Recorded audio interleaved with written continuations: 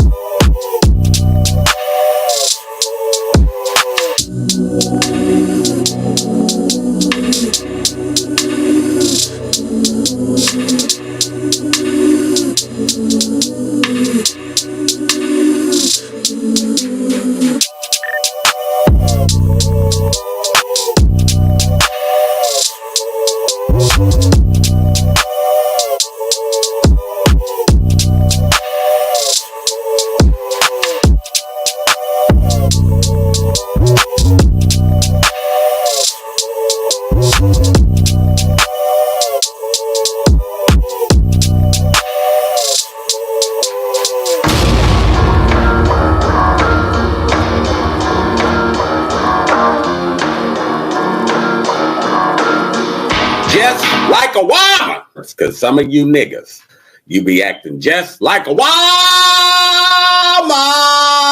Nigga Reaper, keep it 1,000.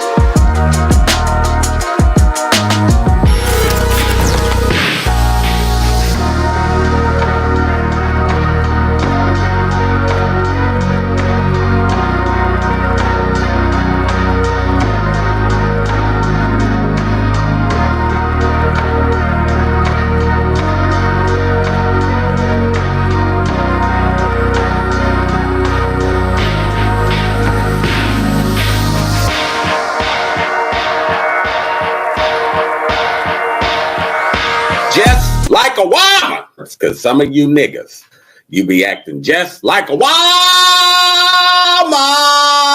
Nigga Reaper, keep it 1,000.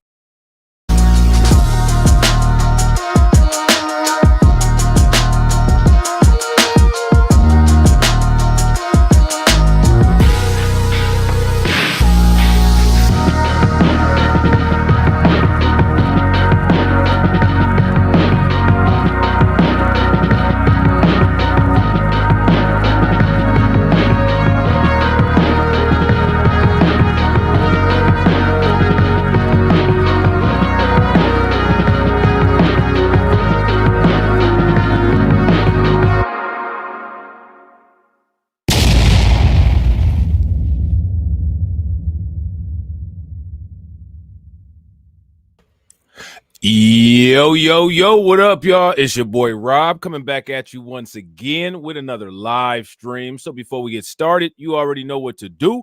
If you're not subscribed to the channel, make sure you hit the bell icon twice. Smash the like button, Share this video out to all of your followers, and let's get it cracking. All right. So shout out to everybody who's in the building early. It's good to see each and every one of you. If you guys can hear me okay, please give me a thumbs up or a radiation emoji in the chat. If you guys cannot hear me, please give me a thumbs down or an angry face. All right. And I will work on trying to get things together. Before I do that, though, I'm going to shout out everybody that's in the building early. All right. Give me 1 second here. All right, yeah, here we go. So let me start these shout outs. Shout out to, let me see. Hold on real quick. All right, there we go. Shout out to Catsy. Shout out to Brooklyn Queen. Shout out to John Guillory. Shout out to Black Spider. Good to see you. Shout out to, who else we got in here? DC Precise. Shout out to my bro DC Precise. Shout out to DSA. Shout out to Jesse. What's good with it, bro? Shout out to Cameron. Shout out to Black Woman Stand Up. Shout out to my man Wallow J. What's good with it, bro? Shout out to Tedra. Good to see you. Shout out to PD That Remains. Shout out to DSB. What's good with the DSB? Shout out to my man PJ Allen. All right, it's good to see everybody. Good to see everybody. Shout out to Iron Will. Good to see you, bro. We are going to talk about some interesting things like we always do. All right, you guys see the title, Shocking New Poll. We're going to talk about that. Kamala Harris heads to Georgia. Black men the prize in Georgia. You know, when Kevin Samuels was around, that black men are the prize, man, that used to get people triggered. But that's exactly what Kamala Harris is going to Georgia to get. All right. So we're going to talk about that. But the first thing that we're going to do is we're going to do a little mini expose on another one of the laws, breaking the laws, because that's what the laws do, is break the laws. That's why we call them the laws. You know what I'm saying? This individual right here was a police officer indicted on sextortion charges. And now guess what he's facing some new charges for? Being a simp. Slashing tires. All right. So let's check this out real quick. Police officer was arrested twice in less than a month, and both times judges let him out of jail. Queen City News anchor Robin Kennedy is live at CMPD headquarters. So Robin, with the latest charges, the officer is accused of crimes against another officer. The details of and also in regards to that, there was another police officer that got in trouble for some stuff. This police officer that got in trouble for some stuff, I don't know if you guys recall, in New York City, there was some legitimate women police officers, some women police officers. Shout out to the Reaper. And one of them ended up deleting the other, if I'm not mistaken, as a result of a love triangle. That individual, I believe, was sentenced today. All right. Shout out to, or sentenced yesterday. Shout out to Greets. What's good with you, bro? the warrant say that the officer is accused of slashing the tires of another officer's patrol car and his personal car. The arrest warrant indicates Charlotte Mecklenburg police officer Joel Medina saw he was simping just like Walter, doing just like your boy Walter. You know what I'm saying? Simping Walter ain't playing to be a key, but he lie about everything, don't need a thing. Said he slept 1,000 women straight up lying, and when it comes to honesty, he's always trying. He posted from not spending the time on the ladies, but we all know he's just fronting like crazy. Said he's a music producer, but it's all fake. Just a mask he wears, and it's all a mistake. Simping Walter is where the lies, claiming things that he just never tries. What we see through his facades, plain to see. Simping Walter, you can't fool me.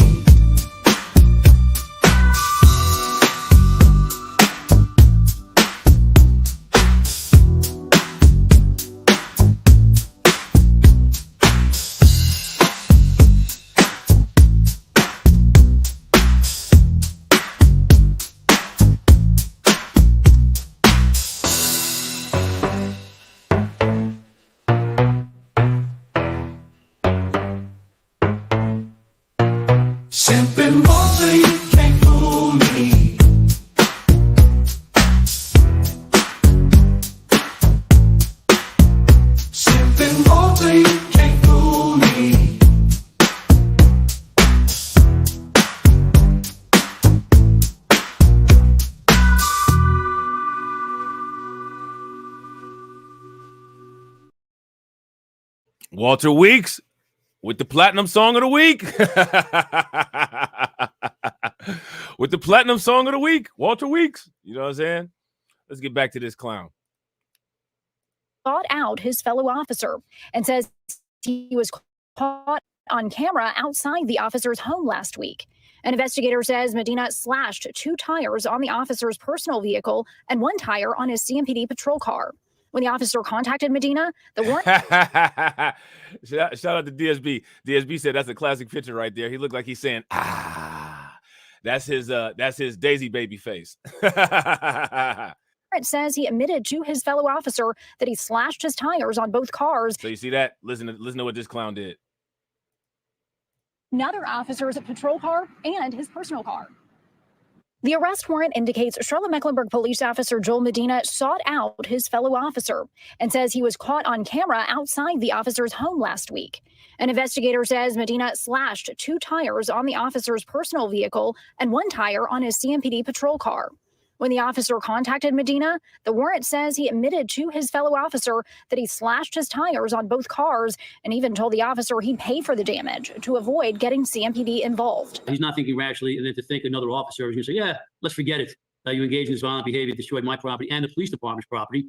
That would require some explanation. It's just irrational thinking. Again, a man spiraling down. Earlier this month, Medina was arrested for felony extortion and felony disclosure of private images. A 22-year-old man claims that Medina communicated with him through social media and tried to get. So these were some legitimate. So it seems like it was some legitimate action going on there. That's what it seemed like to me. Why are you gay? Just like a woman. That's because some of you niggas, you be acting just like a woman. The Reaper keep it 1,000. That's what that was. It was a whole bunch of that going on there. Shout out to DJ Elmo. What's good with it, bro? Real quick, shout out to everybody watching, man. I appreciate you guys. If you all haven't smashed the like button yet, please take a moment, smash that like button. Also, if you guys have not hit the bell and subscribe to the channel, make sure you take a moment, hit the bell, subscribe to the channel, and please share the stream, share it to a friend, tag somebody in it. Let's go. Him to pay $10,000 so that Medina would not release explicit photos and videos of the victim to the victim's friends and family. In that case, a judge let Medina out of jail on a written promise that he agreed to show up for court. And even though Medina was arrested again twice in the last month, this latest time, court records say Judge Fritz Mercer let him out on a $1,000 unsecured bond. I think it was just a bad decision to release him. I don't think he's a flight risk, but I think he does represent a continuing threat to society now in that he engaged in such behavior. And by letting him go, in a way, he might feel, I'm getting away with this. I'm going to keep doing this. I'm going to keep getting out. Now, we reached out to CMPD about these new charges against Medina and received this statement from Chief Johnny Jennings late this afternoon. It reads in part, quote, an officer's arrest is not just a personal failure, but a breach of public trust. Our badge gives us the authority to enforce the law, not immunity from the law. Now, CMPD's Internal Affairs Unit is conducting investigations that are separate from Medina's criminal investigations into both of his arrests, and he remains on unpaid administrative leave pending the outcome of. Now, isn't that interesting? He got unpaid administrative leave for this. How many times have we seen an innocent black person get deleted by the police and they get paid administrative leave? He got unpaid administrative leave for this. Both of those investigations. I'm live at CMPD. Robin Kennedy, Queen City News. All right, so there's that. All right, so now next, Fox News came out with a little clip, actually just moments ago. We're going to take a look at this because apparently there's some quote-unquote leaks coming out of the Harris campaign. All right, there's some leaks. Somebody's snitching over there. I don't know what they snitched about because I haven't seen this, so we're going to be reacting to this together. This is something brand new. See, he joins us now. Hey, watch it. Good morning. And we're seeing now what happens when a candidate, in this case, Kamala Harris, is not surrounded by a team of longtime loyalists. And that is leaks. Now, I'm going to run this back. Didn't I tell you guys, it doesn't seem like her campaign team is competent. Didn't I say that? It seems like whatever she's got going on as far as on the campaign front, I don't know, man. I don't think them people was wrapped too tight. Or I don't think they got a lot of experience. I don't think they loyal to her because they just kind of letting her just crash and burn, honestly. They're honestly letting her crash and burn. And honestly, I think that this debate between her and Trump, I think this is going to shape up to be a complete disaster. I think this is going to be a complete disaster. This is going to be a complete expose. I'm interested to see. I'm actually interested to see if it even goes forward. I wouldn't be surprised if at this point they do some type of tactic to make the debate not happen and then try to flip it and turn it on to Trump. But we'll see. We'll see. Tonight is supposed to be the interview between her, Tim Walz, and Dana Bash on CNN. So shout out to everybody. We will be live streaming that. I'm going to probably end up live streaming it on BLR1 because I already got some videos lined up over here, and I don't want to blow up the notifications and all that over here. So it might end up being on BLR1. It might end up being over here. I can't say for certain. You know what I'm saying? Shout out to Ricky Guillory. What's good with it, bro? But yeah, we're going to be checking that out. And if you ask me, that shouldn't count. You know what I'm saying? Because that's an interview that she has a babysitter, a chaperone, her vice president, Tim Walz, with her. So that shouldn't even count as a press interview like what she's being scrutinized for. But we're going to see how that goes. All right. And I've been updating the wrenches. Hopefully everybody got their wrenches. Iron Will, I didn't know you didn't. You've been over here. I didn't know you didn't even have a wrench over here, bro. I know you got a wrench on the other channels, I think. Just leave a comment on one of the old videos or leave a comment after this video, and I'll make sure that you get wrenched up. All right. Anybody else who also, like I said, I'm getting new wrenches put on. I'm trying to get that done by the end of the week. Anybody else who feels that they need a wrench or feels that they deserve a wrench, or you know that you get a wrench because of your membership details, please leave a comment so that I can wrench you up real easy. All right. Senior White House correspondent Peter Ducey joins us now. Hey, watch it.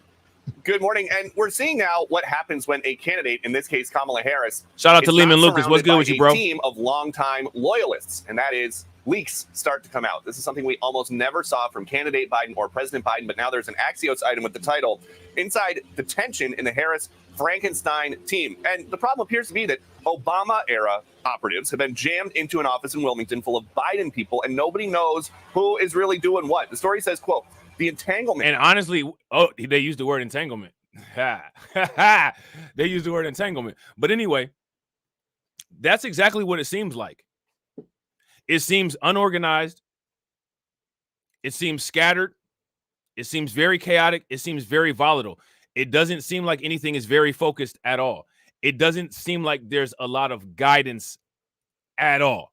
It doesn't seem like anybody in that camp is on the same page. And it's very visible.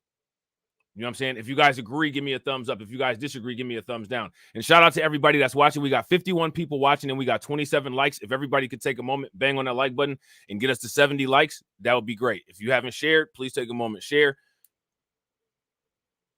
If you're not subscribed, hit the bell. And when you share it, make sure you tag a friend. And what? The story says, quote, the entanglement of these different entities has led to many people feeling a real lack of role clarity, and the source is one person involved in the campaign. One of the first Harris hires was Eric Holder, the Obama-era attorney general, who wound up vetting running mates, and his good buddy Mark Elias, the lawyer, who got squeezed out of Wilmington by the Biden team last year, is back to help the team get ready for legal challenges in November. But shout out to Mike TV. What's good with you, bro? Until January, Joe Biden is still the president, and we just heard a few minutes ago he's got some big trips still coming up, including Peru and Brazil. It is likely that both President Biden and President Xi will be at APEC and the G20 later this year. I don't have any announcements to make on either President Biden's travel or a potential meeting, but the likelihood is they'll both be there. And if they are, it would only be natural for them to have the chance to sit down with one another.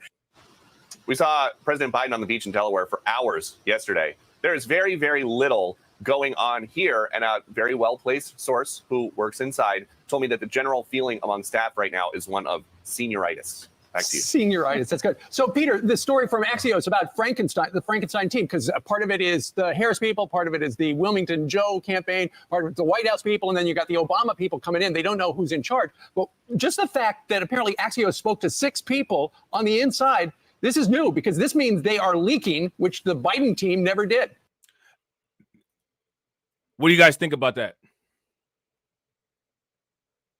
Let me know what you guys think about that. No, and President Biden was surrounded by people who have been with him for decades and decades. Vice President Harris doesn't have that except for her husband and her sister and her brother-in-law. Shout out to Mike TV for the $10 super chat. Make sure you guys show Mike TV some love. Throw some flames, some radiation emojis, some ducks in the chat. And if y'all don't check his channel out and watch his content, make sure y'all go over there and show him some love. Let me find these drops real quick. Thank you for funding the organization. How do you think that we fund this organization, huh? We're not exactly the March of Dimes. Man, it's like I'm trying to start up a car. I don't know why I'd be doing this. Let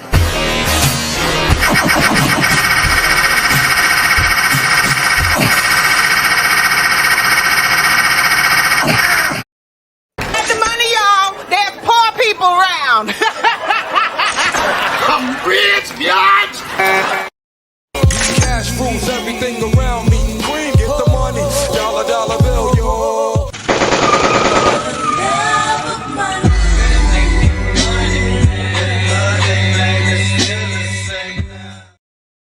Shout out to my man, Mike TV. Mike TV said, great coverage. Keep up the good work. You're the only journalist I trust to report the news. Yo, I appreciate it, bro.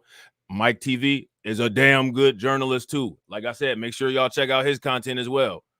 As far as we know, she doesn't have a small, tight-knit circle of political advisors who have been with her the whole time, from Horizon, California to Washington to now the executive office building. And it was very frustrating in 2019 and 2020 trying to get anything out of these Biden people because he treats a lot of his close. Shout out to Mike. Hold on real quick. I got you, bro.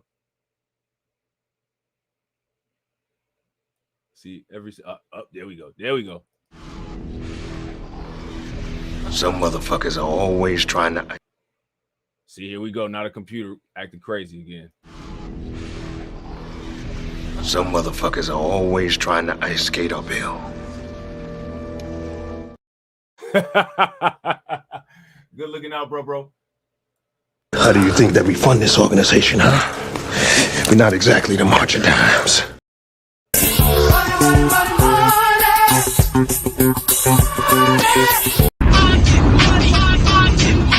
This is the hardest record out. Silence. I ain't got no money, pa. All right, let's get it. A lot of his close staff, like they are family. Right. He had two staffers living with him during COVID. It was just him and Jill and two staffers. And so you're never going to get anything out of those people. And if you go back and look, no leaks like this about. Right. Shout out to Miss Niecy. She's showing. Miss Niecy up here showing out. You know what she being just like. Miss Niecy up here showing out just like a woman. That's because some of you niggas, you be acting just like a woman. Nigga, Reaper keep it 1,000. Silence. I ain't got no money, pa. Cash rules everything around me. Queen, get the money. Dollar, dollar bill, yo.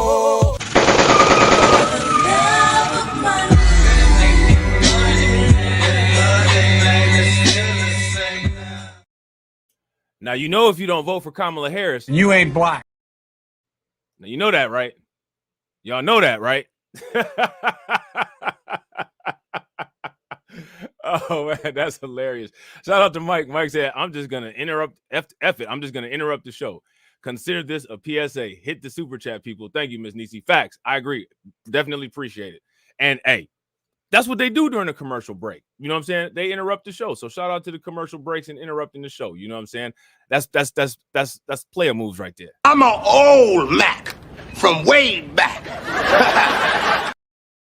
One of the original players from the Himalaya. How do you think that we fund this organization, huh? We're not exactly the March of Dimes.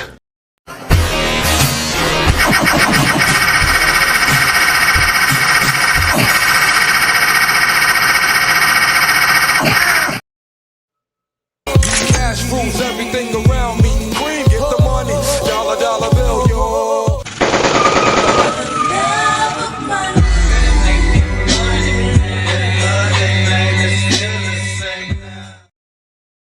Definitely appreciate it. The Biden campaign until the bitter end. Only a laptop, but it's not real. So too bad. Hey, Peter, real quick. So Joe was on the beach for hours. How many times did he apply sunscreen? Do we know? You got a poll report, right? I don't know about the sunscreen, but we'll figure out if he's using the spray or if he's just putting it directly on, and we'll have that for you. Y'all showing out today. That's what's good. Shout out to Mike TV. Mike TV said, "Have you seen this? I made it. No need to worry about copyright." Oh, you know what? I don't have a browser open. You know what? I'm gonna pull this in 2 seconds. Hold on real quick. Shout out to you, bro. Make sure y'all throw some flames, some radiation emoji, and some ducks in the chat for Mike and for Miss Niecy. How do you think that we fund this organization, huh? We're not exactly the March of Dimes. Get the money, y'all. There's poor people around. I'm rich, bitch! Silence! Silence! I ain't got no money, pa.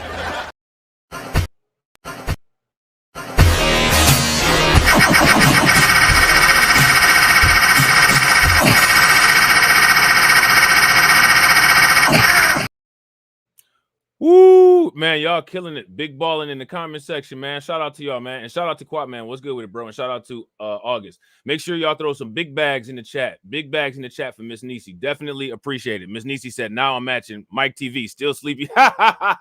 Still sleepy from last night's stream. Wake up. You can't be an ancient spirit of evil if you're sleeping unless you slept in a casket. Ancient spirits of evil, transform this decayed form to Mum-Ra, the ever-living.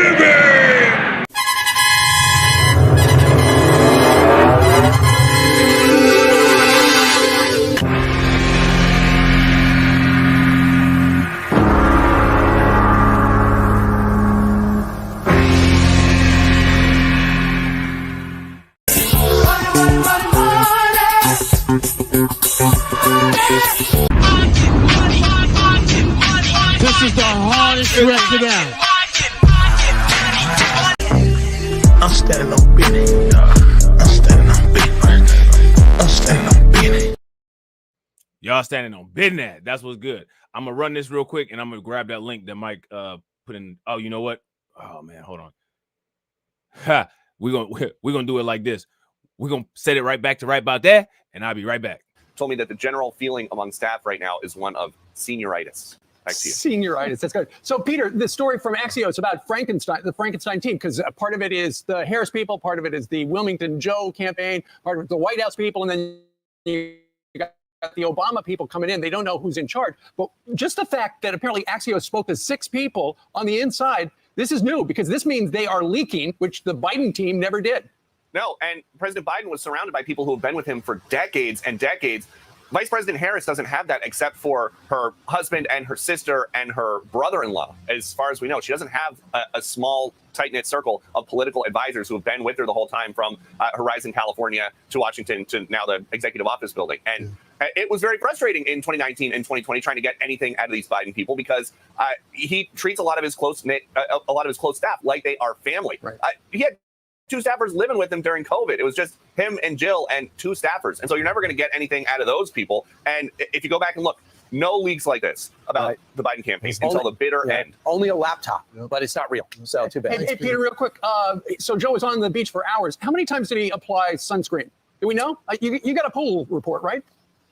I don't know about the sunscreen, but we'll figure out if he's using the spray or if he's just putting it directly on, and we'll have that for you later. I'm Steve Ducey. I'm Brian Kilmeade. And I'm Ainsley Earhart. And click here to subscribe to the Fox News YouTube page to catch our hottest interviews and most compelling analysis. All right, give me 1 second, y'all. Hold on real quick. Let me see. Where we at? Where is this thing at?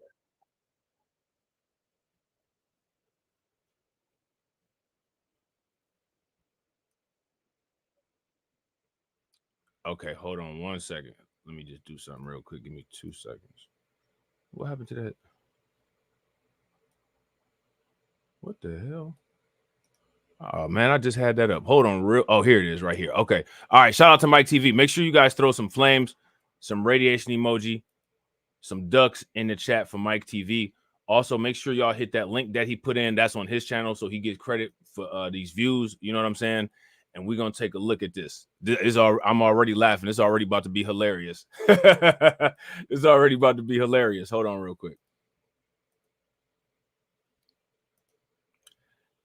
August said the audio is slurring. If you guys having any issues hearing me?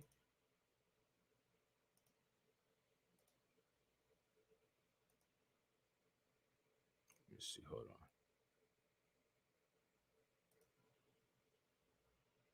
on. Okay, there we go.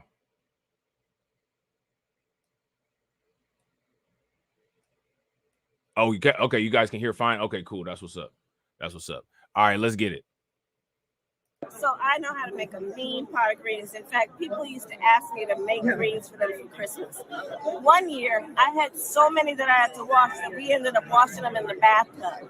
Collard greens in a bathtub in cheap and classless. You keep repeating the same old plantation bullshit, tired narrative we out. Oh, this is a whole jam. This is a whole jam. We about to play this all the way through. We got the new hit song here, fresh out from Mike TV. You know what I'm saying? We about to do a Blacklight Revelations premiere of this. Collard greens in the bathtub. Let's go. So I know how to make a mean pot of greens. In fact, people used to ask me to make greens for them for Christmas. One year, I had so many that I had to wash that we ended up washing them in the bathtub. Collard greens in a bathtub, an image that's cheap and classless. You keep repeating the same old plantation bullshit, tired narrative we outgrew. Jokes on you. Collard greens in a bathtub, an image that's cheap and classless. Ooh. You support reparations for Black people. I'm not gonna sit here and say I'm gonna do something that's only gonna benefit Black people. No. Just like a woman. Because some of you niggas, you be acting just like a woman. Reaper keep it 1,000. Ignorance, not ours. Now the joke's on you. Your prejudice attitude is a bust. You try to make us the butt of your jokes, but you exposing yourself. Oh. So instead of Kamala Harris giving us policy to benefit Black people, she gave us shaking Megan Thee Stallion. That is what she thinks Black people deserves. Look at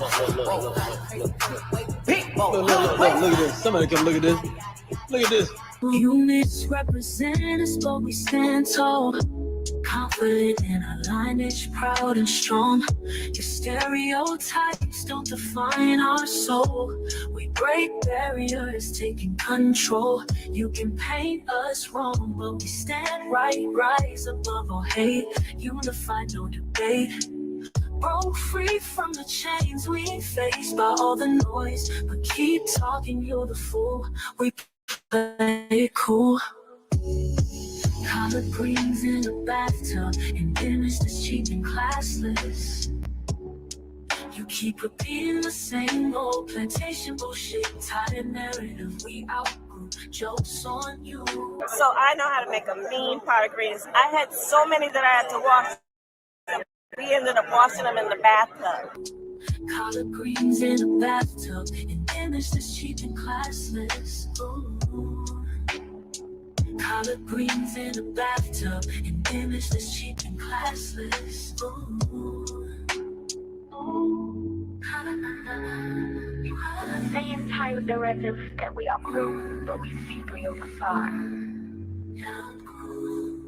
Jokes on you. Jokes on you. I see Indian people at the supermarket, on the street. Everyone's like, you know, Kamala Harris is Indian, right? It's like our thing we're so excited about to have you running for president. Yeah. So we're both Indian, yes, but actually we're both South Indian. Yes. She was always of Indian heritage, and she was only promoting Indian heritage. I didn't know she was Black until a number of years ago when she happened to turn Black, and now she wants to be known as Black. You ain't Black. So I don't know, is she Indian or is she Black? She has always identified as a Black woman. She went to a historically Black college. I respect either one, but she obviously doesn't, because she was Indian all the way, and then all of a sudden she made a turn and she became a Black person. Just to be clear,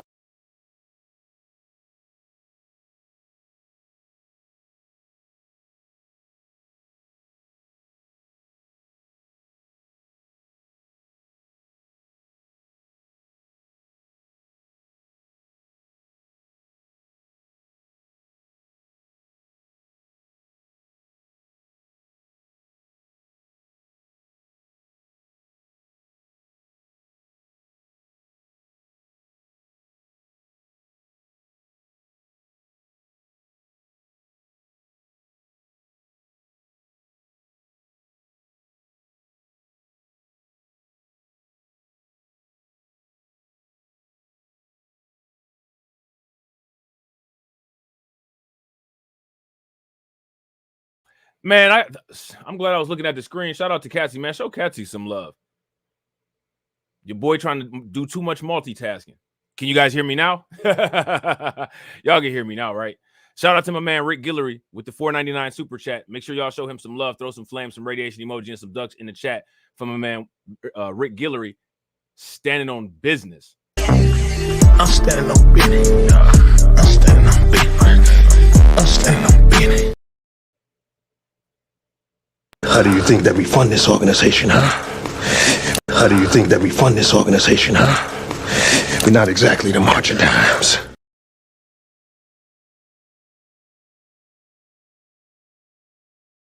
Yeah, my computer's acting super stupid. Super stupid. Let me see. Hold on real quick. All right, that should be better now. There we go. All right, my bad, y'all.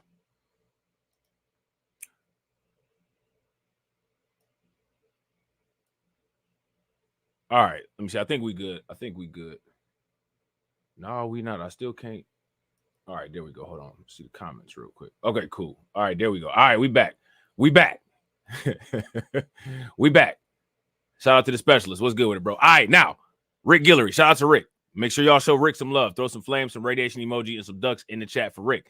Hit that link from Mike TV. Rick says, Kamala Harris losing black male voters. This reason why gaslighting on X. Facts. I agree. If you guys agree with Rick, give me a thumbs up. If y'all disagree, give me a thumbs down. And we're going to definitely get into that black male voter thing because I got a bunch of articles lined up. We're going to check it out. We're going to see how accurate they are. All right. We're going to see if anything that they're saying is real or if what they're saying is just a bunch of gaslighting.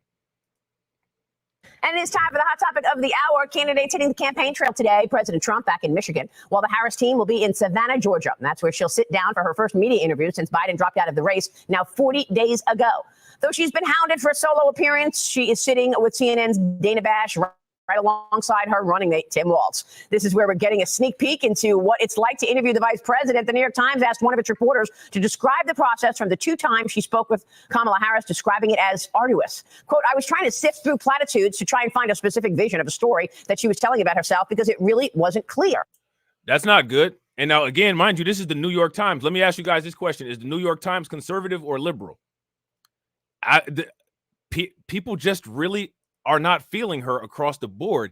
And what's interesting about it is that people are not feeling her across the board. But when it comes to us critiquing her, we're the only ones where like just this army of insanity comes out and tries to shout everybody down. Somebody make it make sense. Shout out to my man, AB Promotion. Shout out to my man, AB Promotion. Make sure y'all show AB some love. AB Promotion says, shout out to the perpetual 50. Facts. Throw some 50s in the chat, y'all. Like a woman. You know what I'm saying? Drop that.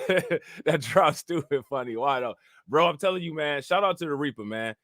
That brother is funny. You know what, man? I'm gonna reach out to him and see if we could. I'm gonna reach out to him and talk to TD and see if we could get him on Just Talking with TD and Rob. That's gonna be hilarious. Just like a woman. Because some of you niggas, you be acting just like a woman. The Reaper keep it 1,000. What kind of shit is that? Just like a woman. Because some of you niggas, you be acting just like a woman. The Reaper keep it 1,000.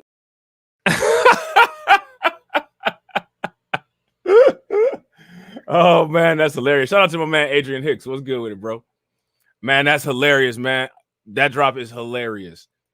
When she sat down, I asked her if she liked her job, and if she said she did, but that she didn't like doing this. I thought she would want to tell a story on that front and was surprised that she did not.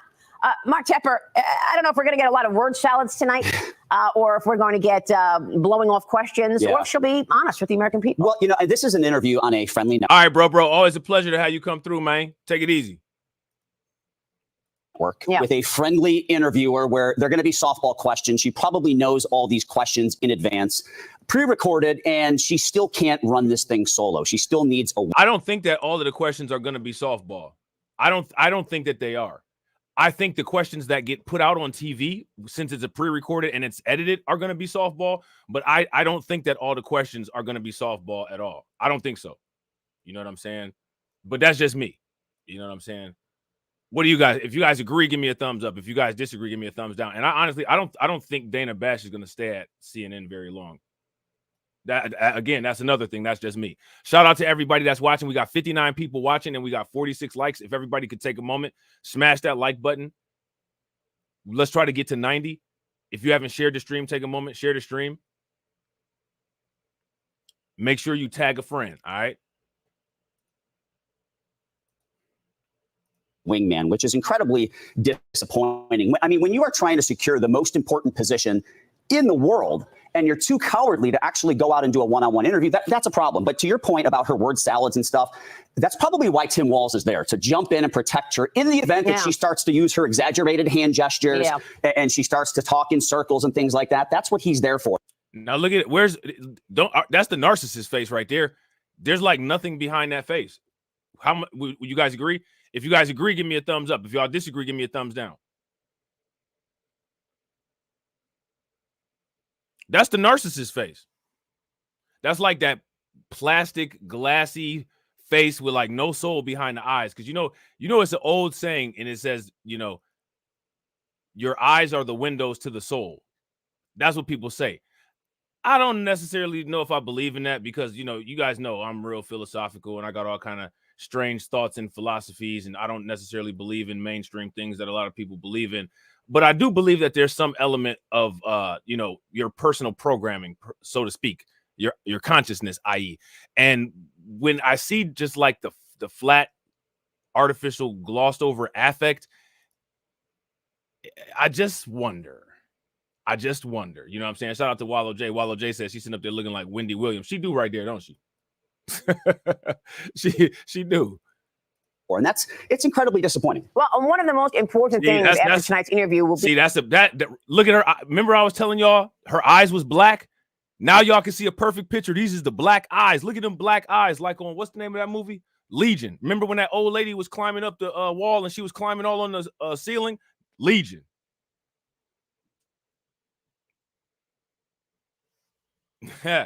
Mr. J crazy. Hey, Mr. J crazy.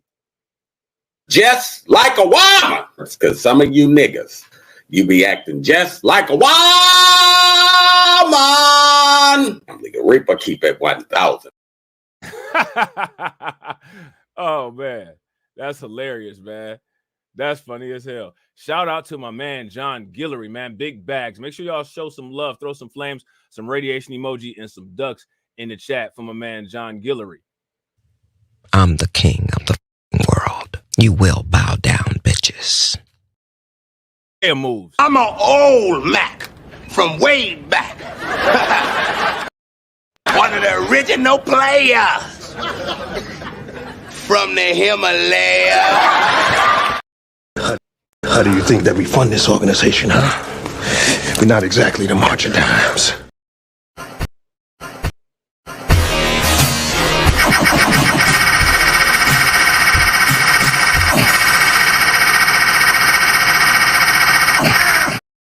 Get the money, y'all. There's poor people around. I'm rich, biatch. Cash rules everything around me. Green, get the money. Dollar bill, yo.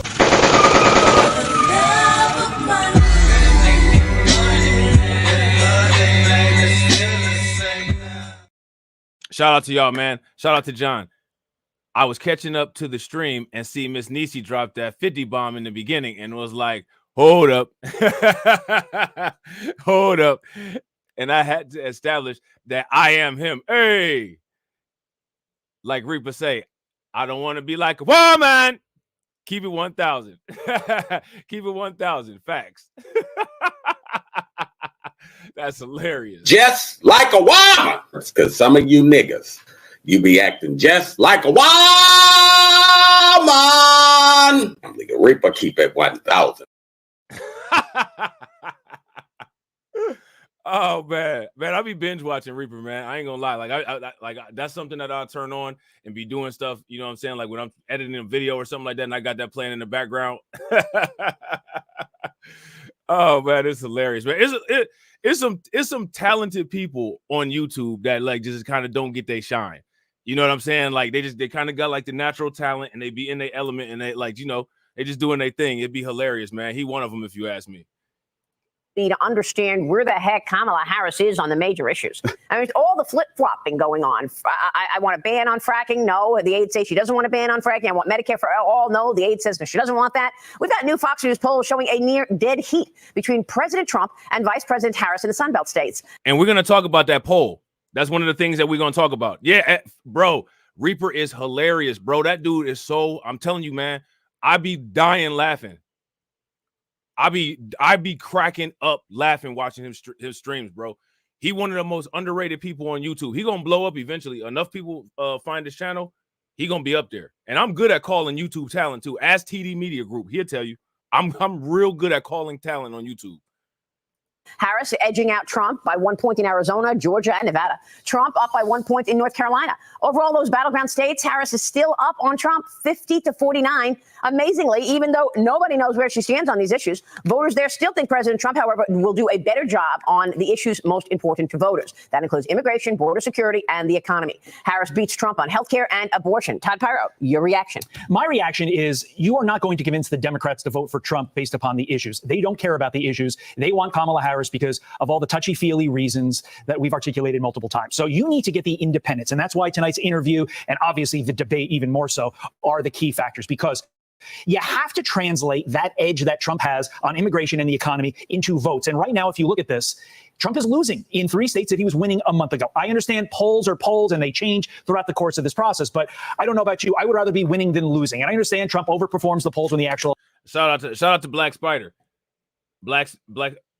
And shout out to Ms. Nisi for enforcing the stream elements bot. Make sure y'all throw some flames in the chat for Ms. Nisi. Black Spider said you need to start charging for that skill. Oh, look, Black Spider, I got a plan. I got a plan, and y'all coming with me. You didn't know that, did you? Election happens.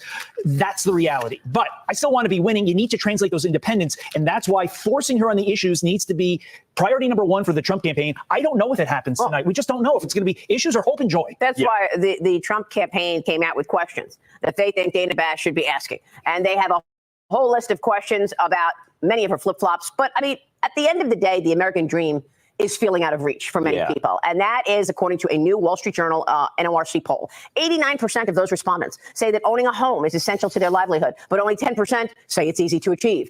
Now, let me ask you guys this. How do you feel about these polls? How do you feel about home ownership? How do you feel about the quote-unquote idea of a quote-unquote American dream? We've got other reasons in addition to what these people are talking about as far as why it's quote-unquote stuff is so quote-unquote difficult for them. We got a whole racial wealth gap on top of what we got to worry about. I wouldn't even call it the American dream. I would say that basic life necessities are becoming unaffordable for the average person. That's what I would say. Right. Shout out to Wallow J. What American dream? Right. I would say that survival at this point is expensive. If you guys agree, give me a thumbs up. If you guys disagree, give me a thumbs down.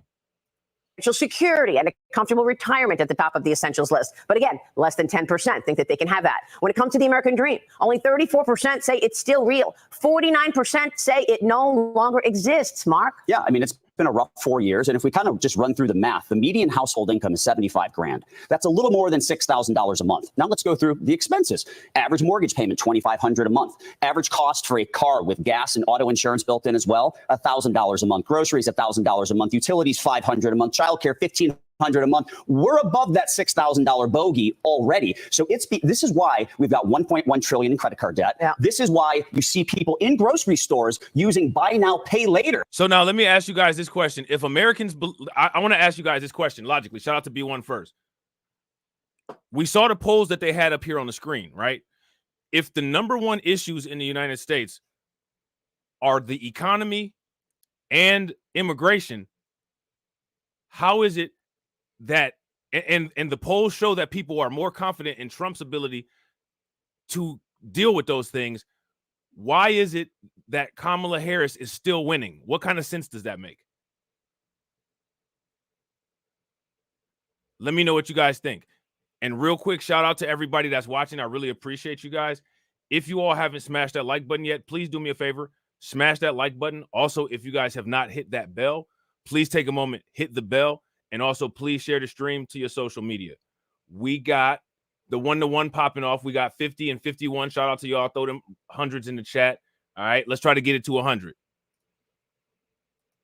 So put food on the table. Yep. This is what you have to rob Peter to pay Paul just to make ends meet. And it's an incredibly disingenuous to start talking about inflation out of control and blaming corporations and price gouging and not once mentioning $7 trillion in spending. I agree with that right there. Remember, they called it, quote unquote, the Putin price hike. That hasn't come all the way down yet. During the Biden administration, right when the Ukraine war started and they put the sanctions on Russia, everything shot up to a 40-year high, including a CPI of like between 9 and 11%. Do you guys remember that? If you guys remember that, give me a thumbs up. If you guys do not remember that, then give me a thumbs down. That stuff hasn't corrected itself yet. So now here we are. And she's trying to say that it's corporate price gouging. How does that work?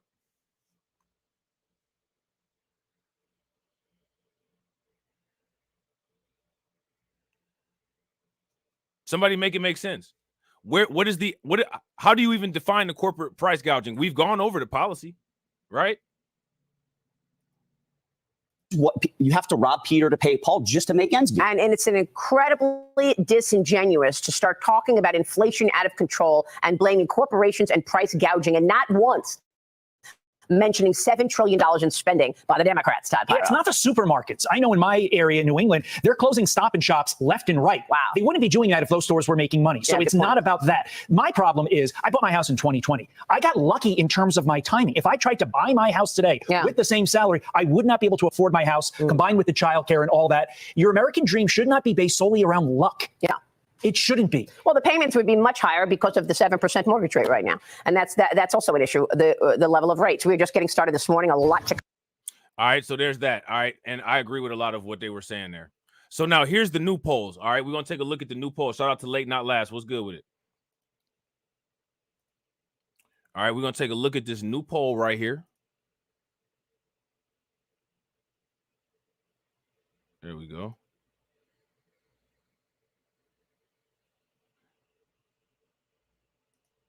Exclusive. Harris widens lead over Trump. Reuters Ipsos poll finds.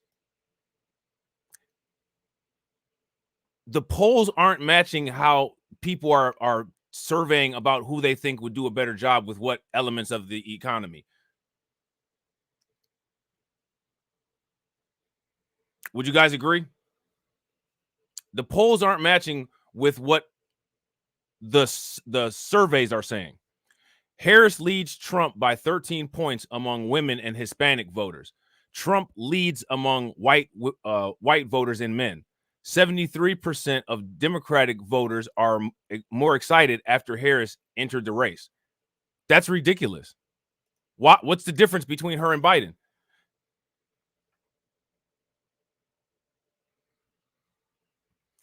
Why would you be more excited about Kamala Harris than you would be about Biden? They're literally the same person. And the only policies that Kamala Harris has to date, as of right now, are old Biden era policies, plus or minus a sentence or two. So why would anybody be more or less enthusiastic about who's running? That it doesn't make very much sense. Democrat Kamala Harris leads Republican Donald Trump 45-41 in a Reuters Ipsos poll published on Thursday that shows the vice president sparking new enthusiasm among voters and shaking up the race ahead of the November 5th election. The 4 percentage point advantage among registered voters was wider than a 1-point lead Harris held over the former president in late July, Reuters Ipsos poll. Now, mind you, she hasn't done anything. She's done a bunch of rallies, but she hasn't put any policies out, and she hasn't done any type of press tour, and somehow her numbers are still increasing.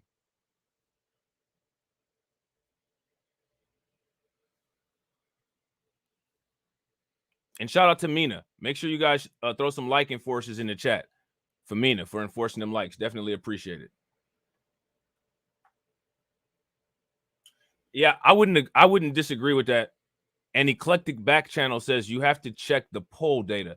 They never tell you the truth on who they're polling, and it isn't even 1%. That's absolutely true. And it's not bad. It's not a bad idea to look at the research method either. A lot of times, like Pew, they'll have those. They'll have a research method on there. Shout out to Shamika Gray. Shamika Gray said, "Grand Rising, Rob, chat, and mods," and she's a mod her damn self. And she's a mod her damn self. You know what I'm saying? The new poll, which was conducted in the 8 days ended Wednesday and had a 2 percentage point margin of error, showed Harris picking up support among women and Hispanics. Harris led Trump by 49% to 36%, or 13 percentage points among both women voters and Hispanic voters. Across 4 Reuters Ipsos polls conducted in July, Harris had a 9-point lead among women and a 6-point lead among Hispanics. Trump led among white voters and men, both by similar margins as in July, though his lead among voters without a college degree narrowed to 7 points in the latest survey, down from 14 points in July. The findings illustrate how the U.S. presidential race has been shaken up over the summer. President Joe Biden, 81, folded his flailing campaign on July 21st after a disastrous debate performance against Trump sparked widespread calls from his fellow Democrats to abandon his reelection bid. And again, now mind you, this individual who is not competent enough to be in a debate that kind of actually got him out of the running for being a president again is still currently the president. Shout out to Mo Fax. If you guys agree with what Mo Fax is saying right here, give me a thumbs up. If you guys disagree with what Mo Fax is saying, then give me a thumbs down. Since then, Harris has gained ground against Trump in national polls and those in critical swing states, while national surveys, including Reuters Ipsos, give important signals on the views of the electorate. The state-by-state results of the Electoral College determined the winner, with a handful of battleground states likely to be decisive. In the 7 states where the 2020 election was closest, Wisconsin, Pennsylvania, Georgia, Arizona, North Carolina, Michigan, and Nevada, Trump had a 45-43 lead over Harris among registered voters in the poll. It's obvious that running against Harris is more challenging for Trump given the shift in these numbers, but it's certainly not insurmountable, said Matt Wolking, a Republican campaign strategist who worked on Trump's 2020 campaign. He said Trump needs to stay as focused as possible in his campaign so he's not scaring away voters who were leaning his way because they didn't like Biden. And I think there's a lot of people who are on the fence. I think that there's a lot of people who are on the fence. And like I said before, honestly, I'm going to ask you guys this. I think I said this yesterday. I don't know if I did or not, but I'm going to just ask you guys. I think that right now, it would not be difficult, at least it wouldn't be as difficult as it has been in the past, for conservatives to scoop up a decent percentage of black voters. But the conservatives are the way that they are. They try to wear that label how they are, and they'll spite they'll what they call that? Spite your nose to spite your face or whatever. How that saying go? How did I say? Y'all know what I'm talking about. Bite your nose to spite your face or something like that. Which, how do you bite your nose unless you got a crazy underbite? You know what I'm saying? But you know what I'm saying? Because of the way that they are, you know what I'm saying? Ain't nobody gonna rock with them. So they doing it to themselves, and they would rather maintain that image, that tradition, instead of actually, possibly building something. So that's on them. It's not on us. You know what I'm saying? Since formally accepting the Democratic nomination last week, Harris has embarked on a tour of battleground states, including Georgia, where Biden had been hemorrhaging support before he ended his campaign.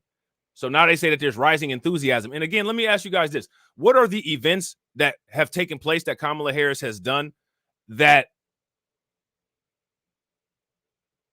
are building up this, I don't know, increased support?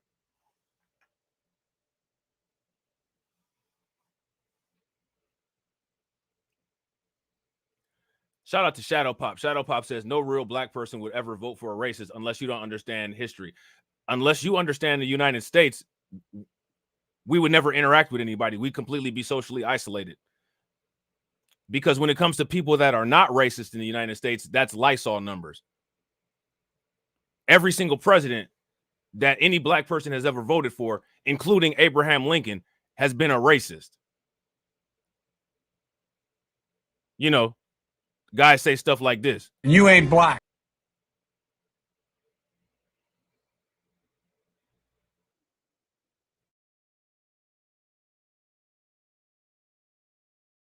Saying. So what part of history is it that we're not supposed to understand?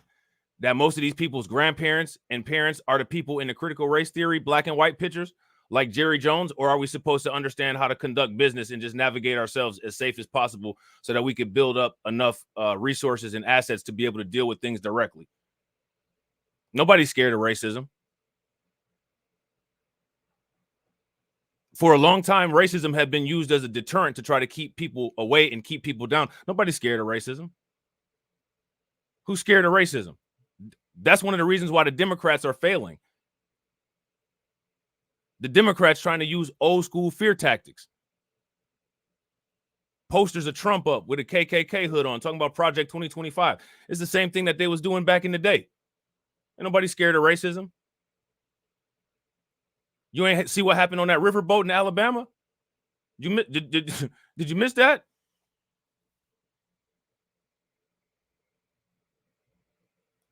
Let me ask y'all this. Shout out to everybody in the chat. How many people are scared of some Yosemite Sam? Elmer Fudd? If you scared, put the ghost in the chat. If you're not scared, put the flames in the chat. I read Project 2025. America had slavery and Jim Crow without Project 2025. And I'll tell you one thing, people better, if y'all don't want the entire United States to look like Chicago, like y'all always say, man, y'all better chill with that nonsense for real. You want the whole United States to look like Chicago on the South Side on the weekend? All that stuff that people be reporting about that black people do, you want that to happen throughout the whole United States? Try to scare us with some racism and see what happens. I got a whole series on this channel about Project 2025.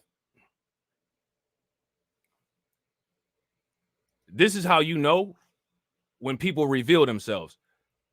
We're the only people that came to this country that didn't have any freedom. Everybody else came to this country running from something where they were at. We were brought here involuntarily, not for opportunity. We didn't have any opportunity here. We came here without any freedom. We didn't come here looking for freedom like everybody else did. So again, mutual respect, right? Mutual respect. But if we're going to talk about quote unquote knowing history, let's actually accurately depict history. Everybody else came over here for prosperity and for wealth. We came over here as property, and the people that was here already, they got reclassified and turned into property. You know what I mean? So let's keep it a buck.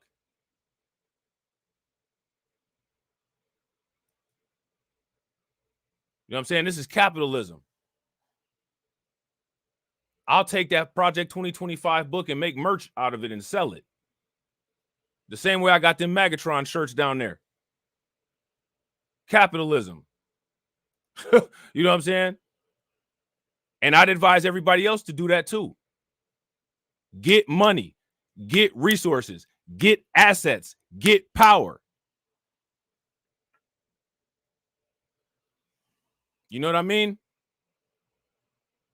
And I'm gonna ask something. I'm gonna ask because I'm going to ask this question because I'm making assumptions, right? Why? Who? Now, let me. What do you guys think about the dynamics? There's two different kind of dynamics. Sometimes you will have white people try to scare black people or deter black people away with some talk of racism, or you'll have a white person do it. What do you guys think are the motives? Now, here's my thing, right?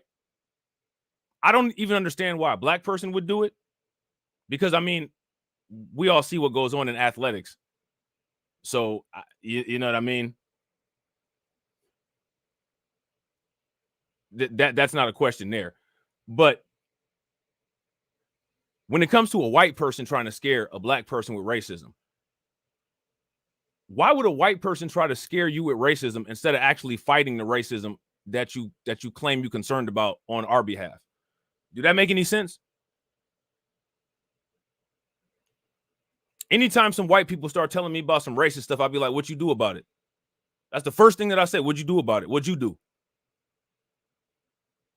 Because your actions of how you dealt with it determine my judgment on you.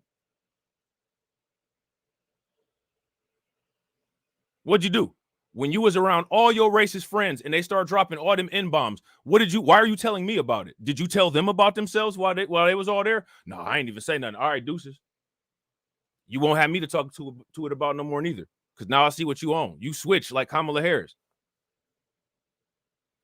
If you like, man, I fell out with them, man. I don't rock with that kind of mess, man. That's disgusting. You know what I'm saying? I don't fly with that nonsense. All right, you know what I'm saying? We cool into the next test. You know what I'm saying? You know what I mean?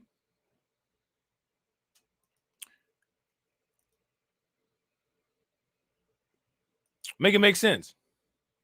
So now here it says some 73% of Democratic registered voters in the poll said they were more excited about voting in November after Harris entered the race. And while a March Reuters Ipsos poll found that 61% of the respondents who intended to vote for Biden were doing so mainly to stop Trump, 52% of Harris voters in August poll were voting to support her as a candidate rather than primarily to oppose Trump. We see it in this poll that people are more motivated about the future than the past, said Amy Allison, founder of She the People, a liberal group that aims to grow the numbers of women of color in elected office. Look at this. We got to keep an eye on this She the People group.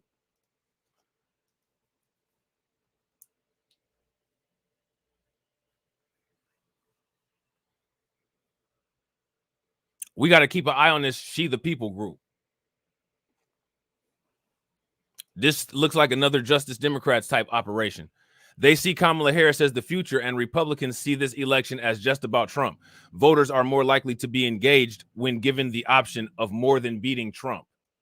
I mean, that's what the option shouldn't really be about beating Trump. The option should be about what are we getting from this? How many people agree that the option should be about what are we getting out of this?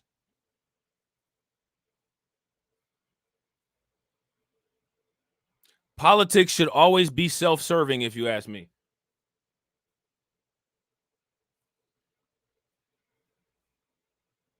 If you guys agree, give me a thumbs up. If y'all disagree, give me a thumbs down. Politics should always be self-serving. But Trump voters also voiced enthusiasm about their candidate, with 64% saying their choice was more motivated by backing Trump than opposing Harris.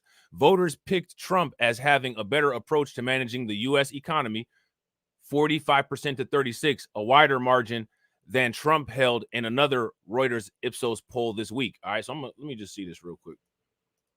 Just look at this poll real quick. Oh, okay.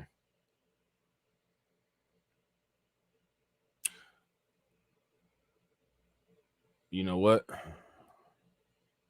We're gonna slide this. We're gonna slide this over here. We're gonna slide that over there. Harris, by contrast, had a 47 to 31% advantage on abortion policy. The issue is salient for Democrats after the conservative U.S. Supreme Court in 2022 struck down women's national right to abortion. Trump nominated 3 conservative justices to the court during his 2017 to 2021 presidency. Some 41% of voters in the poll and 70% of Democrats said they were worried the next president might sign a national ban on abortions. Now, let me ask you guys this question. How many of you all in the comment section are worried about that? If that's something that you all are worried about, give me a thumbs up. If you're not worried about that, then give me a thumbs down. Shout out to No Longer Asleep. What's good with it?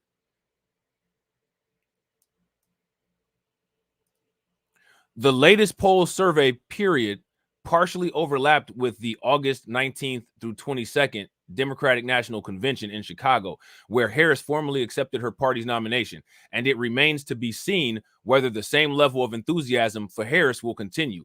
The poll was conducted nationally and gathered responses from 4,253 U.S. adults, including 3,562 registered voters. Independent candidate Robert F. Kennedy Jr., who suspended his campaign on August 23rd while the poll was still being conducted, had support of 6% of the voters in the survey. All right.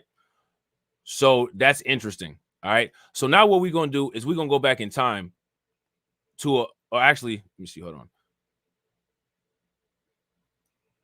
Now we ain't.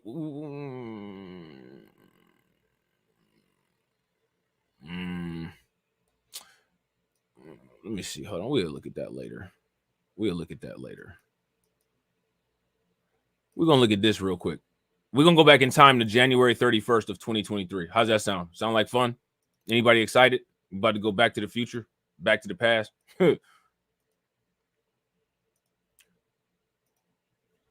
Democrats have a problem with black male voters. Yeah, I think that the problem that they have is that they don't do anything with black male voters. I think that's probably the start. That's probably their biggest problem. But what they consider the problem is I think that they feel that they're losing a lot of support, which they've earned. They've earned a loss of support. Shout out to the black men in the comment section. How many of y'all agree that the Democrats have earned their loss of support? This must have been what they was working for the last couple of decades, and they got it now. So shout out to them for accomplishing a goal. Shout out to the black men in the comment section. Give me all of your gripes with the Democratic Party in the chat. Democrats have a problem with black male voters. I would say it's misandry, but I'm sure they wouldn't agree. Vice President Kamala Harris is quietly trying to fix it. Why be quiet about it? What you being quiet for? Speak up now. What you being quiet for? Being all quiet about it for? Go on, speak your piece now. Title of it is Black Men Got Something to Say. Because for so often what's happened is we've been talked about, we've been talked to, but nobody's actually listened to the things that are of concern for us. So what we did. Now, here goes my thing, right? Immediately, I have a problem with this because I'm not with the whiny stuff. I told y'all know, you know what I'm saying? I talk to y'all enough. Y'all know what I'm on. You know what I'm saying? So my thing is immediately when somebody is not paying attention to you, what you do is you build yourself up to where you're so big and so powerful, you can't help to not be ignored. Now you get to the point where you're such a threat, you have to be somewhat surveilled. But by that time the surveillance comes, it's too late because you've already surpassed the abilities of the people you were trying to work with to control you. You know what I'm saying? Shout out to power to the people. Yeah, absolutely. If you guys agree with power to the people, give me a thumbs up. If y'all disagree, give me a thumbs down. Power to the people says, hi, everybody. My first gripe is the divisive attacks on the black family. Yeah, absolutely. So I'm not about to sit up here whining. I don't nobody listen to me. Don't nobody listen. I mean, I don't care if you don't listen to me. Just understand that at some point you had a chance to listen to me. And the next time we confront each other, it'll be you chasing me down for an appointment. And I'm not going to give you one, just so you know, but you can keep trying, though. I have fun telling you no.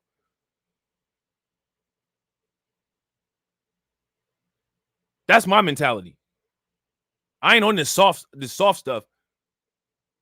And again, like I said, I don't know if it's because of the way my dad raised me, but I'm a pit bull. You know what I'm saying? I'm not with that. That's no skin off my back at all. You ain't trying to hear what I got to say. Whatever. You know what I'm saying?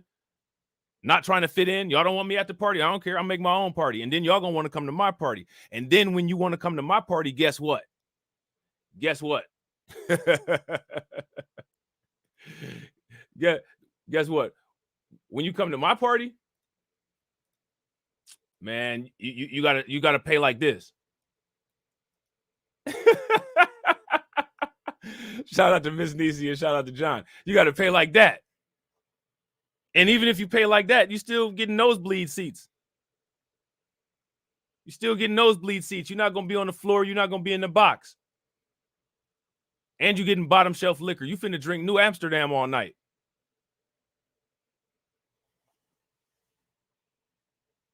You know what I'm saying? You about to have Cools and New Amsterdam all night as your party favors. In the nosebleed. You know what I'm saying? I don't know where people get this kind of mentality from, the groveling and all that. It was not part of my DNA. Not part of my DNA. And I'm not trying to be funny, man, but I get furious when I see another male acting like that. Like when I tell you my blood boils when I see another man act like that, I got to get out of the room. I got to go. I can't do this. What are you whining about? The title of it is Black Men Got Something to Say. Because for so often what's happened is we've been talked about, we've been talked to, but nobody's actually listened to the things that are of concern for us. So what we did was we went across the state of Georgia to provide a forum for Black men to be able to voice their concerns.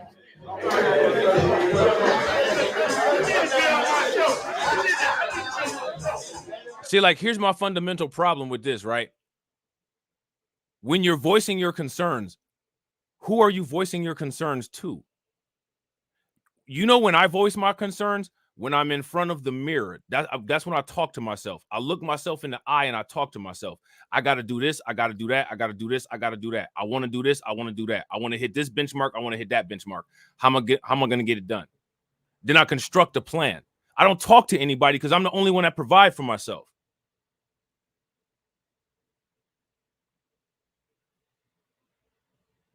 So, like, when it comes to, I'm coming to somebody with, the only people that I come to somebody with a concern about is if I got a health issue going on and I'll go talk to the doctor. But even then, I don't even really mess with the doctors all like that.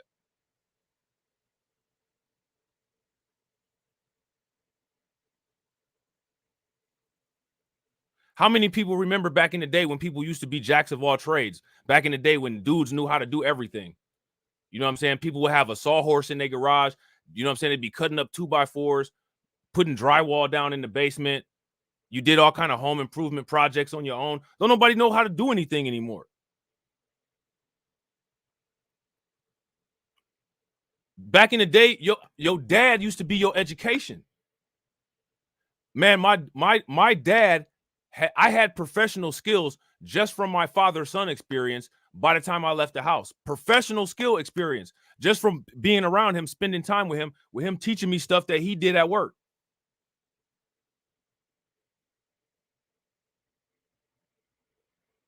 And it was part of my chores. If the toilet broke or something, I had to help him. I had to know what the Phillips screwdriver and the standard screwdriver was and all of that.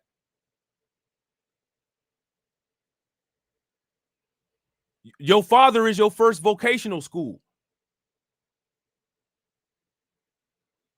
All the little greasy hand stuff that you need to learn, you learn that from your father.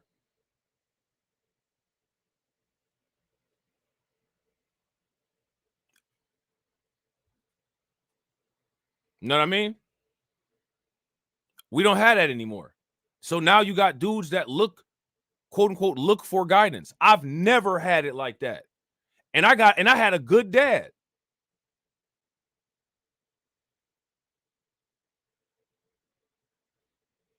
It's just bizarre.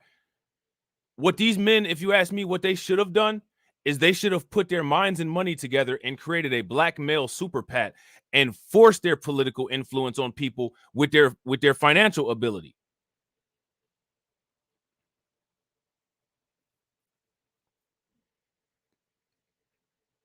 Shout out to Jesse. Jesse said, I consider myself a jack of all trades. Bro, facts. And like what happened to back in the day, like when your car would break or something and you would go into the glove box and get the instruction manual and read the instruction manual. Because your car come with an instruction manual. You could get you some power steering fluid from the gas station or whatever and put it in the car. It got the instructions right in the thing.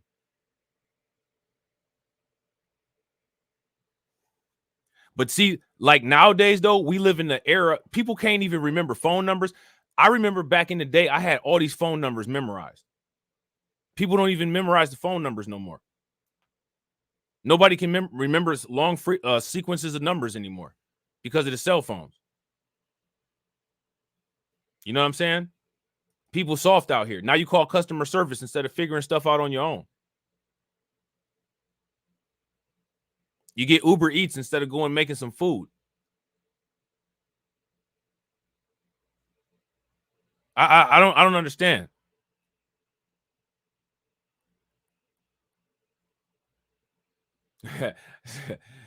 Shout out to Adrian. Adrian said, "Negro, ain't nobody got a degree from MIT to fix today's cars.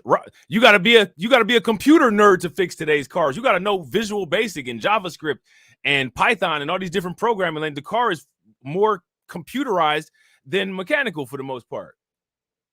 A little sensor be off and the car ain't gonna work anymore. Look at the Kia boys, for example.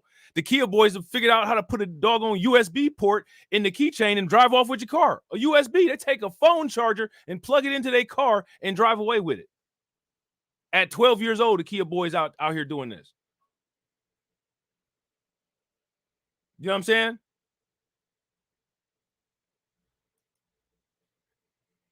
My advice to males, black males in the future,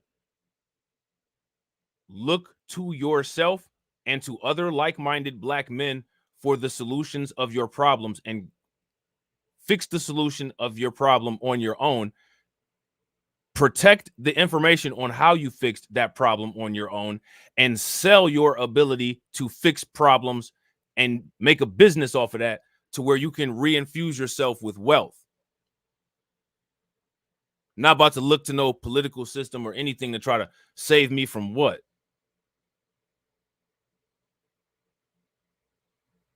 Wherever you go, you're going alone. So nobody's saving you from anything. You are always going to be the only force that ever saves yourself. You know what I'm saying? Real quick, shout out to everybody, man. I appreciate y'all being here. If y'all haven't smashed that like button yet, please do me a favor. Smash that like button.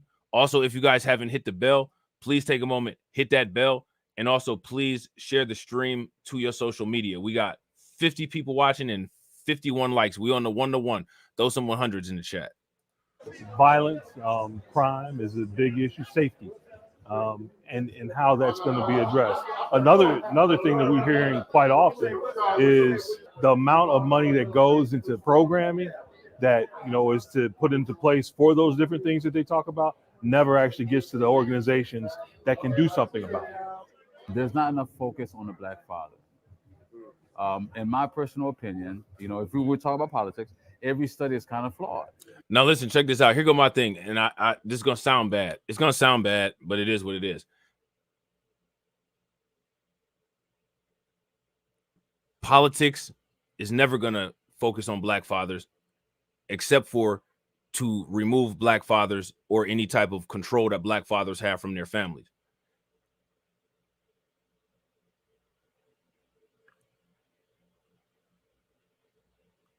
They're doing the same thing, but the effects are different. But they're doing the same thing to white fathers and white people. So if white men are not getting prioritized and we live in the world the way that it is, we have to be the ones that prioritize ourselves and make sure that we can fulfill our own needs. Because the people that the system is designed to cater to is no longer catering to those people, which means that it's definitely about to be a drought when it comes time to dealing with us. So people need to understand that mentality and prepare and use forward thinking, strategy, and planning to prepare for prosperity, prepare to thrive and not just survive.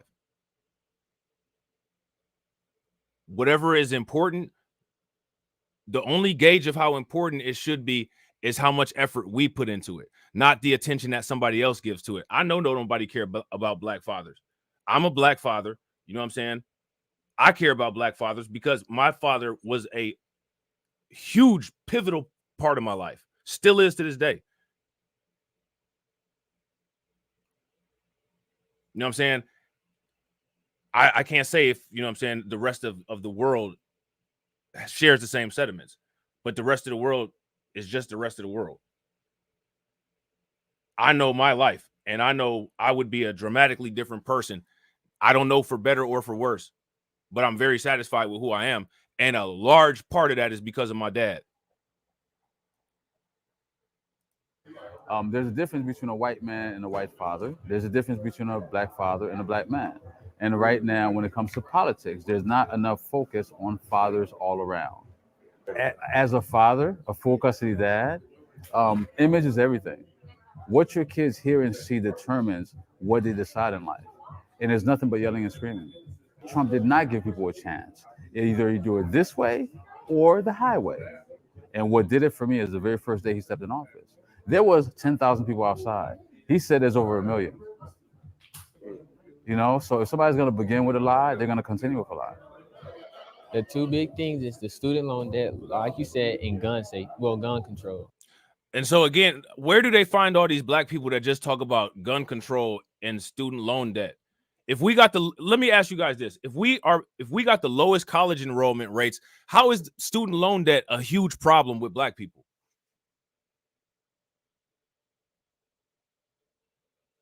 How is that? Does that make any sense at all?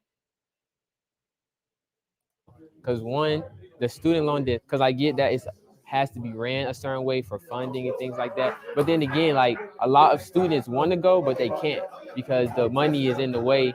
And in terms of safety, I definitely say gun safety. Because in terms of crime and public safety for young voters, most of the young ones are just in the ending stages of high school or about to leave high school. So when it comes to like the safety and stuff, what I can say is like it's been an increasing amount of like of disruptions during like the school day where students will have to, I wouldn't say fear for their lives, but it's not an ideal environment that a lot would want to be in. So I think that those are the two main important things. Like for me,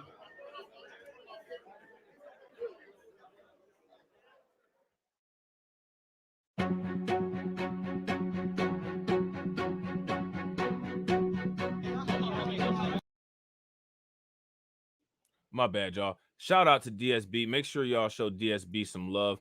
Throw some flames, some radiation emoji, and some ducks in the chat for DSB. DSB says, we are all we got. No other race cares about us. Facts. I agree 110%. If you guys agree, give me a thumbs up. If you guys disagree, give me a thumbs down. I'm glad people are finally actually waking up to realize that. How do you think that we fund this organization, huh? We're not exactly the March of Dimes.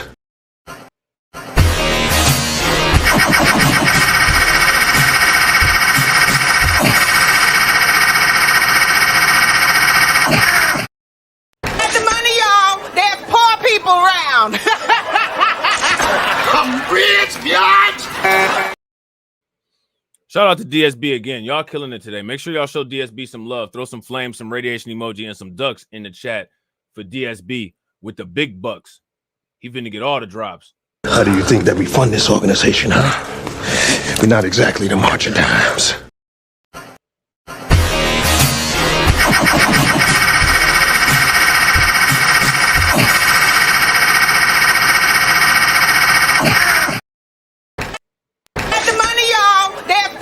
Around. I'm rich, biatch. Silence. I ain't got no money, pa.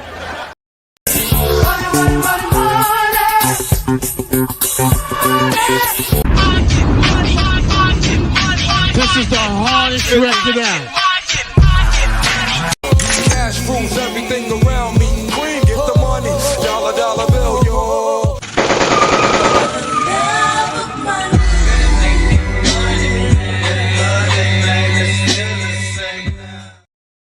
Shout out to DSB. DSB says they can cry about gun safety until they turn blue in the face.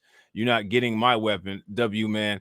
Stop trying to slow black people to do it. Facts. I agree, bro.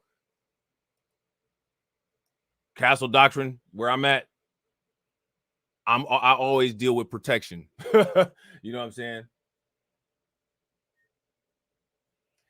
And that's shout out to Manosphere Hall of Fame. And that's just, and I try to explain this to people. Manosphere Hall of Fame says when blacks hear gun control, they are thinking it will result in less crime and safer hoods, low IQ. Yeah, I actually agree. And I don't know where they draw that conclusion. It's bizarre. Like I've always said before, law-abiding citizens are going to abide by the law. The propensity to be a risk taker and have authority issues and not follow the law, those are the people that are always going to break the law. That's the difference between a criminal and a civilian. Most legal, non-criminal gun owners do not commit gun crimes. Most gun owners who are criminals have not only committed gun crimes, but they commit other crimes, which means that it's not the issue with the gun with them. It's the issue of the criminal behavior. If you guys agree, give me a thumbs up. If you guys disagree, give me a thumbs down. But people have fallen for the Kool-Aid. They're drunk off the Kool-Aid. You know what I'm saying? Nobody told them that it was actually some Tito's mixed into it. You know what I'm saying?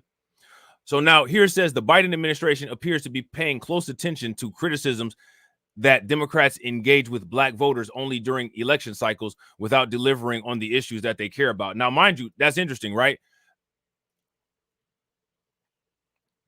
That's interesting. Because everybody else will just tell us to stop. Everybody else will tell us stop asking for handouts. And then the same people that tell us stop asking for handouts will turn around and tell us you need to get off the Democrat plantation. For what? You know what I'm saying? And I got to agree. Shout out to Quat Man. Quat Man said these are paid propagandist actors. If you guys agree with Quat Man, give me a thumbs up. If y'all disagree, give me a thumbs down. I agree. Vice President Kamala Harris, who is playing a crucial role in the administration's outreach, quietly met last week with students and civil rights organizers to solicit ideas on how the Biden administration can lift young black men. I don't think that's what they were doing at all. I think what they want to do is just make an illusion of satisfied black men that they could perpetuate all over the place and say, see, we did this for them. They're not looking to fix or change anything. You know what I'm saying? And shout out to AB Promotions. Make sure you guys show AB Promotions some love. Throw some flames, some radiation emoji, and some ducks in the chat for AB. AB says, law-abiding citizens aren't committing gun crimes. If I have to use my firearm, it's for a valid reason. Facts. Facts. Now, a lot of the criminal dudes, they fly off the handle and use their guns because they got this problem right here. Just like a woman. That's because some of you niggas, you be acting just like a woman. Nigga, Reaper keep at 1,000. Oh man, shout out to the Reaper, man. That's that right there. That's what happens. The criminals that abuse gun privileges that they don't have and don't have no business having a gun anyway, because they probably got so many felonies that they're not allowed to get a gun. They get a gun, get out in the street, and then that simp chip start hitting them, and they be just like this. Just like a woman. That's because some of you niggas, you be acting just like a woman. Nigga, Reaper keep at 1,000. Oh man, shout out to AB, bro. I appreciate it.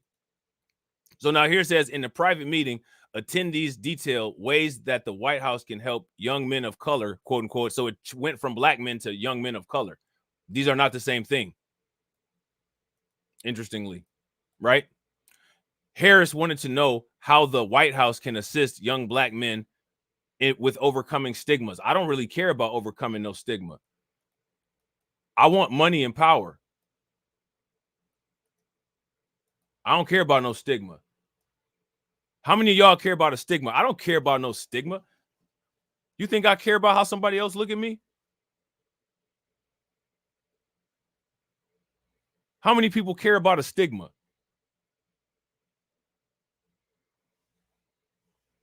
I could care less. What can we do to make it so that they don't hurt your feelings, man? Please. Seriously? Attendees of the hour-long discussion with Harris said the conversation continued with senior aides to the vice president after she departed. They left with the impression that the White House is looking to expand on its policies, they said, and improve its engagement with quote-unquote young men of color. Again, that's not just black men. So again, see, they led the article off talking about black male voters. So if they want to know, if they truly want to know what they need to do, if you're going to talk about black people, then talk about black people, because you started off talking about black people, and now all of a sudden you're talking about men of color. Now let me ask you guys this: who are the men of color? Shout out to DC Precise, right? Stigma D's. You know what I'm saying? Stigma D's. You know what I mean? The purpose of meeting really for them was to listen, for her to listen, her team to listen, and really figure out how to dig deep and think through an intentional plan around engaging black men, particularly young black men in this country who don't see themselves in the process, but more important, to address their concerns. Dominic Whitehead, the NAACP's national vice president of campaigns, said. Whitehead said the vice president told attendees she would listen and take back everything that you listed and figure out what is our game plan. As the administration builds out a strategy attendees can be involved in. Harris and her team were adamant about keeping the more than 30 participants appraised of what they do and what they plan on doing, said Tylik McMillan, manager of state outreach at the Credit Union National Association and civil rights organizer. Okay. The vice president shared multiple times how it was a priority for them, and they will continue to engage us moving forward as they are in the planning process of whatever they come up with or announce, McMillan said. The office of the vice president declined to comment for USA Today's story. Now, check this out. Do you guys notice a pattern? The Harris administration always skips out on meetings and they never, ever get back to anybody. Do you guys notice that that's a pattern with them? That's an ongoing pattern with the Kamala Harris and Joe Biden administration. If you guys notice that as a pattern with them, give me a thumbs up. If you guys don't notice that, then give me a thumb down, and we'll pay attention. Shout out to Deneen. Deneen said, we looked at Kamala's multi-point plan to address root causes for illegal immigration. She needs to listen and develop a plan to reach out, get out of here. Complicated, right? Man, listen, and we're not even done with that. So she needs all kinds of help and support to figure out how to deal with people in America. And she's figured out how to infuse $5 billion in Central America through private businesses. Man, gone somewhere. Deneen was watching that live stream that I did last night. She was getting hot. She had her phone, and when I was reading about that, she shot up out the chair and threw her phone down like this. Tie this bitch up! Swing the remix guard! I'll tear this bitch up! Tie this bitch up! I will! Tie this bitch up! I will! Tie this bitch up! I'll tear this bitch up! She said they gave the migrants how much money? Tie this bitch up! Swing the remix guard! I'll tear this bitch up! Tie this bitch up! I will! Tie this bitch up! I will! Tie this bitch up! I'll tear this bitch up!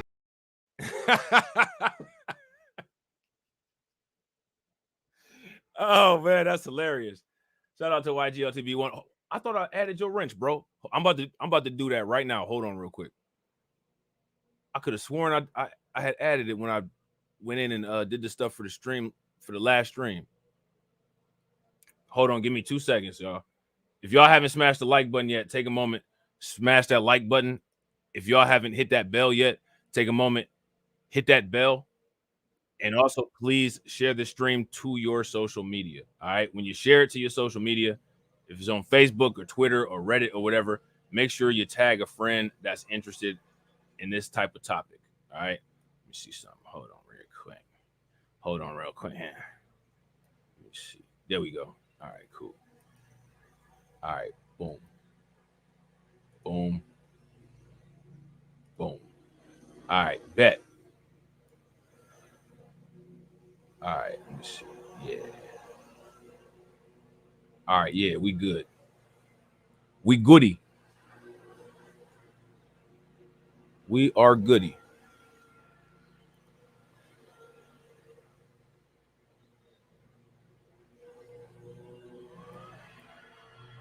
Deneen said, I will. That never gets old. Bitch up! Swing, the remix God! I'll tell this bitch up! Tie this bitch up! I will! Tie this bitch up! I will! Tie this bitch up! I'll tell this bitch up! Now, there was a part of this interview, they had some black, one black dude that was on there that kept it real. They said, how have you been since the Biden administration? And this is what he had to say. I can't eat. I'm broke, nigga. I'm broke. Cut that part of the interview out, but I was able to get it for y'all. So shout out to y'all. You know what I'm saying? So now here it says Biden's recent outreach to black men. That was it right there. That was it right there. How do you like my administration? I can't eat. I'm broke, nigga. I'm broke. Then they got Secret Service to kick him out the White House. He told the truth. He was up there telling the truth. You know what I'm saying? And then they got Secret Service to kick him up out the White House, man. It's ridiculous. Biden's recent outreach to black men. You know this was a long time ago because Biden is a non-factor anymore, despite the fact. How you gonna be the president and let's hold on. Shout out to you, YGLTB. One, I appreciate you, bro.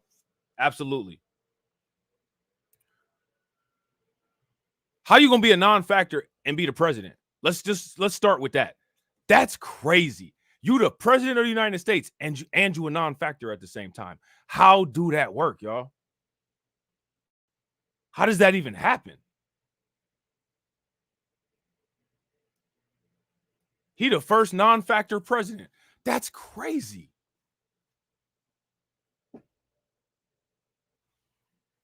That don't make no damn sense. The meeting comes as President Joe Biden prepares to give his State of the Union address and possibly announce a re-election bid in the wake of a midterm cycle in which many black male voters said they felt abandoned by the Democratic Party. Black women vote at higher rates for the Democratic Party compared with black men. In 2020, the presidential campaign, 95% of black women voted for Biden, while 87% of black men voted for him, according to the Pew Research Center. And if you ask me for what we're getting out of politics, those numbers are way too high, way too high. If they're getting 95% of our vote, we should be getting 95% of what we want. Period. Point blank. End of discussion. Whatever percentage of our constituent that votes for them, that's the percentage of everything that we advocate for that we should have. If you guys agree, give me a thumbs up. If y'all disagree, give me a thumbs down. There needs to be some metric on calculating how much the vote costs and how to measure it.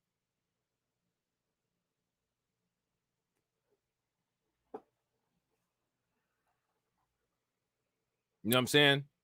So now here it says Harris has been holding listening sessions with civil rights leaders, abortion rights activists, students, and others. What male is up there talking about abortion?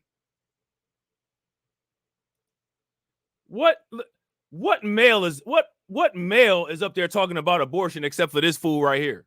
Sipping water, ain't claim to be a kid, but he lie about everything, don't mean a thing. Sipping water, ain't claim to be a kid, but he lie about everything, don't mean a thing.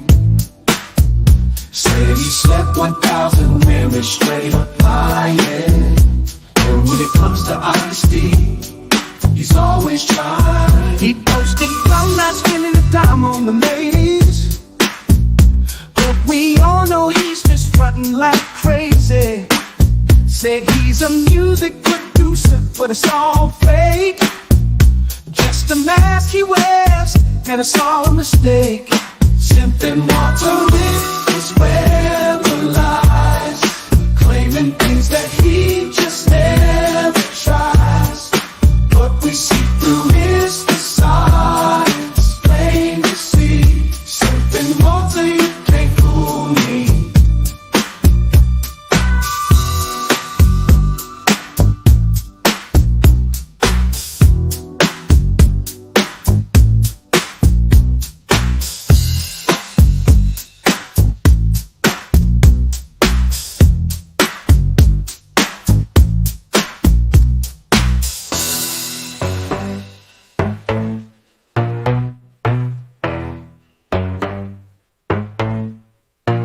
Simply more till you can't fool me.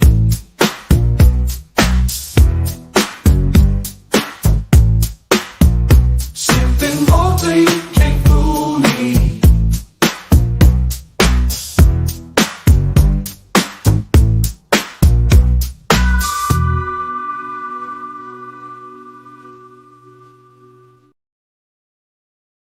Just like a woman. That's because some of you niggas, you be acting just like a woman. Nigga, Reaper keep it 1,000. Shout out to DSB, man. Make sure y'all show DSB some love. Throw some flames, some radiation emoji, and some ducks in the chat for DSB for funding the organization. How do you think that we fund this organization, huh? We're not exactly the March of Dimes.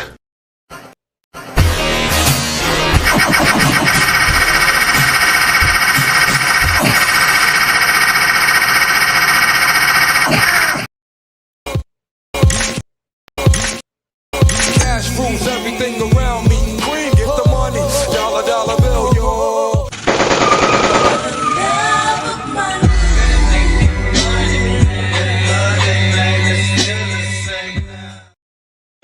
Shout out to DSV. Hey, bro, I told you that's the Daisy baby face.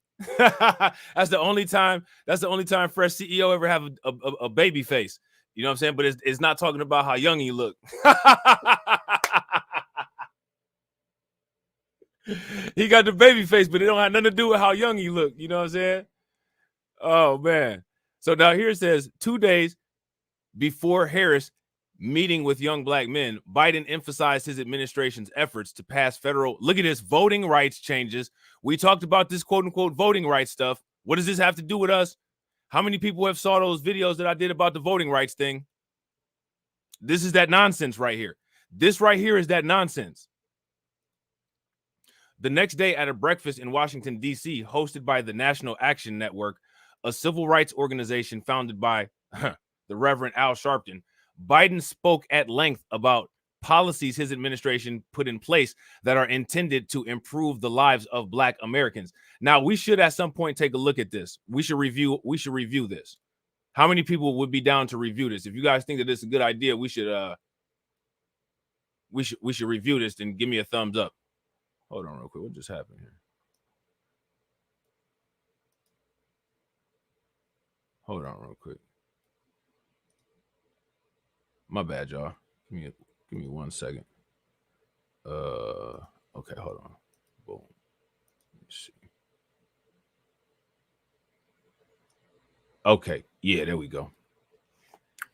This is an article from January 16th of 2023. I think that this definitely deserves some attention.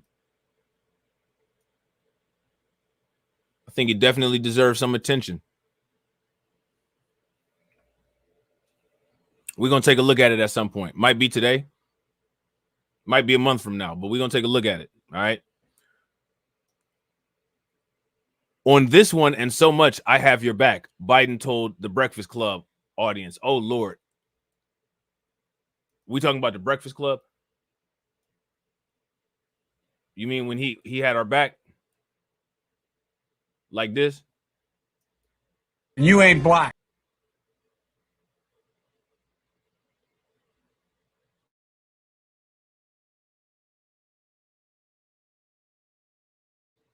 When he did all that?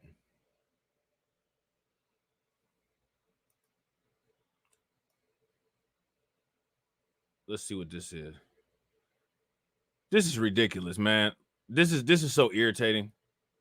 I stand here humbled, being the first sitting president of the United States to have an opportunity to speak at Ebenezer Sunday service. You've been around for 136 years. I know I look like it, but I haven't. I'm God. Not only do you look like it, you act like it, you run the country like it. Yeah, you just one a few times. You rare clip of Biden being honest. Stand here humbled, being the first sitting president of the United States to have an opportunity to speak at Ebenezer Sunday service. You've been around for 136 years. I know I look like it, but I haven't. I'm God-fearing thanks to my parents and to the nuns and priests who taught me in school. But I am no preacher. But I've tried to walk my faith as all of you have. I stand here inspired by the preacher who is one of my only political heroes.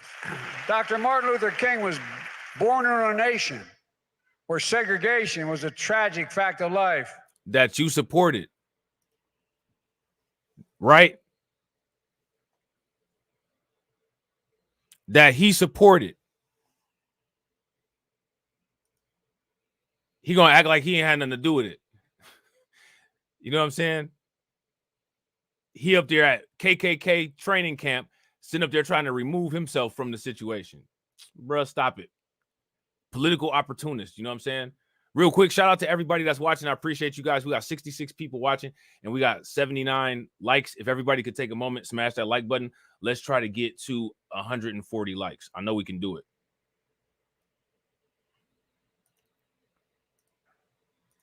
He had every reason to believe, as others of his generation did, that history had already been written, that the division would be America's destiny. But he rejected that outcome. There's always hope. We have to believe. And ladies and gentlemen. Yeah, there's always hope. We have to believe. Nope. No. If you guys agree, give me a thumbs up. If you guys disagree, throw them angry faces in the chat. That was Dr. King's path, in my view. Path to keeping the faith. It must be our path. And look where it got him. No disrespect to Martin Luther King whatsoever, but look where it got him.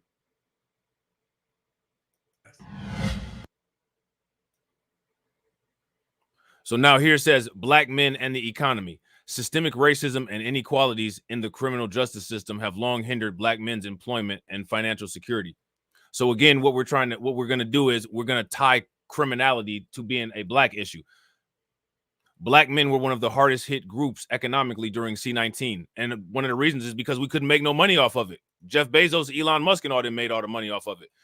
We read the articles that The Guardian put out about this.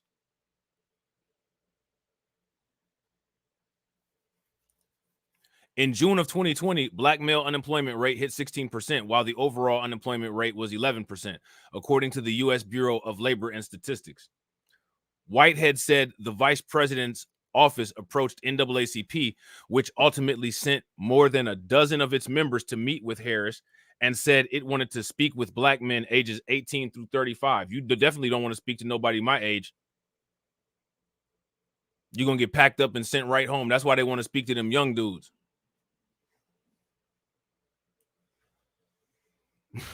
That's why they want to speak to them young dudes. Them young dudes that sit around and entertain that nonsense and play with them.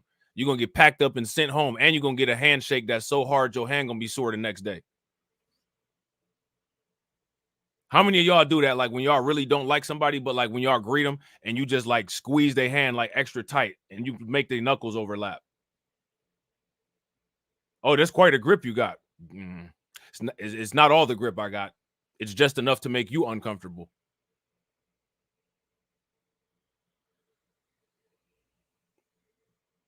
That's exactly what they would get. That's that old school stuff. That's that old school passive aggressiveness. When you shake somebody's hand so hard and you squeeze their hand so hard, they're like, "Oh, man, what are you doing?" That silently means I don't like you. That's the kind of handshake Joe Biden would get. Oh man, did you play sports with that grip? Get out of here. You know what I'm saying? That's a go home. Bye-bye. You know what I'm saying? Bye-bye. So now here's this. Students from Harvard University, UCLA, and Morehouse College and organizers affiliated with the National Urban League and National Action Network also attended the meeting. So did climate activists, union workers, and people affected by hurricanes in Puerto Rico. I thought this was for black men. Those who participated in the meeting. The vice president's chief economic advisor, Deanne Milson, was among the Harris aides who sat in on the closed-door meetings. Harris's office declined to make Millicent available for an interview. So again, this is a pattern of they never let anything out. And now mind, this is Harris's office. Kamala Harris did this. See this in the article, it says Harris.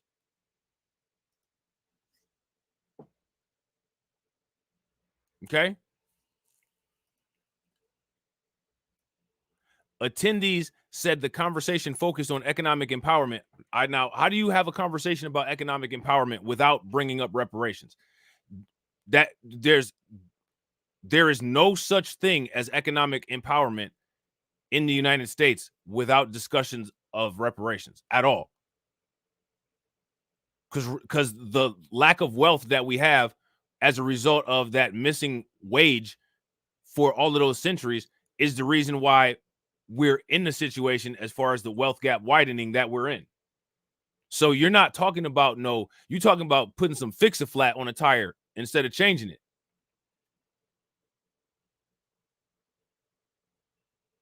Give me 1 second, y'all. Let me shut this alarm off. Hold on real quick. Real quick, if y'all haven't smashed the like button, take a moment, smash that like button. If y'all haven't share the stream. Make sure you share it onto social media, tag a friend. I'll be right back.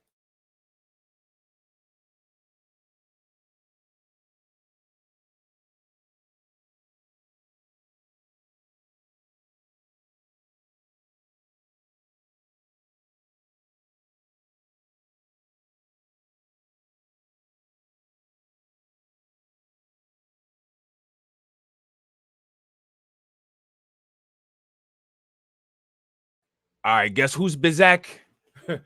Guess who's Bizak? Shout out to my man YGLTB1. Make sure y'all show YGLTB1 some love, throw some flames, some radiation emoji, and some ducks in the chat for YGLTB1 funding the organization. How do you think that we fund this organization, huh? We're not exactly the March of Dimes.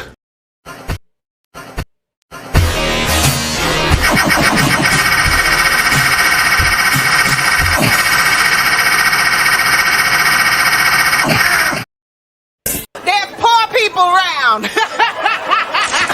I'm rich, biatch. Cash rules everything around me. Green, get the money. Dollar bill, yo.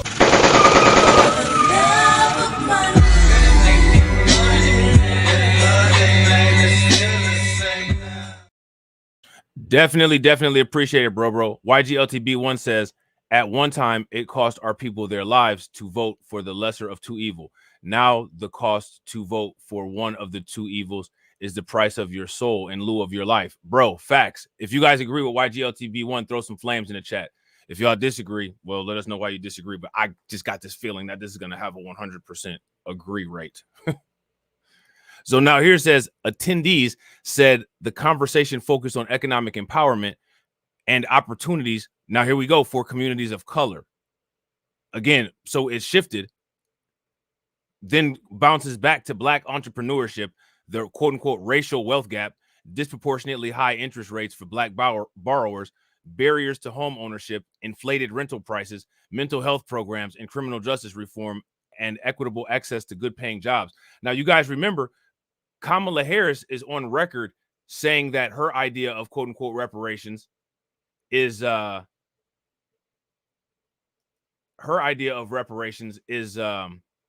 mental health. You guys remember that, right? There was an article from NPR that she said that in. Shout out to DSB, man. Y'all killing it. Y'all killing it. Make sure y'all throw some flames, some radiation emoji, and some ducks in the chat for DSB for getting all of the drops again.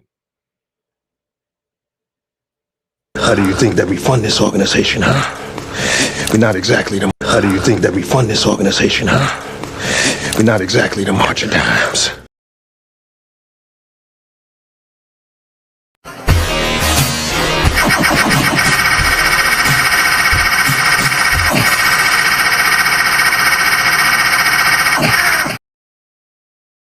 Get the money, y'all. There's poor people around.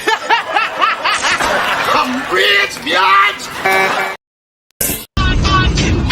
This is the hardest record out. Silence, silence. I ain't got no money, pa. Cash rules everything around me. Queen, get the money. Dollar, dollar bill, yo.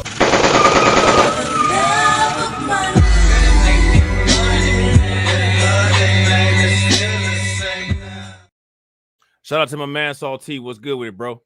And shout out to Untried Genius. What's good with y'all? Good to see y'all in here. DSB says, I think y'all trying to show me up with all the super chats and stickers. Let's go. What Stephen A. Smith say? Let's go. Let's go. Just like a woman. That's because some of you niggas, you be acting just like a woman. Nigga, Reaper keep it 1,000.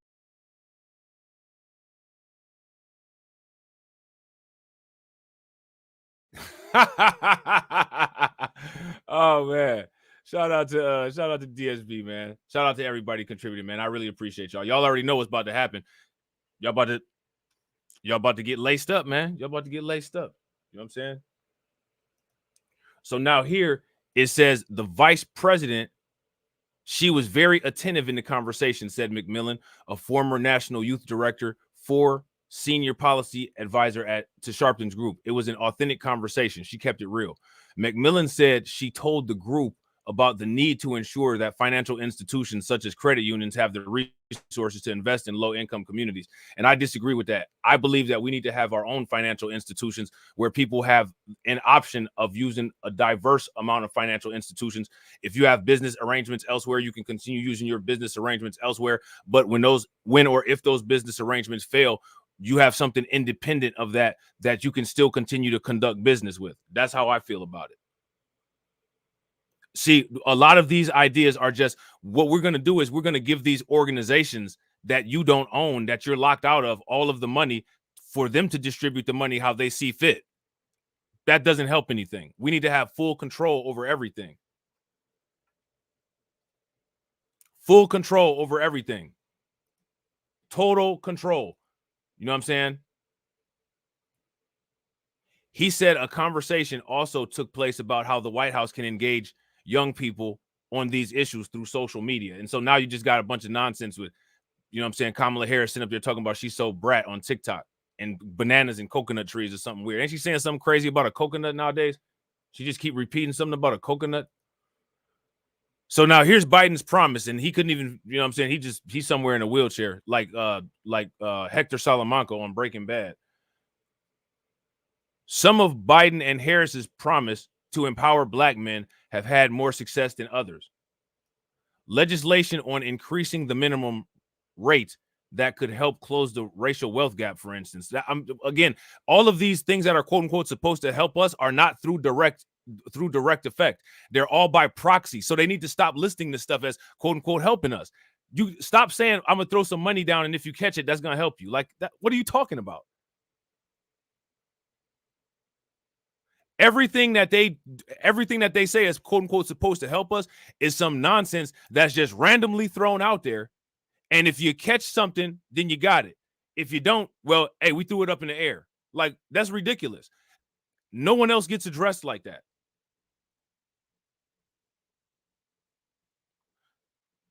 So see, I'm going to read, I want you guys to understand that analogy. Legislation on increasing the minimum rate that could help close the racial wealth gap. This isn't something specifically for us. There's a large, diverse amount of people that work at the minimum wage. And also, there's even a racial affluency gap. The rich white people have more money than the rich black people. So the gap is consistent all the way up the class scale.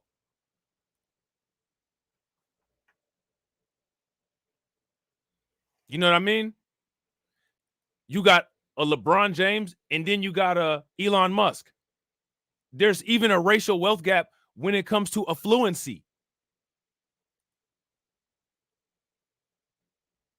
They want to make sure that you're not even thinking on a three-dimensional level to be able to conceive these kind of things. You know what I'm saying? Legislation reinstating and expanding the first-time homebuyer credit. Again, this is not specifically something for us. It's not going to address any specific problems. Listen, I'm going to tell you what they do. Here's the perfect analogy of what they do. You go to the doctor and you tell them you got pancreatic cancer, and they tell you take a multivitamin every day. That'll help you out. That's effectively how we get policy prescriptions, because a policy is a prescription for a problem that you have, right? It's a prescription for a societal pathology that you might be dealing with, whether it's poverty, whether it's crime, whether it's not having access to healthcare or whatever. So a policy is a prescription, it's a intervention, it's a written order to address a specific problem. If you come to the doctor, to an oncologist, and you tell them that you got cancer, they need to provide you with some type of diet. They need to provide you with some type of testing. They need to provide you with some type of biopsies. Then they need to start thinking about what type of therapy they're going to use. Are they going to shrink it down and excise it? Are they going to give you chemo? What are they going to do? They're going to put together a whole plan of care that's specifically for you, and then do each intervention in the plan of care until you reach your desired goal, or until you reach the goal that's set forth by you and your healthcare provider. Let me ask you guys this question. When has anything ever gone into trying to figure out a solution for some issues that we have like that? There's no care plan put together. There's no prescription. There's no analysis. There's no follow-up on any type of data or any type of indicators.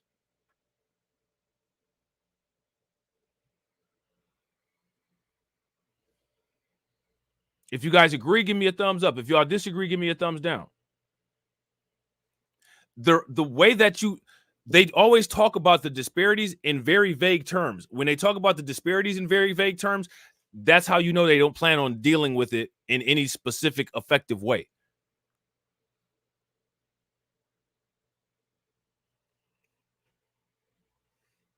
You know what I'm saying?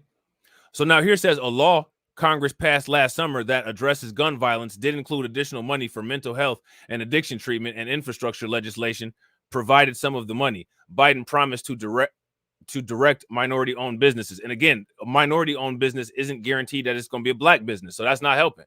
Some minorities are white people. White people are some minorities. White men and white women can be considered minorities. If you're a legitimate white man, you're a minority. If you're a white woman, you're a minority.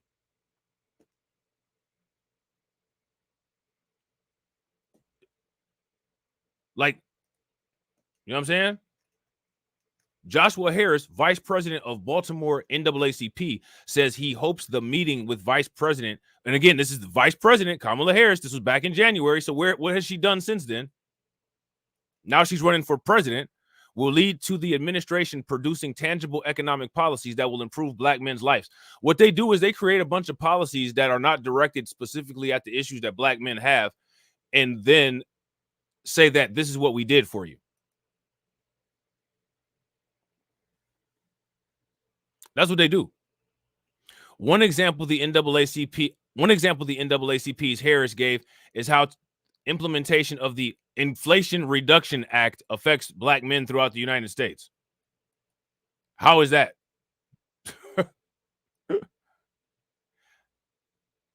How is that? How does the Inflation Reduction Act affect black men throughout the United States? Does it affect them in the same way as it affects other people?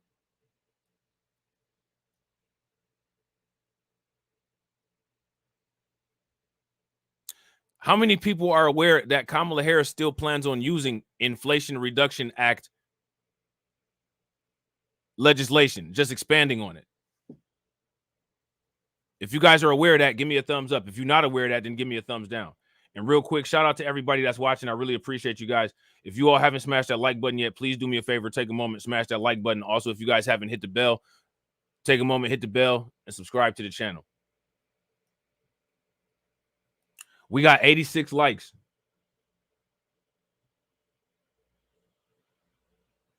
Let's try to get to 140. Where are the tangible jobs for someone who may only have a high school diploma? Harris said. How do we get them into those blue-collar working jobs? What does that look like? No. How do we get somebody to have beyond high school sellable skills for a job? That should be the question. Not how do you find a job? There's no jobs for high school diploma people unless you're a high school diploma person that's in a career field that's doing something vocational, or you're on like a progressive education program like network administration and stuff like that. Network security and things like that. People need to have jobs that have job security. This right here is a setup to be a victim of the migrant crisis and a victim of the fourth industrial revolution, when automation from artificial intelligence is doing all of the hard work. Most jobs will be irrelevant in the next 20 years, and a lot of us will still be alive. Matter of fact, most of us will still be alive, because I believe in the next 20 years, scientific breakthroughs in technology will extend everybody who's living right now's life another 50 years. Which is one of the reasons why, if you ask me, a lot of the people like Nikki Haley, we're trying to increase the age that you get to for Social Security. So now here it says the Biden administration faces pushback. And this is light pushback. This is selective pushback. This ain't no harsh criticism. They're not going to link one of my videos into this. Polling of black men after 2022 midterm elections showed they still overwhelmingly approve of the Biden administration, but more work can be done. That's absolutely ridiculous. Shout out to every black man that's in my comment section. How many of you all approve of the Biden administration?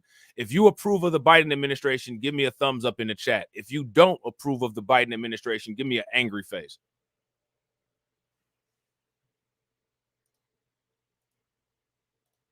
I don't think most of the black men that's in my chat would be here if they approved of the Biden administration. This would be extremely hard to listen to.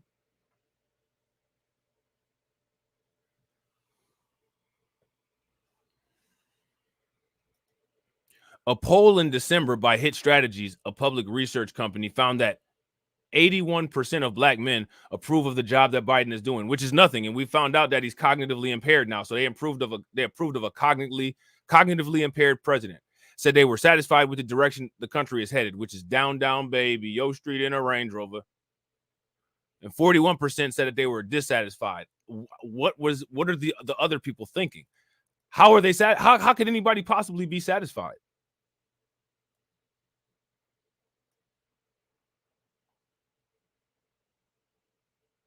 Man, that's crazy, man. That is crazy. I'm gonna put this link to this survey here into the Discord, and I'm gonna put it in the chat. Y'all should check this out if y'all got time at some point. Y'all know I'm real big on data.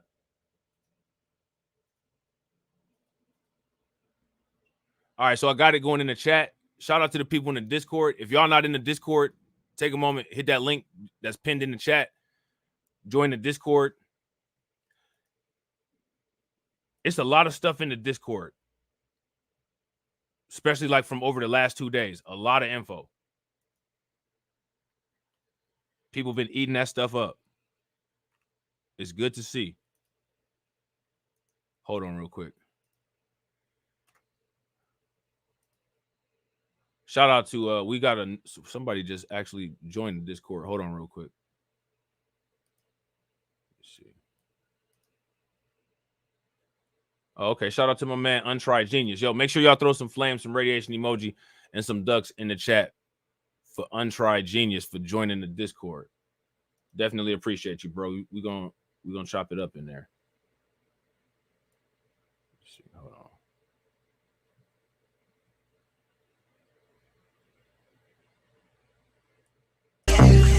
I'm standing on business. I'm standing on business. I'm standing on business. There you go. Let me see. Yep. Shout out to you, bro. Welcome to the Discord. Everybody will greet you in there. So now here it says a poll in June by Hit Strategies on behalf of the NAACP found that a majority of black men trusted Democrats on issues such as voting. Again, we go with this voting rights nonsense, healthcare, and racial equality. But when it came to the economy and inflation, only 48% and 42% of black men trusted Democrats to do a better job than Republicans. So now let me ask you guys this. What does this say about black men right here? But when it comes to the economy and the inflation, only 48% and 42% of black men trusted Democrats to do a better job than Republicans. What that shows is that black men's sentiments about the Democrats and handling the economy are similar to the rest of the United States, to the rest of America. That's what that says.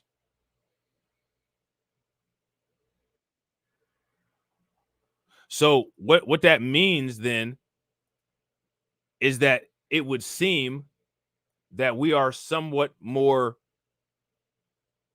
conservative, fiscally at the least. Although black men are the second most loyal voting bloc for Democrats, which is not a flex, political experts have cautioned they are swing voters and cannot be taken for granted. Yet and still, they take us for granted.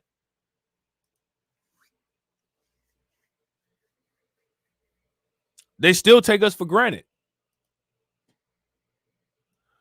One of the criticisms people have of general outreach to black voters is that it doesn't start until months after the election, said Jermaine House, Senior Director of Communications at Hit Strategies.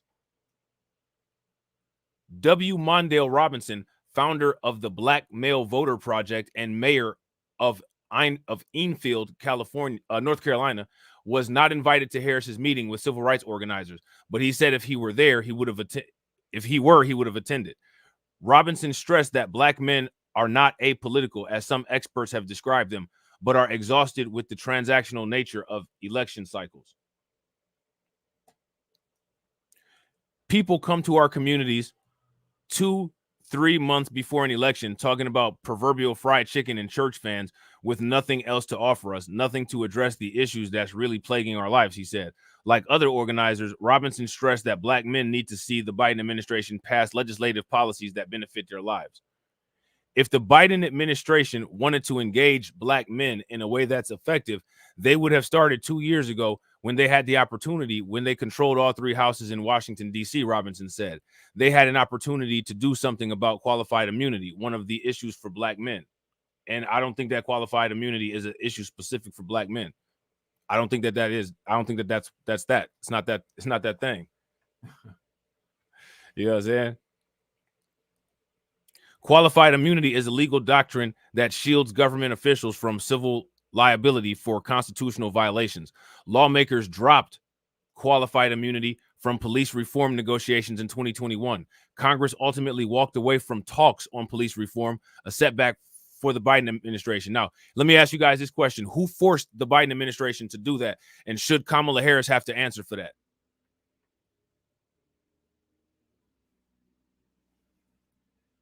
Who forced the Biden administration to walk those things back? And should Kamala Harris, should she be held responsible? If you ask me, she absolutely should be held responsible. And she should at the very least be questioned. Now, let me ask you guys this. When that interview comes out tonight, do you all think that we'll see questions about that on that interview?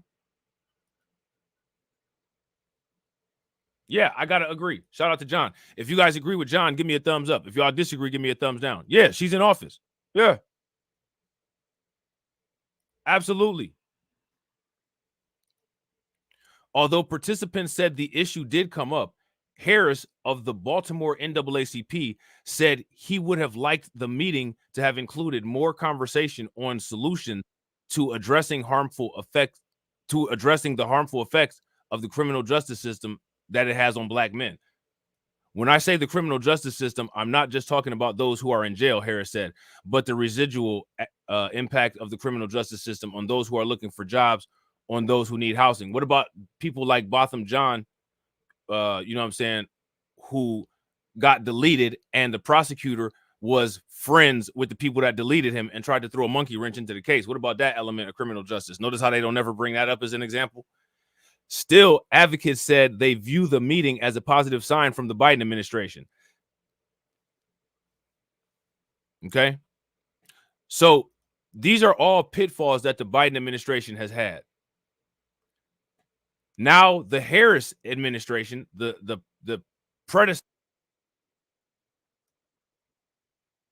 predecessor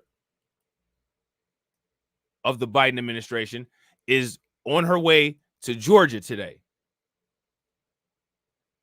How many people knew that Kamala Harris was on her way to Georgia today? If you guys knew that, give me a thumbs up. If y'all didn't know that, then give me a thumbs down. She's on her way to Georgia.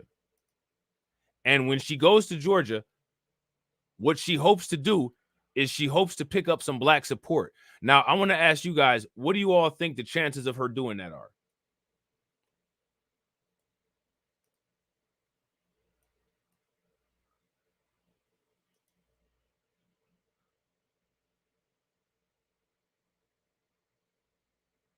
Shout out to Untried Genius. Untried Genius said, I heard about it because I'm in Georgia. Yeah, that's where she's supposed to be going today.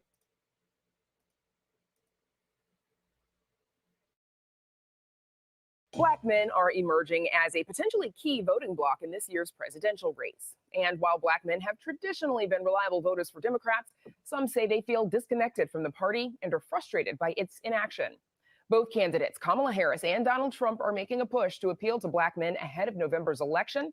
Joining us now with more on the importance of that vote are Alvin Tillery, founder and treasurer of the Alliance for Black Equality, and Devin Jones, Republican committeeman of the 18th Ward and chairman of the Southside Republicans. Thanks to you both for joining us. Welcome back. Thank you. So let's start about some of the issues that are especially important to black male voters this election cycle. Alvin Tillery, let's start with you. Yeah, well, my firm, the 2040 Strategy Group, which is supporting the Alliance for Black Equality Super PAC, where we're trying to mobilize millennial and Gen Z black voters and young black men. Has anybody ever heard of this Super PAC? If you guys have heard of the Super PAC, give me a thumbs up. If you guys haven't, then give me a thumbs down. Shout out to Cameron. He ain't got no hair on his face.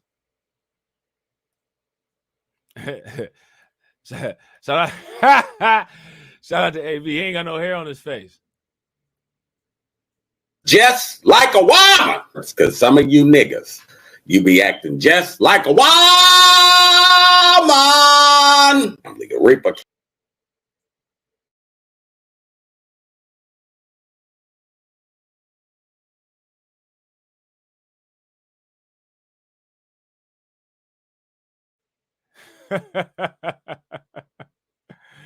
Oh, man, he ain't got no hair on his face. Just like a woman. That's because some of you niggas, you be acting just like a woman. Nigga, Reaper keep it 1,000. We've been polling on the cycle since October, and we found that the top 4 issues for black voters, particularly those under 40, are gun violence, sort of fears about declining race relations, fears about bans on black history. Fears about, who cares about race relations?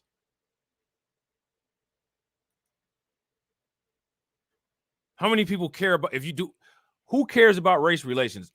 How many of y'all care about race relations? If you care about race relations, give me a thumbs up. If you don't care about race relations, give me a thumbs down.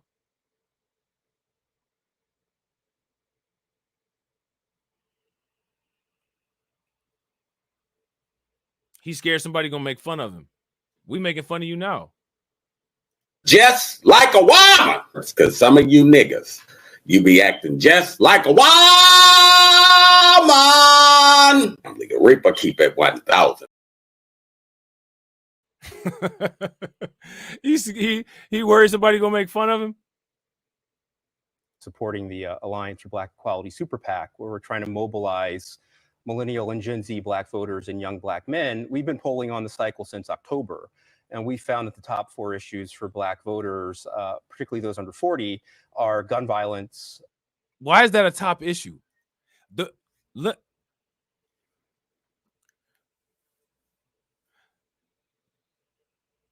Living in a metropolitan area and living in the ghetto, the hood, the projects where a lot of crime take place are 2 different things. Just because you live in living in a metropolitan area is not indicative to being in a proximity of gun violence. The majority of black people don't live in the projects. Would you guys agree? If you all agree that the majority of black people do not live in the projects, give me a thumbs up.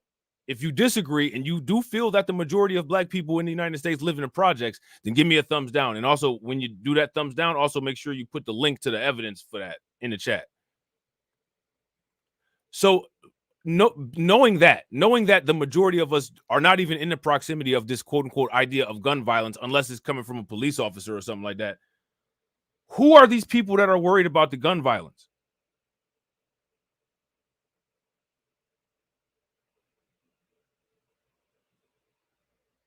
Who are these people? Somebody make it make sense. And shout out to everybody that's watching. We got 52 people watching and we got 90 likes. If everybody could take a moment, smash that like button. If you guys haven't hit the bell, take a moment, hit the bell. Also, please share the stream. When you share it, make sure that you share it and tag a friend. All right, we can get that 140. Sort of fears about declining race relations, fears about bans on Black history, and bans on corporate DEI programs. And those things. Who cares about corporate DEI programs? You know what I'm saying? And they're not going to ban Black history. Now they can keep pushing and keep trying. It ain't going to happen. They'll get rid of the DEI stuff before they get rid of the Black history. And if we had our own businesses, we wouldn't have to deal with DEI. We wouldn't have to deal with DEI.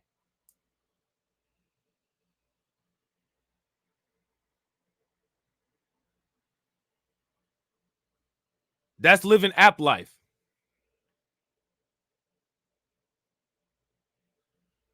You called him Russell Wilson. That's hilarious, Cameron.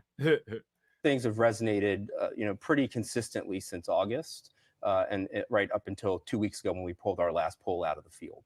And to be clear, you're talking about August of last year, not Yeah, October of last exactly. year. All right. Yeah. Devin Jones, same question to you. What do you think are some of the issues that are important to Black men this election cycle? Sure. I think on the ground, a lot of people are dealing with financial issues, the ability to take care of themselves and their families. I'm a millennial myself. I'm 38. And a lot of us are struggling to find gainful employment, meaningful employment. Entrepreneurs are not doing well. So that's what I see on the ground. It is more economic issues that the climate is not healthy for us. Devin, you're a Republican and a supporter of Donald Trump. What attracts you to him? The economy is never going to be healthy for a group of people who deal with a seemingly insurmountable racial wealth gap. The economy will never be healthy. You will always be at risk for an economic catastrophe.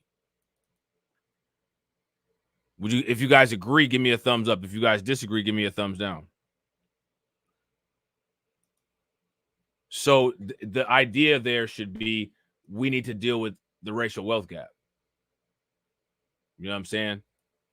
Shout out to Untried Genius. Make sure you guys show Untried Genius some love.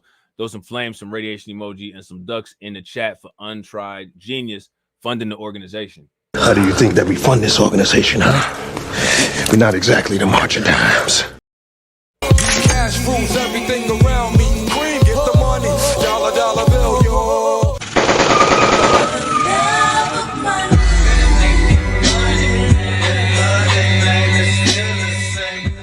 Get the money, y'all. There's poor people around. I'm rich, biatch.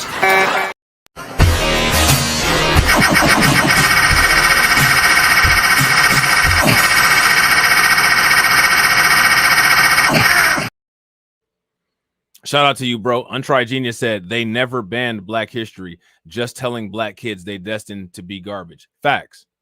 Facts. If y'all agree with Untried, throw some flames in the chat. Absolutely. And plus, and at my house, everything that I know, I got the majority of what I know from my parents. Small little bits and pieces of stuff from school. And even when it came to school,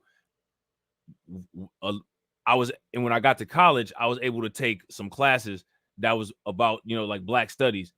But in high school, middle school, all that is the same old nonsense. The Martin Luther, and no, again, not calling Martin Luther King nonsense, but the stuff that they put out for you, calling the canceled check speech, the I had a dream speech. They misconstruing stuff, and you know what I'm saying, just taking things and being ridiculous, defiling actual historical content and topics.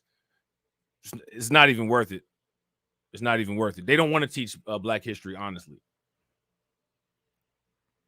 You know what I'm saying? They don't have anybody that can really teach it either, especially on a public school level with the majority of the people who are the teachers. You know what I'm saying? But and what's the extent that they teach Black history, so to speak? I never really had an option in high school to take no quote unquote Black history class. I had an option to take Black classes in college, and I took them. But in high school, we didn't have no option. We didn't have no classes like that in high school. We just had a history class, and you learn about XYZ at this point in history, the way that they teach it, and yada, yada, yada. Shout out to Untried Genius. Untried Genius said generic stuff. Robin D'Angelo nonsense. Ibram X. Kendi. Yeah, that's that stuff. Which is that's a whole nother rabbit hole to go down. But yeah. Him as a voter. Sure. I think for me, it's a curtailing of government. Every dollar that the government takes is a dollar that I have to give it. And so, and as we have seen, government has not served, especially Black men in this country and in this city. We see a migrant crisis that is out of control. And so money that should be going to communities that we have to pay in taxes is going to other things that don't actually help the community. So that's what attracts me to him, is his what he did in the last 4 years to curtail the federal government and allow. I'm not trying to be funny, man. Listen, and see, this might be just because I'm like older or whatever, but like, you're not about to talk to me in terms of how I'm attracted to some other man. We're not even using that type of terminology. Right off the rip, if you had it right off the rip, that conversation would have been bad, because I'd have been like, what you mean attracted? I didn't swipe right on Donald Trump. What do you mean attracted? That would have been a problem right off the rip. Shout out to shout out to Tedra. Tedra said he sounds just like a woman. That's because some of you niggas, you be acting just like a woman. I'm like a Reaper, keep it 1,000.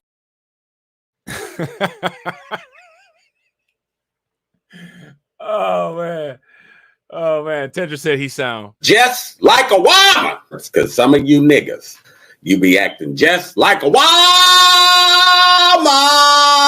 I'm like a Reaper, keep it 1,000.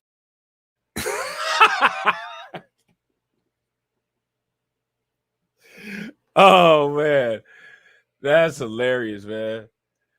That's hilarious. Allow us to be able to fight at the state level for different policies. Why do you think Donald Trump resonates with other Black men? I think the same reason, and it's. See, now she said he resonates with other Black men, but with him, she said, you're attracted to. Nah, you ain't about to play me on no passive aggressive stuff like that, man. Nah, nope, nope. We're not advancing any further in the conversation, or else I'm getting up and walking away. Nope. I'm gonna mess your interview all up. I'm gonna get up and leave out that bad boy. You get your vocabulary right talking to me, or I'm gonna get up out of there like that. Tie this bitch up! Swing, the weed makes God! I'll tear this bitch up! Tie this bitch up! I will! Tie this bitch up! I will! Tie this bitch up! I'll tear this bitch up! For real talk. Shout out to John. John said this stream is sponsored by the Reaper, because he's doing good things over there at the Reaper. Just like a woman. That's because some of you niggas, you be acting just like a woman. I'm like a Reaper, keep it 1,000. Oh man, that's hilarious. Not so much that Donald Trump necessarily resonates. Shout out to Mike Nice. What's good with you, bro? We've seen the destructive policies of Democrats in this city and in this state. We've seen what progressivism has to offer, and we're not attracted to it anymore. Alvin Tillery, why do you think Vice President Harris is the better candidate for the job? Well, I mean, I have to disagree with Devin. I mean, Donald Trump's Project 2025 and his Project 47 agenda. Man, he sounds like the dude on Office Space that can't find his stapler. I don't know about Donald Trump and it's on the politics in 2025. I don't know. I just think it's like be kind of scary. And I think that if you have to turn off the lights, I have to put that extra blanket over my head because Project 2025 has me so scared. Man, if you don't shut your silly self up,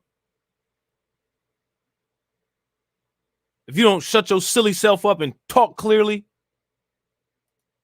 are deeply steeped in anti-blackness. I mean, one of the first sort of policy promises is to defund the Equal Employment Opportunity Commission, which comes to us out of the Civil Rights Act of 1964, which bans... The Civil Rights Act became toxic and turned anti-black, my dude.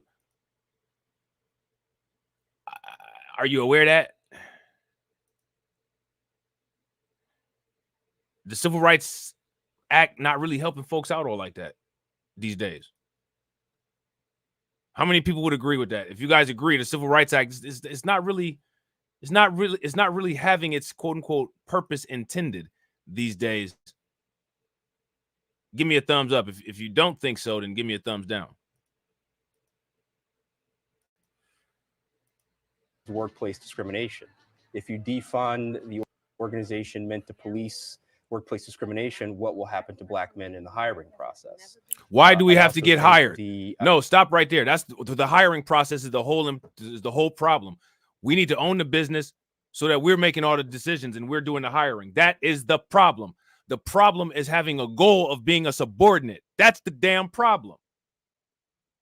Stop making your life goal a goal to be a subordinate. Let me ask you guys this question. How many of you all get sick of hearing people with these groveling talking points wanting a job? A job means that somebody else owns you.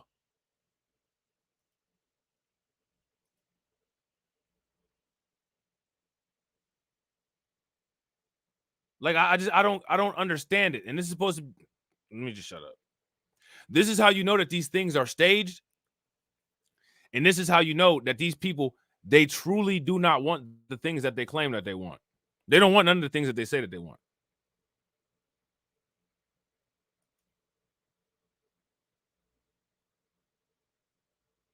They don't want that at all.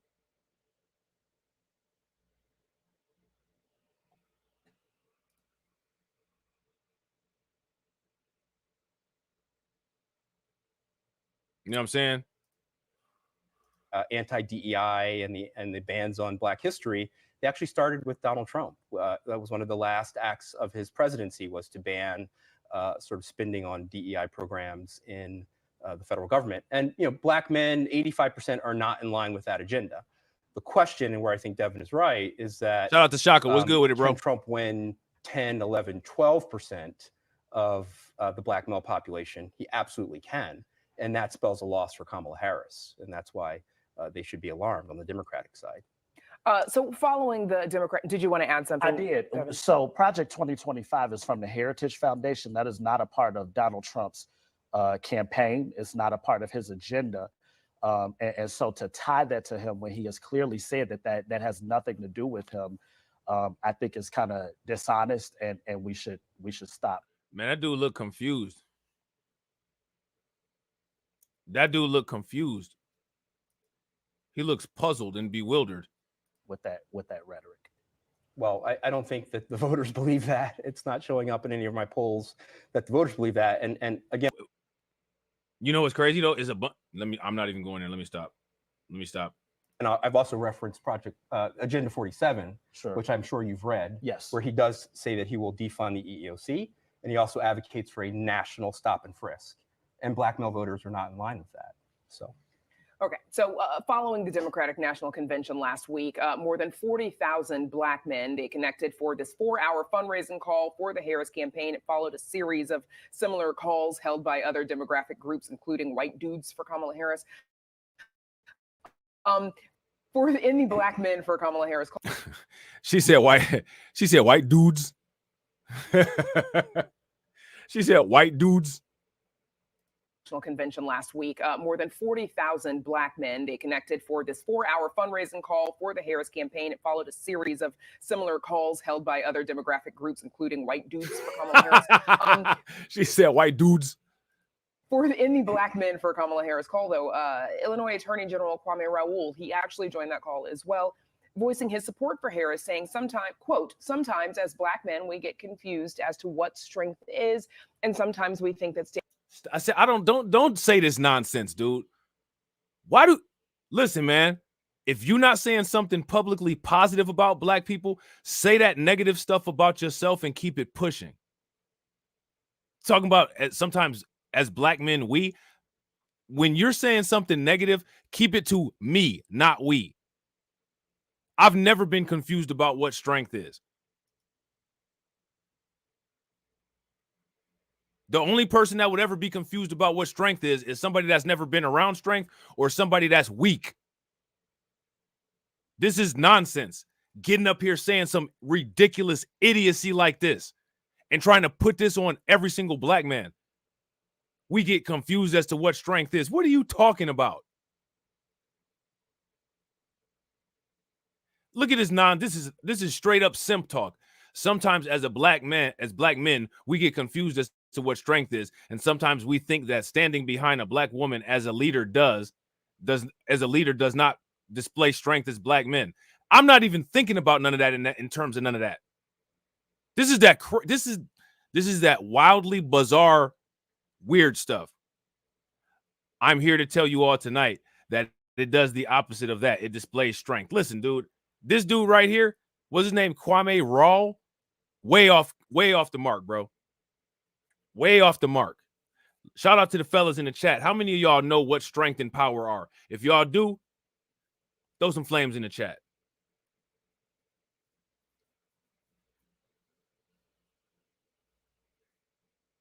What's this dude talking about?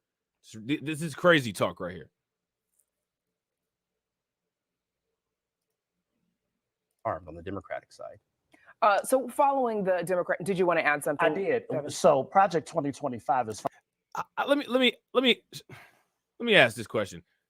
How many men in here have female coworkers and sometimes a female boss?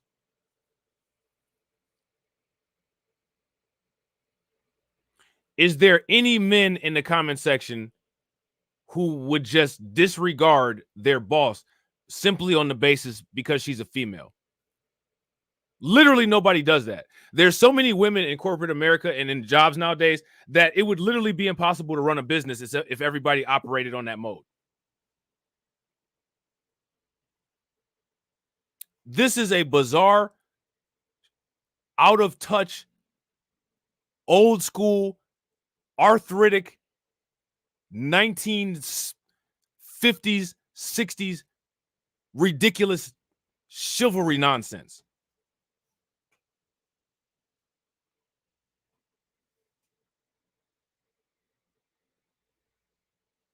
No one even thinks in these terms. Except for people that don't think, which is why he probably said he gets confused. I get confused. I just don't know what power is. Seriously, bro? From the Heritage Foundation, that is not a part of Donald Trump's campaign. It's not a part of his agenda. And so to tie that to him when he has clearly said that has nothing to do with him, I think is kind of dishonest, and we should stop with that rhetoric. Well, I don't think that the voters believe that. It's not showing up in any of my polls that the voters believe that. And again, I've also referenced Project Agenda 47, which I'm sure you've read, yes, where he does say that he will defund the EEOC, and he also advocates for a national stop and frisk. And Black male voters are not in line with that. So. Okay, so following the Democratic National Convention last week, more than 40,000 Black men, they connected for this 4-hour fundraising call for the Harris campaign. It followed a series of similar calls held by other demographic groups, including white dudes for Kamala Harris. In the Black men for Kamala Harris call, though, Illinois Attorney General Kwame Raoul, he actually joined that call as well, voicing his support for Harris, saying sometimes as Black men, we get confused as to what strength is. And sometimes we think that standing behind a Black woman as a leader does not display strength as Black men. I'm here to tell you all tonight that it does the opposite of that. It displays strength. Alvin, do you think that? So how do we know that this isn't one of the times that he's confused?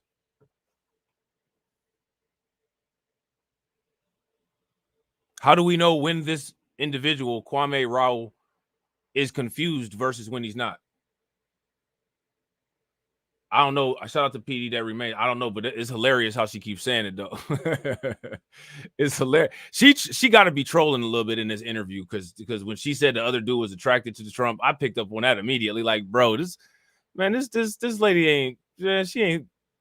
Man, y'all up here getting punked. There are some elements of misogynoir here.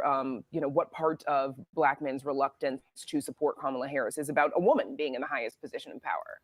Well, yes, and again, it's not about reluctance, and the thing is that nobody should entertain that kind of idiocy. Kamala Harris is incompetent. End of discussion. You want to make it about women? It can be about women. I don't care. I don't care. She's incompetent. She wasn't capable of being the vice president, let alone being the actual sitting president. She's incompetent.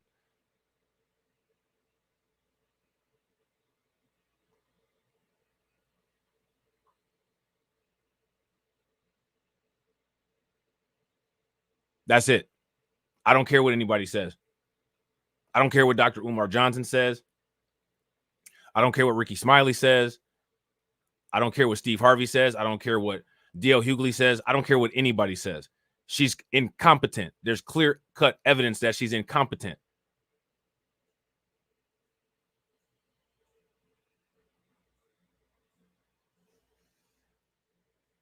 Why is it when it comes to this kind of issue, the issue gets turned into something else?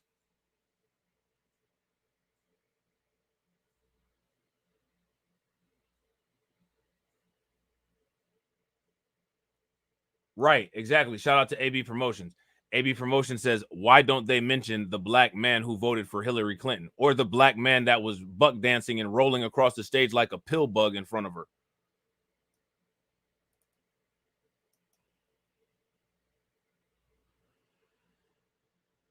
Yeah, shout out to Lewis. A shaming tactic. And shout out to my man, Keep It 100. That's why Keep It 100 said Black men need to deal with the shame sensitivity. Because a lot of times black men are shame sensitive.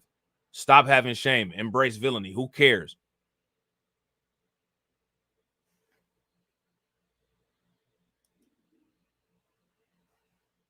The very same people who are shaming you about not voting for Kamala Harris would call you a colorist if you were dating Kamala Harris. Who cares?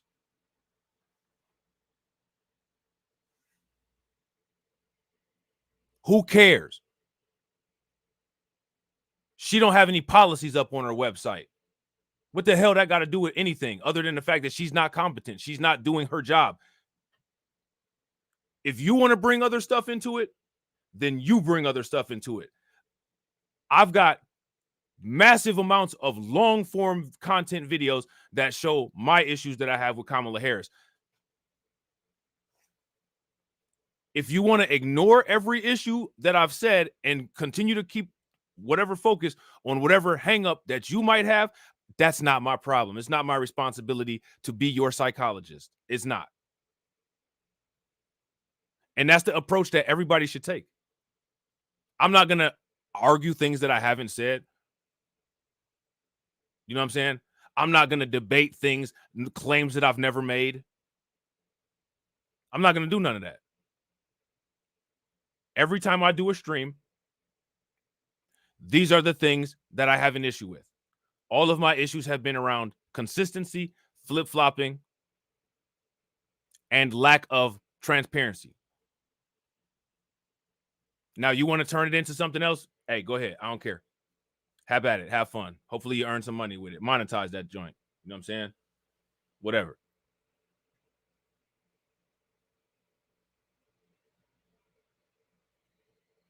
Somebody make it make sense. But just remember, though, that same person, that very same person that will jump out the window on you for not voting for Kamala Harris would turn around and if they seen you on a date with Kamala Harris, say that you was a colorist. And that would indeed happen. You know what I'm saying? Brent, so I want to be clear. 8 in 10 black men are going to go to the polls and vote for Kamala Harris.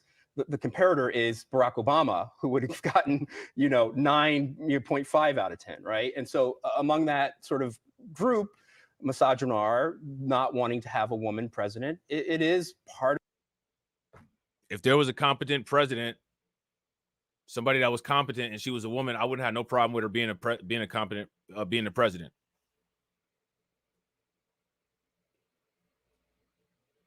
The way that she's done her campaign, to me, let's just ignore all of the policy failures that the Biden administration has had.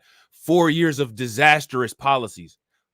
And again, mind you, this is why I keep saying the Biden-Harris administration. I'm not just blaming Kamala Harris for the failures. I'm blaming the white guy too. But somehow it's an issue with a black woman. Like none of this, it doesn't even make sense. You can't even deal with actual racism. You know what I'm saying? When you got to deal with this mind pollution of inverted racism, this is ridiculous. I'm me personally. This is what I'm telling you. I'm not dealing with these kind of conversations. This is shout out to everybody in the room. This kind of nonsense is stuff that needs to be buried. This is old, outdated, Wild Irish Rose during a game of rummy talk. Not even spades, rummy.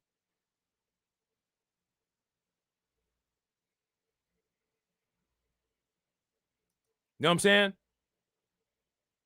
These kind of questions should not even come up.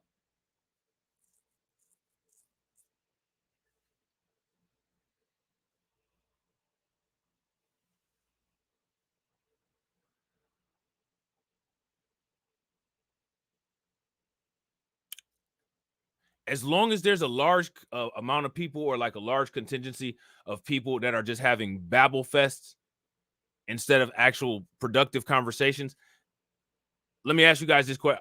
How far do you think anything is going to get? Part of the, the cocktail that creates a problem for Kamala Harris, who right now is running behind where Joe Biden was in 2020 with black voters. And she's got to be up where Barack Obama was in 2008 and 2012 to win. And some of those folks are like Devin. They're much more sympathetic to the Republican policy agenda. There is a new black swing voter that he's working to court. It's just a much smaller share of the population than I think you would agree with. But yeah, all of these things are in play and could easily deny her the presidency. And that's why I started the Alliance for Black Equality, to mobilize young blacks and black men to understand the policy agendas that are at play in this election. Devin, what do you think? Is there an element of misogynoir here? I don't think so, especially when you're talking about a community that disproportionately is raised in single parent homes, which are women. I was raised by my mother. None of us have anything against black women. We love black women. We support black women. But again, it goes to the ones that cook curry. Kamala Harris want to be ninja.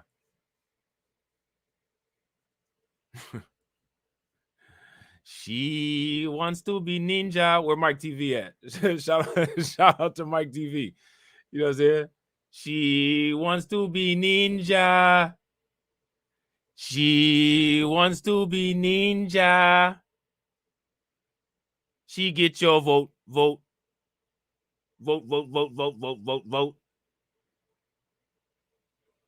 Where's her black family at?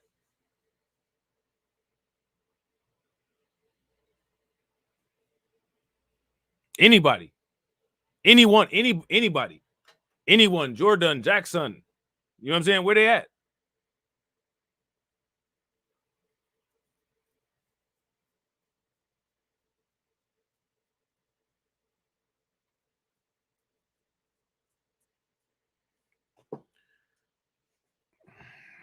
Hey, man, listen. policies that we have lived out under majority Democrat legislation. And so That's why you're seeing this shift. And you are correct. It's much smaller, but I think it's still significant to say that there's a sizable amount of us who are saying we do not want to align with the agenda as it has been. And so we want to try something different, something that limits government and allows us to thrive in our own homes and families. What do you think either campaign needs to do to reach out to the black male vote? That's actually a good point, Deneen. That's actually a brilliant point. Shout out to Deneen. Deneen says her brother-in-law is her black family. That's actually a brilliant point. And what's interesting about it is, like, you don't even see him. You see her sister.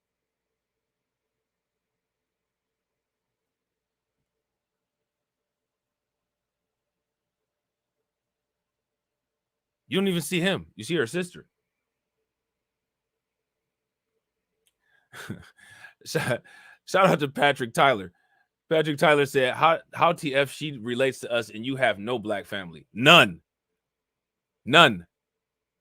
I ain't even talking about your own. You know what I'm saying? Like, you know, hey, like I said, I got a cousin that's married to a white dude. You know what I'm saying?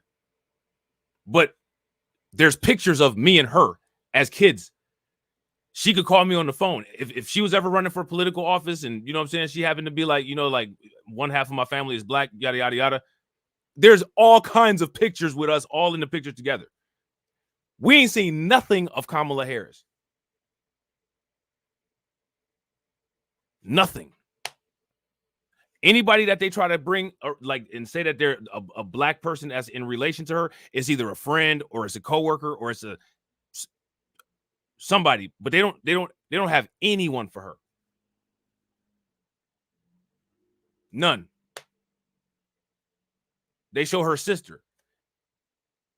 And her sister is the same ethnicity for the most part as her.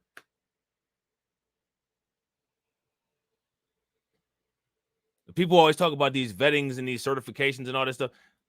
There's no certification for Kamala Harris.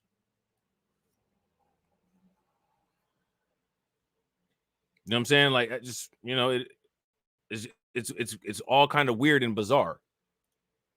Talk to us, address us with direct policy. But the interesting thing about that, though, is the as far as the thing goes with her family is as murky and cloudy and mysterious as her policy positions and everything. It's literally the exact same thing.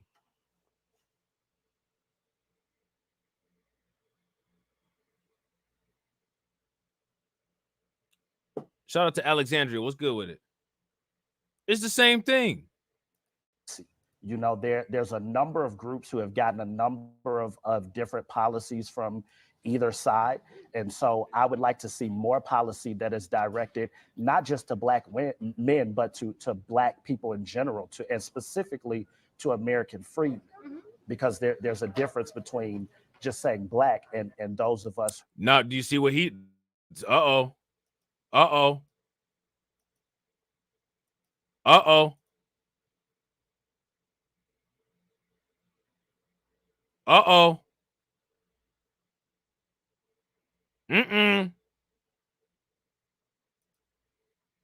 Has been. And so we want to try something different, something that limits government and allows us to thrive in our own homes and families. What do you think either campaign needs to do to reach out to the black male vote? Specifically, talk to us, address us with direct policy.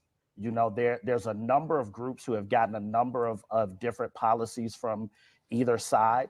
And so I would like to see more policy that is directed not just to black men, but to black people in general, and specifically to American freedom, because there's a difference between just saying black and those of us who would consider ourselves American freedmen.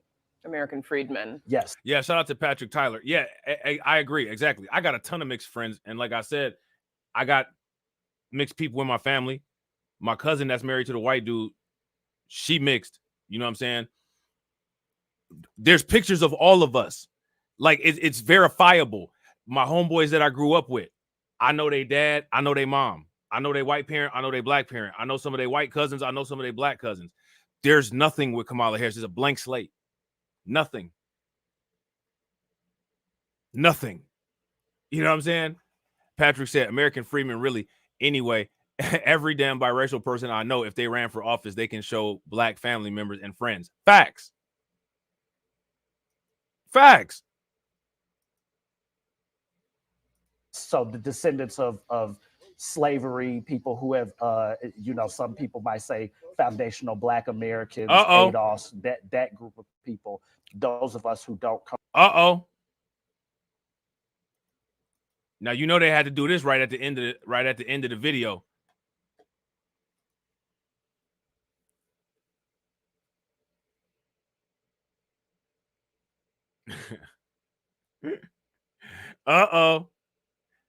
Real quick, shout out to everybody that's watching, man. I appreciate you guys. If you all haven't smashed the like button yet, please do me a favor. Smash that like button. If you're not subscribed and you're watching and you enjoy the content, subscribe, hit the bell. Also, please share the stream to your social media. See that is directed not just to Black men, but to Black people in general, and specifically to American freedmen, because there's a difference between just saying Black and those of us who would consider ourselves. Hit that 50. Shout out to the 50, the perpetual 50. Hey, we about to assign a drop to the perpetual 50. Hold on real quick. Why when I go back here does it start moving slow like that?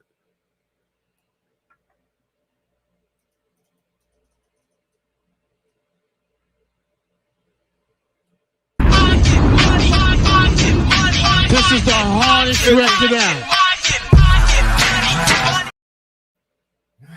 Shout out to the perpetual 50. Throw that 50 in the chat.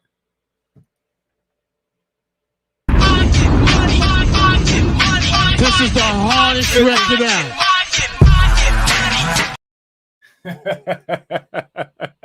That's hilarious. Hey, that's the 50 drop, AB. American freedmen. American freedmen. Yes. So the descendants of slavery, people who have. She said, American freemen. Really? Who would consider ourselves American freedmen. American freedmen. Yes. Really? To American freedmen, because there's a difference between just saying Black and those of us who would consider ourselves American freedmen. American freedmen. Yes. So the descendants of slavery, people who have, some people might say foundational Black Americans, ADOS, that group of people, those of us who don't come from an immigrant background, but have been here since the foundation of this country. Yes. Alvin, same question to you. What do you think the campaigns need to do to reach out to Black voters? Well, this is where I actually agree with Devin. I think that the messaging that they're employing is a kind of race-neutral messaging meant to bring everyone under the big tent, because she's running under the sort of belief that race neutral. Black Americans, ADOS, that group of people, those of us who don't come from an immigrant background, but have been here since the foundation of this country. Yes. Alvin, same question to you. What do you think the campaigns need to do to reach out to Black voters? Well, this is where I actually agree with Devin. I think that the messaging that they're employing is a kind of race-neutral messaging meant to bring everyone under the big tent, because she's running under the sort of belief that she's got to bring as many white swing voters from the suburbs and the rural areas over to her as possible.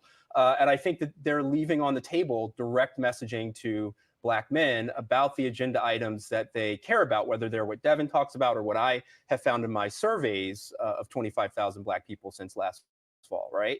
And so the reality is that they're not doing a good job with that. And the reality is that has to change. It's not that they're not doing a good job of it. You're in denial. They're just not doing it at all. I could tell he seems like one of those kind of people that really just doesn't have room reading skills. So I'm going to help him out a little bit. They don't care. They don't care, bro. You know what I'm saying? And so why I started my super PAC is to fund digital ads, not television ads, which young Black people don't watch, right? Because they're watching on their phones, right? So that they can directly speak to these young people. And I would like to see the campaign do more of that, rolling out less septuagenarian and octogenarian electeds as their surrogates, getting young people to talk to other young people. That's what they can do. Looks like the black male vote, and maybe the black vote altogether, based on what the two of you are saying, could be crucial for this election. We'll have to leave it there. I'm sure we'll talk about it more. Alvin Tillery and Devin Jones. Thanks. So there's that. All right. There is that. What did y'all think about that? Shout out to Dark Star. Shout out to my man Patrick. Make sure y'all show Patrick some love. Throw some flames, some radiation emoji, and some ducks in the chat for Patrick for funding the organization. How do you think that we fund this organization, huh? We're not exactly the March of Dimes.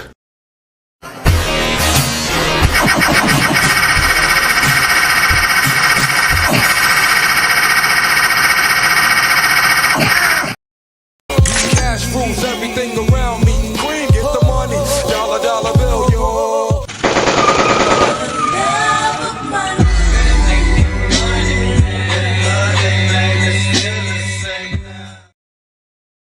Shout out to Patrick. Patrick says they say race neutral when it comes to blacks. Right. Everybody else should celebrate their heritage, celebrate their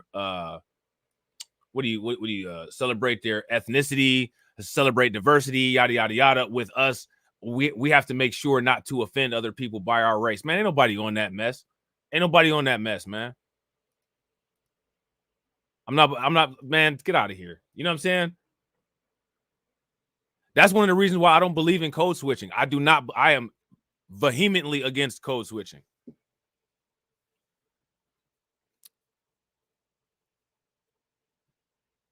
know what I'm saying?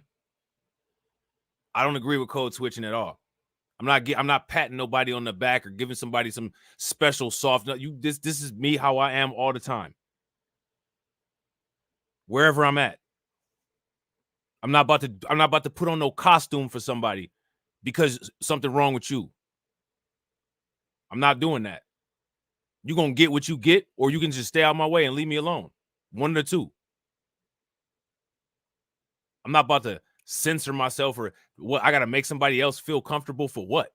Maybe if you don't feel comfortable, it's a reason why you don't feel comfortable. Maybe don't ignore your instinct. I can't stand when I hear people be like, you know, you had to. I'm not coach. I'm not doing that. I'm not doing none of that.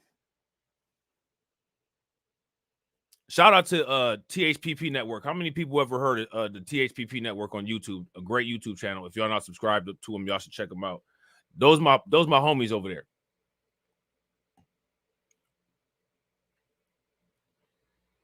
We talk all the time offline. They'll tell you I'm the same way in real life as I am on YouTube. It's not a fake personality. Same with TD. TD will tell you right on the stream. Right? Don't even think that this is an act. How Rob is. This is exactly how Rob is in real life. I'm exact. This is what you see is what you get. You know what I'm saying? Anytime I see people code switch, it irks me. It really irks me.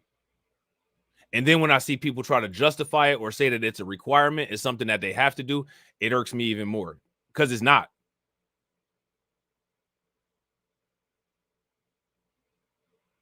You can get along just fine without code switching. You really can. You know what I'm saying? Black men emerge as key constituency in 2024 race, bringing dynamic views to the top of politics. Like what? Dynamic views? Like what?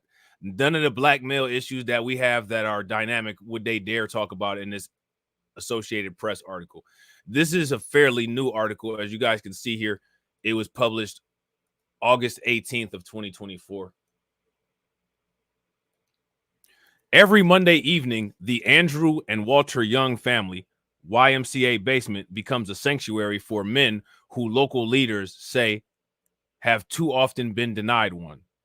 The Black Man Lab, which for nearly a decade has sought weekly to create a safe and sacred healing place, quote unquote, for black men in metropolitan Atlanta, which is where Kamala Harris is today, regularly gathers more than 100 men to pray, meditate, and talk through challenges and triumphs they are facing and learn from peers and elders. It's almost a communion, said Cartrell Coleman, a visual artist from South Fulton, Georgia, who has attended the weekly meetings for 7 years. It's an opportunity for us to share our voices and get resources. The networking is always a good thing. It's a fellowship of sorts. So they got some networking going on there. So I guess that's pretty good.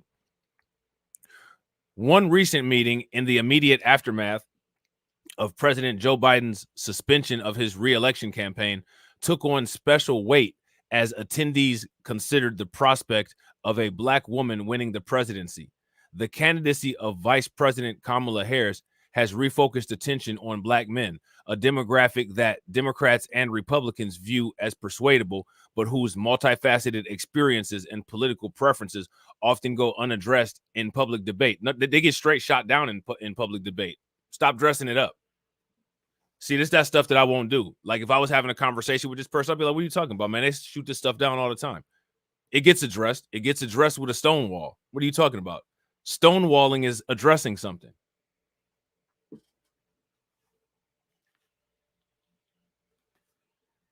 If you guys agree, give me a thumbs up. If y'all disagree, give me a thumbs down.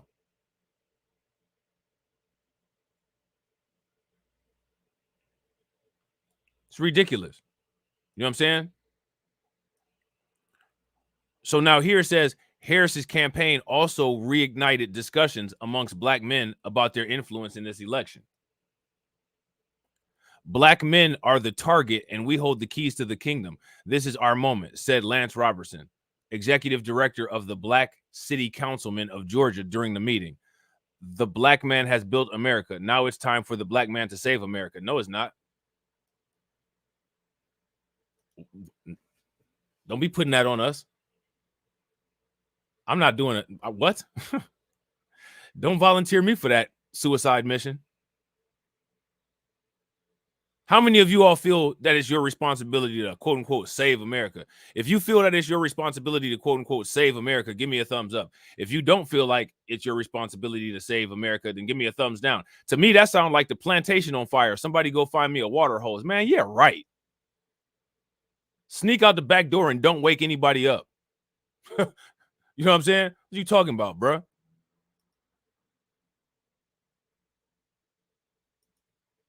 You mean you ain't gonna wake Massa up? Man, bye.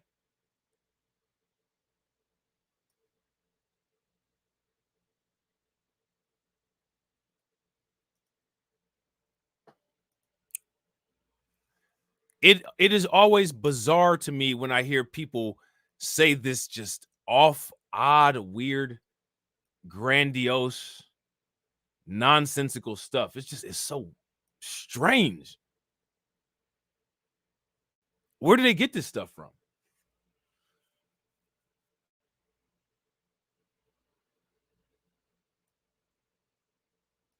Where did they get it from?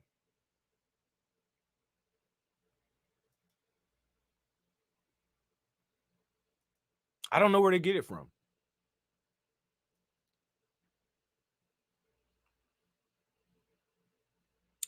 I can tell you this, though. It's really weird and it's really irritating. One of the things that's the most irritating about it is that they always say it like to a platform like this. Like, what the heck? Black male voters are traditionally one of the most consistently Democratic leaning demographics in the nation. Again, and again, why? Why? Like, does it make sense? We got to get to the real bottom of this. I don't understand why Democrats consistently receive a majority of black male votes. Can anybody in the chat help me?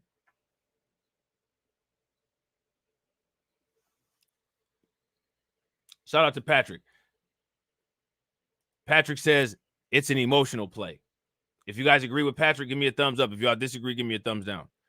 This year, however, both major parties view black men, especially those under the age of 40, as attainable voters. Whether black men turn out in high numbers and to what degree they maintain traditional support for Democratic candidates may prove decisive in November. To be frank, I think early on in this process, a lot of black men viewed this election with much skepticism and dread, said Bishop Reginald Jackson, who presides over 534 African Methodist Episcopal churches in Georgia. But since the change in the Democratic ticket, there has been a turnaround. I think they feel they have something that they can support. I think a lot of issues which made a lot of them skeptical are being addressed. Like what? What's being addressed? Like a lot of these people are highly delusional. We're dealing with a Super Saiyan level of delusion. You know what I'm saying? At the Black Man Lab event, the men present came from all walks of life. Attendees age ranged from 8 years old to 86, with multiple pairings of fathers, grandfathers, and grandsons telling the groups about the unique circumstance each generation faces as Black men in America. Black voters have historically prioritized policies on civil rights and economic mobility, leading to overwhelming support for the Democrats, which the Democrats have really not done very much in the way of.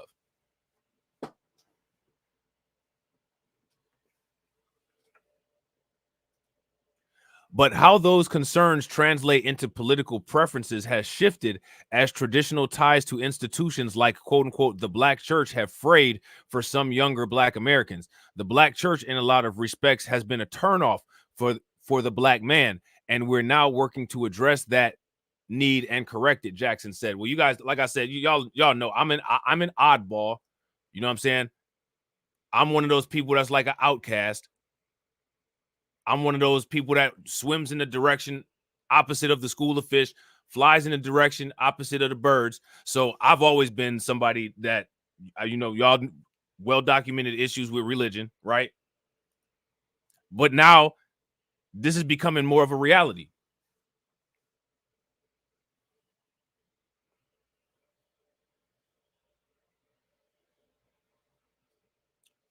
This is becoming more of a reality. And I think that it's good. You know what I'm saying? Religion is not indicative of whether someone is a decent quality person or not.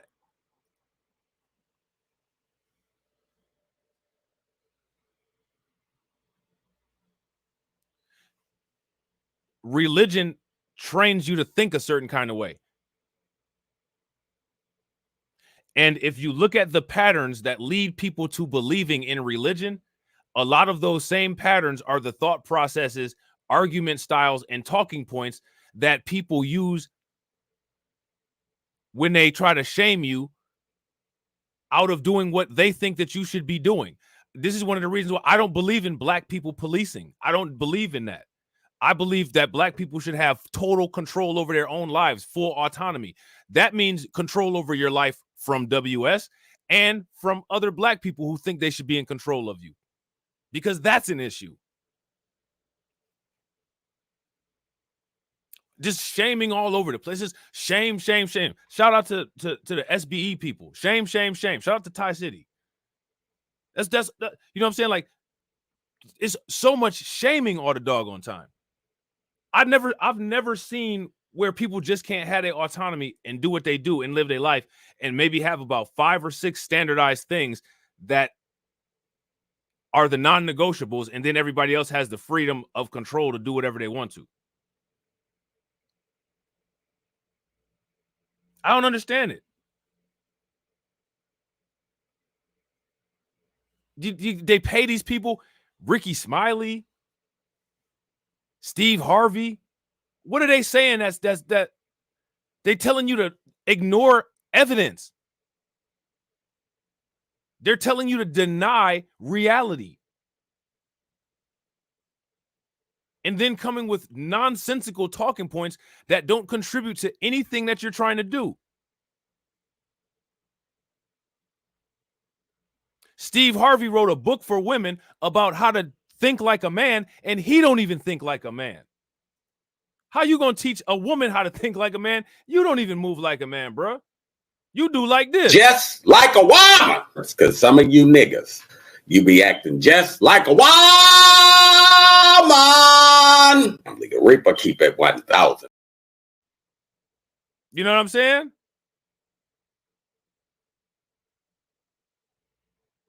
Think like a man. A simp book. A book for simps.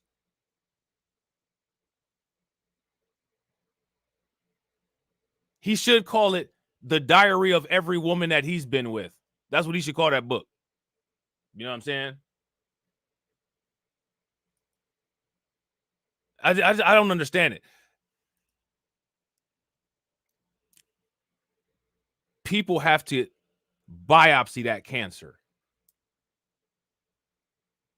They have to biopsy that cancer. Listen, you're an old, irrelevant, played out, smoked out simp. There's nothing you can tell any of us. No one's listening to you, man. Your women don't even listen to you. No woman in your life listens to you. The ones that you claim to be married to, the ones that you claim is your daughter, none of them listen to you. Stop it, man. Get out of here. You think we gonna listen to you?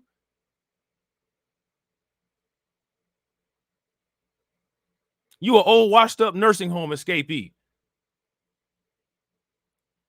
Go enjoy your free coffee and, you know what I'm saying? Go travel or something.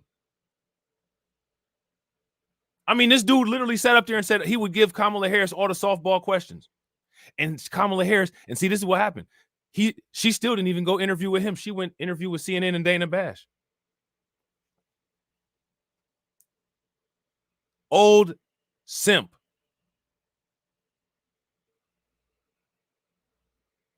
I don't know what's wrong with these. I don't know. Don't even get me going. He crashed out for Kamala Harris, and Kamala Harris chose CNN. She chose CNN. I'll give you the easiest interview in the world. I'll take Dana Bash, who's probably going to give a harder interview than Steve Harvey would. Because she's a professional journalist.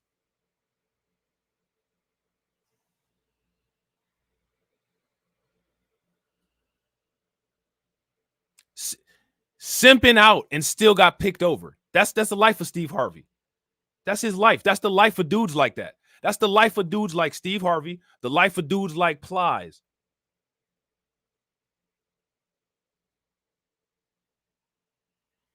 You're trying to tell us what we should support, and you giving your undying support, and this woman friend zoning you politically. You're a clown. I don't care how old you are. I don't respect people simply because they lived a certain amount of time. Just because you breathed in a certain amount of oxygen from day one till now. You know what I'm saying? You got to actually have something to show for it. Anybody that tries to base any type of marriage simply because they survived sunlight for a certain amount of years, you really must have never accomplished anything with your life.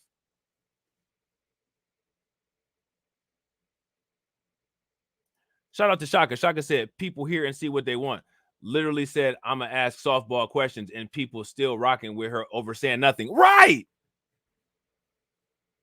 Right. What you mean, shawty? You don't vote Kamala Harris. You just must not like women.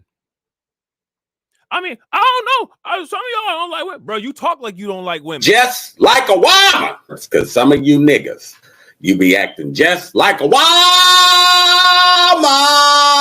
Nigga, Reaper keep it 1,000.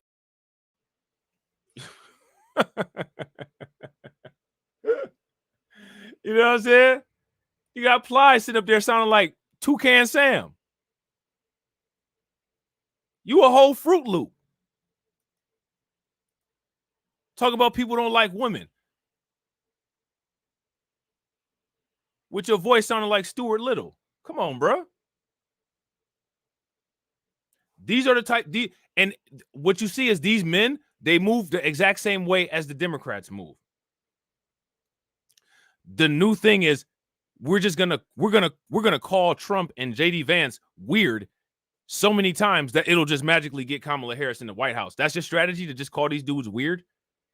You're in the party with the dudes with the beards, high heels, and sundresses, calling dudes with families weird. What are you talking about?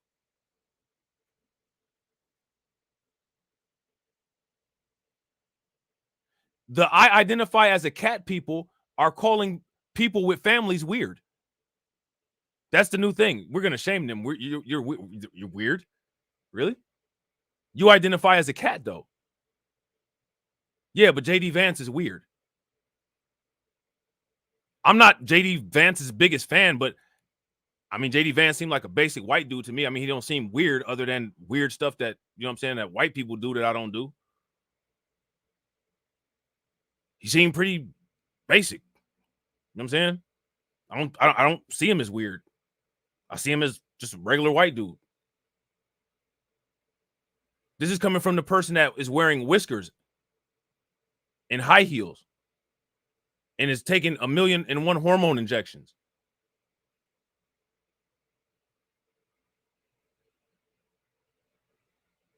And got a surgical turkey wrap. Are you serious?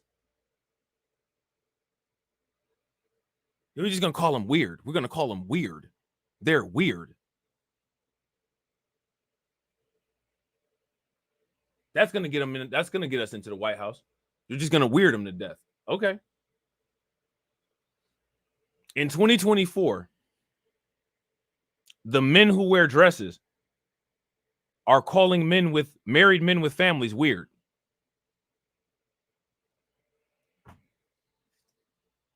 I don't know what to say. This is wild. You know what I'm saying?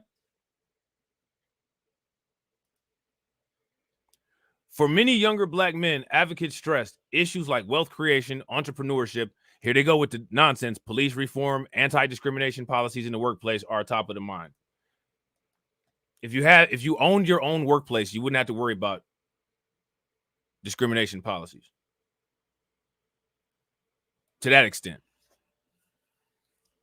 We want to see jobs and opportunity for black men especially, said Andre Greenwood, chair of the YMCA that hosts the Black Man Lab event. Greenwood, who supports Harris, said economic messages will be most important to black male voters. Why are you supporting Harris then? You're trending against the rest of the United States. So you think that economic issues are important to black men while supporting the candidate who the majority of America feels has inadequate economic policy. This is what I'm talking about.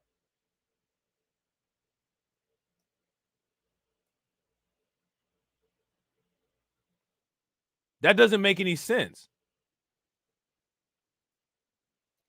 What kind of sense do that make?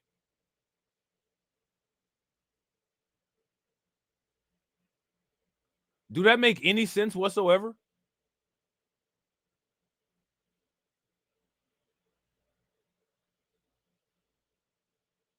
Hold on real quick, y'all. I think I lost something. Oh, here we go. Okay. All right, cool. I found it.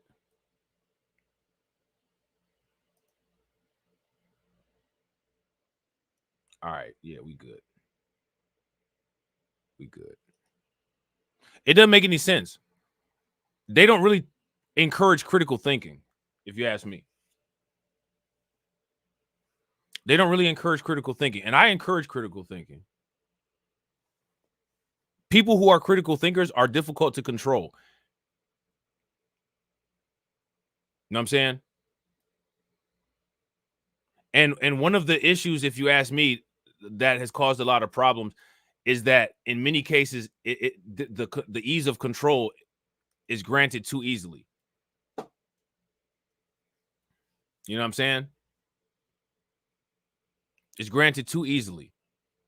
So now here says Harris's entrance into the presidential race has unleashed a flurry of organizing among her black male allies.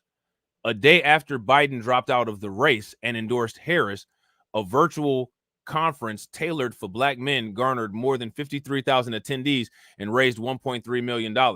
The event, organized by Win with Black Men, a collective of black male-led groups, has hosted regular meetings every week since then to engage organizers targeting black men. So this is just a big simp Zoom conference. Just empty out your pockets to Kamala and don't get anything in return.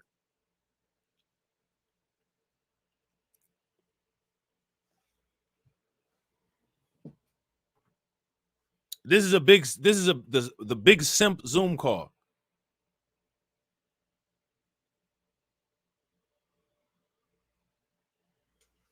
They should have laid out, okay, well, we'll help you do this. We project to be able to convert this amount of voters. And if we're able to get this conversion rate, we want this, and that specified that you will go for with full intensity when you get elected. Shout out to Alpha Male Pimp Network. What's good with you, bro? But these dudes ain't making deals. They just throwing dollar signs. They just throwing dollars out there. Shout out to y'all, man. Me, Alpha Male Pimp Network say play the Simp song. Yeah, we should play the Simp song for that for them Zoom calls, them Zoom Simp conferences. I got you. Hold on real quick. Simpin' Walter ain't claim to be a king, but he lie about everything, don't need a thing. Said he slept 1,000 women straight up lying, but when it comes to honesty, he's always trying. He posted from not spending the time on the ladies, but we all know he's just frontin' like crazy.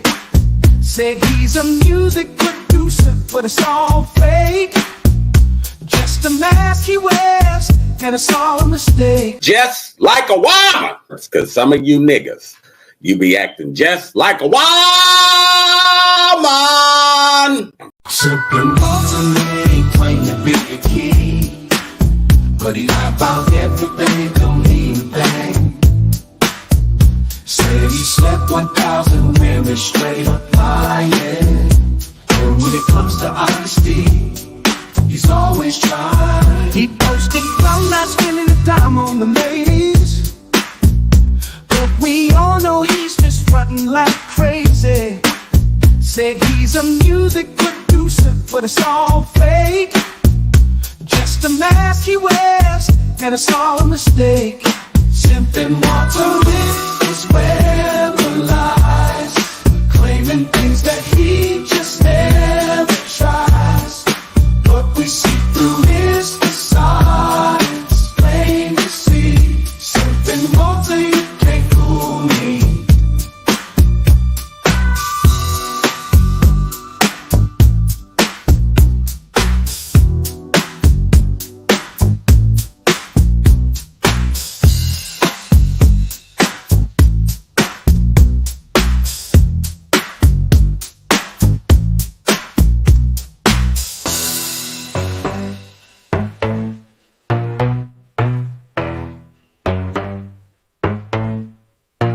Simpin' Walter, you can't fool me.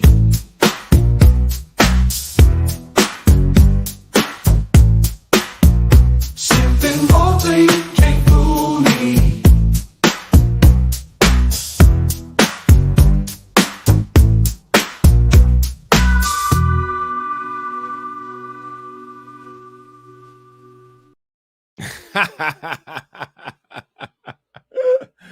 Oh man, that's hilarious, man. Shout out to DJ TJ. We got to make some more AI music, man. Shout out to DJ TJ. You know what I'm saying? That's hilarious. So now here it says, up until this point, these folks were not really engaged with this campaign season, let alone volunteering for outside organizations. I think what we're seeing now is a massive level of organic energy that you can't deny, said Quentin James, founder of the collective PAC, Democratic Political Action Committee that supports Black candidates. Win with Black Men said it would direct the raised funds to organizations nationwide for Black male engagement. More than 150 groups have applied for support. James stressed that while the recent fundraising windfall is notable, the Harris campaign's own engagement effort with Black men may not be enough unless it is paired with robustly funded outside groups that have long-standing trust in local communities. Harris has also revamped her outreach to Black men. The campaign believes it has a winning message for Black men's priorities. It's wealth and it's health. Democratic strategist Anton Seawright said of the message. Seawright leads the Democratic National Committee's quote-unquote chop it up town halls for Black men at barbershops and other venues in battleground states this year. He noted that Black men aren't monolithic. Let me ask you guys this question. How many of y'all agree with that? I would say that we're moving away from being monolithic, but I still hold my stance of we are a monolith. Now, again, that don't necessarily have to be a bad thing, right? Doesn't have to be a bad thing because it could actually work in our favor if things were organized a little bit more accurately, right? Shout out to Cindy. What's good with you, Cindy? But yeah, to me, the evidence of us not being a monolith will be when we're free to have autonomy and there's no morons like Plies and Charlemagne and all of these different people doing that stuff. Shout out to Jab Bad. What's good with it, Jab?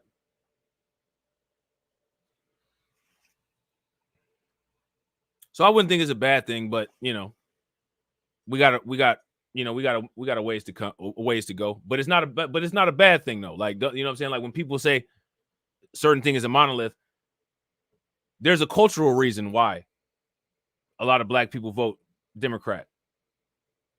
And it's because of the circumstance that we have here in the United States. Again, we're not a group of people that was here for prosperity and wealth building.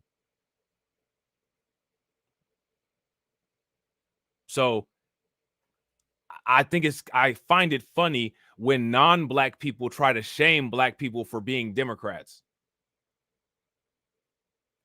At the time, that was the only thing going because all of you came to the country running from somewhere else to run into a pot of gold. We were illegally trafficked, and the ones that were here were criminally misclassified. We didn't come to the United States running from somewhere else to run into a jackpot. That's what y'all did. We don't have the same story. So because of our story, the Democrats kind of became a part of our culture. And this is the idea of if we just erase what, you know what I'm saying, the experience that black people have, well, then we can just make any talking point work. No, you're not going to make just any talking point work. We're Democrats because your grandparents were animals. That's why. You know what I'm saying? Now that you've somewhat evolved from knuckle dragging, there's a little bit more freedom of autonomy to move in different ways.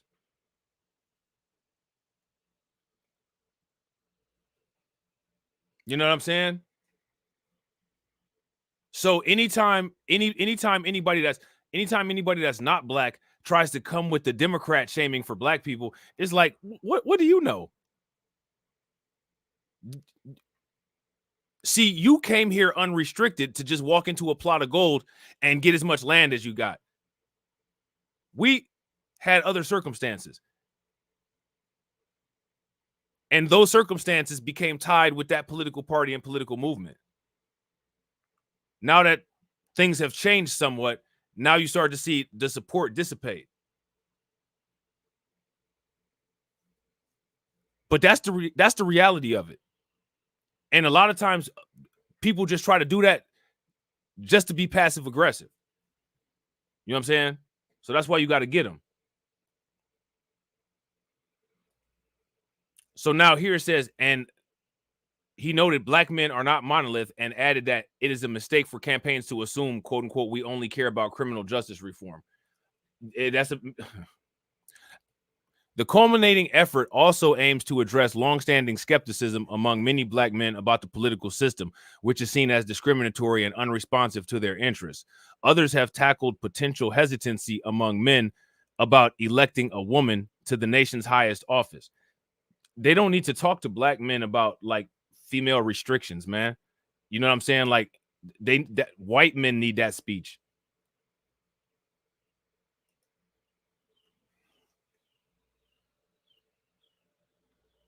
They had a whole feminism movement in the United States because of white men and white women issues.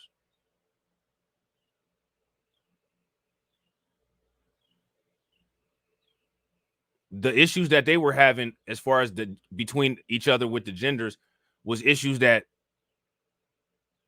we're not even capable of having at this point in American society. So we don't need to have no sexism speech. So I don't know why these dudes are adapting the sexism speech for the Democrat male shaming. You know what I'm saying? Because that's what Democrats do, is male shame. Republicans, too, see an opportunity to make inroads with black men precisely because of those longstanding frustrations. Donald Trump often speaks of his interest in garnering greater black voter support. Black Republicans, including Representatives Byron Donalds of Florida and Wesley Hunt of Texas, have hosted Congress, Cognac, and Cigars, which, again, they talk about the Democrats pandering, and then they do this. Hennessy and Black and Miles. They did Club Shay Shay for politics, Mild and some yak.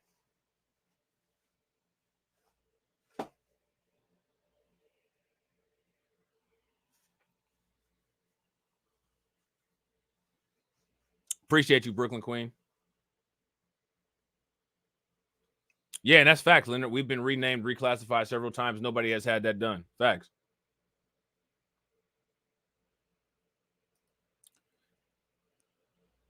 They hosted a Congress, Cognac, and Cigars event series in cities including Atlanta, Philadelphia, and Milwaukee.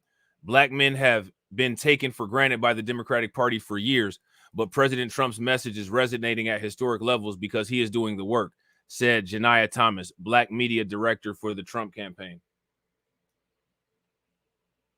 I wouldn't say that Trump is doing the work.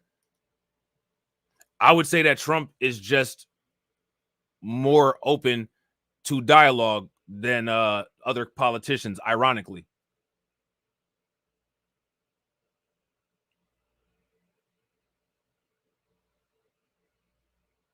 I wouldn't say he's doing the work. I would just say he's doing what he's supposed to do as a politician. I would say there's other people that's not doing the work, though. Like Kamala Harris is not doing the work. Joe Biden didn't do the work. Trump is not going above and beyond anything. He's doing what he's supposed to be doing. You're supposed to be selling us, you know what I'm saying, your policies for our votes. So that's what you're doing. That you don't get applause or a pat on the back for that. You're just doing your job. Marcus Robinson, a senior spokesperson for the Democratic National Committee, called Republican outreach strategy hot air, racially charged rhetoric, and offensive stereotype. You mean like no fucking no voting? The back and forth game between these people is hilarious. They don't realize that they looking at each other in the mirror and they're the same person. That's like a simp and an incel. Like how simps and incels can't stand each other, but actually simping is a form of game. You know what I'm saying?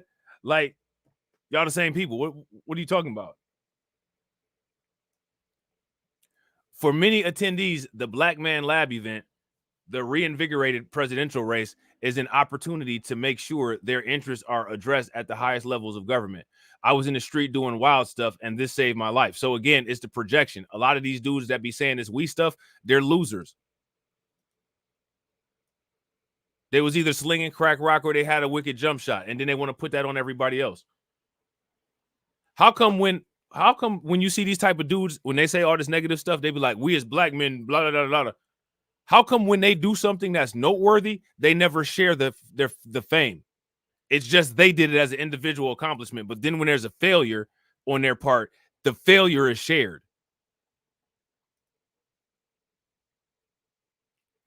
He said he would support Harris in the election because the men who supported him felt she would advance black men's interests. They felt. There's no evidence that she'll even advance all of America's interests. She doesn't have any policies.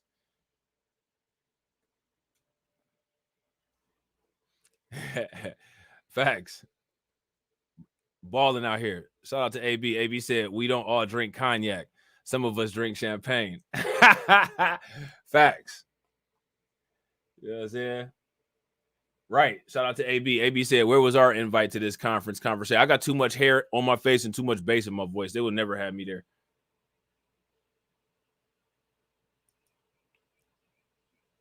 You know what I'm saying? They would never have me at no stuff like that. I'm not aesthetically pleasing to that type of environment. I make them dorky black dudes there uncomfortable, and I would make the awkward white dudes there uncomfortable. Would nobody like me at that?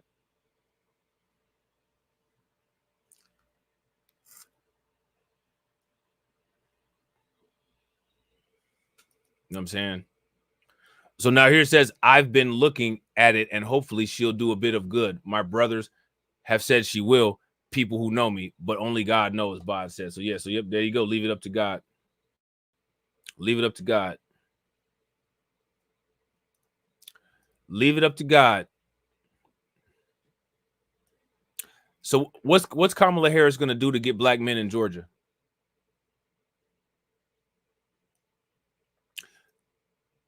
They got a 300-man black rally to get out to vote on the east side of Cleveland. It's funny that we was talking about that the other day, about the sides, and you know what I'm saying, about like the sides of town or whatever. And I was telling you about the east side. I seen this thing on the local news. Hold on real quick. I'm about to show it to y'all real quick. Well, it is a push to get out the vote by going door to door. Black men from all across Northeast Ohio are coming together, determined to change their community for the better. Lydia Esparra shows us how. It's wrong to steal the ballot from black men. Oh, there was something amazing going on. It's wrong to lie to black men who have been lied to by this country ever since we've been here. Come on. I'm not trying to be funny, man. Listen, man, I'm not trying to be funny, man. I cannot stand that preachy accent. I can't stand it. Like that instantly gets me in a bad mood.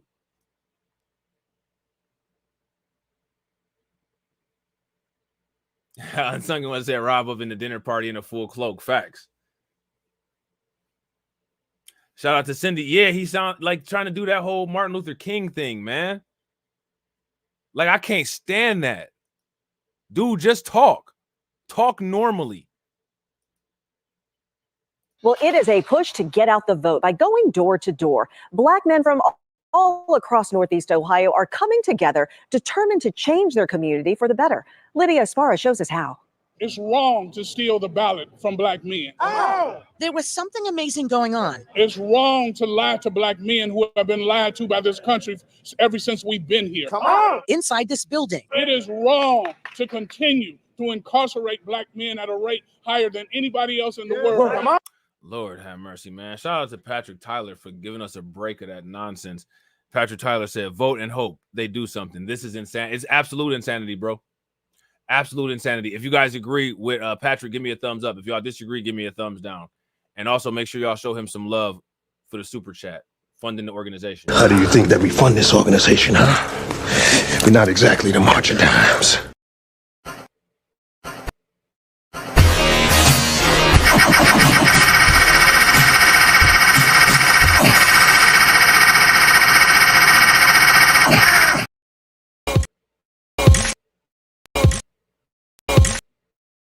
Cash rules everything around me. Queen, get the money.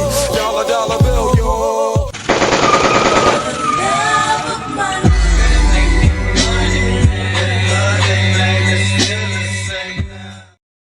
Shout out to you, bro. Vote and hope they do something. This is insanity. Yeah. Yeah, bro. Yeah. On Cleveland's east side. Black men, get in the game.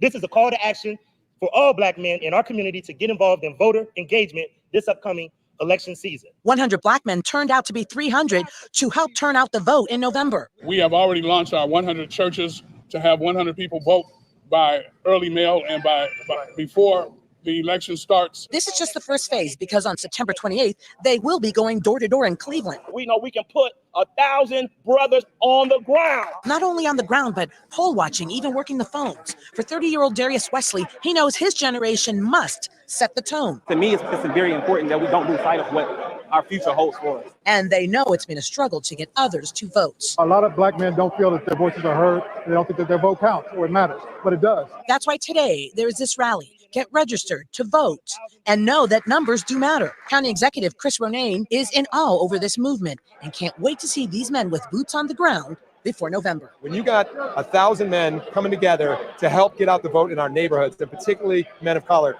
out working the streets to help get our kids engaged. Men of color.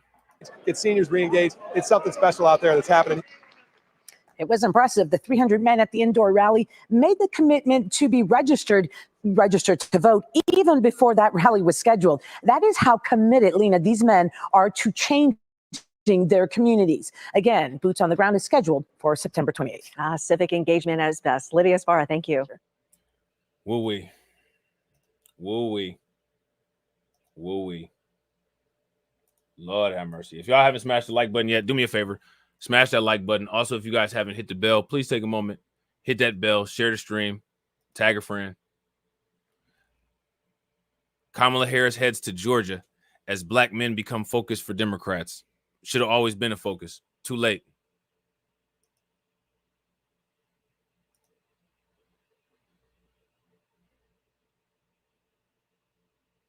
The Democrats should never have a majority black vote ever again until they actually put something in place that's worthy of us going back over there.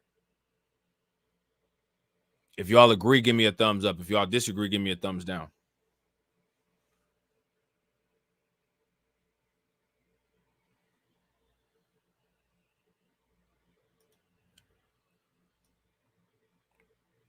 Kamala Harris heads to Georgia as black men become focus for Democrats. Kamala Harris galvanized black women with her early entry into the presidential race. Now her campaign needs to do the same with black men. Okay. Will it happen? There's always a simp. There's always a simp willing to get abused. The Democratic presidential nominee embarks on a 2-day bus tour of swing state Georgia starting Wednesday, including travel through rural regions in a state with a significant black population. The trip takes Harris outside of the big urban Democratic strongholds where they have looked to juice turnout, and as party figures worry about the inroads Republican Donald Trump has made, particularly with younger black men, whom polls show are more willing to entertain voting a GOP candidate after post-pandemic inflation and strained economic mobility. Dan Cannon, Harris's Battleground States director, highlighted the need to better engage black men during a Bloomberg News roundtable on August 22nd when asked about efforts to target that group. Canyon said the party too often ignores black voters into election day. So they're aware that they're doing it, which means that they're doing it on purpose. Yeah, I gotta agree. If you guys agree with Shaka, give me a thumbs up. If y'all disagree, give me a thumbs down. Shaka said the simp gene is real. Yeah, it really is. Some people are just simps. Like it's mechanical. It's programmed into them. They cannot not operate in terms of being a simp. Is really bizarre. And then there's other people that just detest everything about any dude that's a simp. I'm one of those type. I can't do it. I can't deal with it. You pathetic if you a simp. You're the lowest form of a male, in my opinion. You know what I'm saying? I would straight up ask her. Shout out to Mike TV for that video that he dropped earlier in the stream. Yeah, who them greens was for that you was cooking? Who eats greens in your family? Who taught you how to cook greens?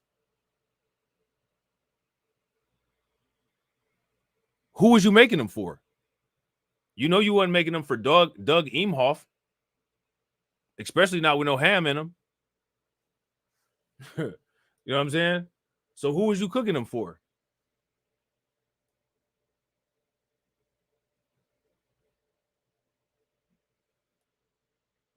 Somebody make it make sense.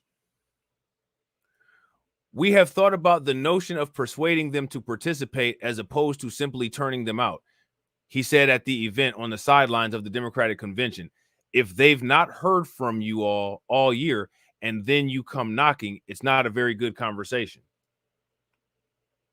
In a race expected to come down to the wire, Harris's ability to reinvigorate support from black men or Trump's ability to win over defectors who supported Democrats in 2020 could prove decisive.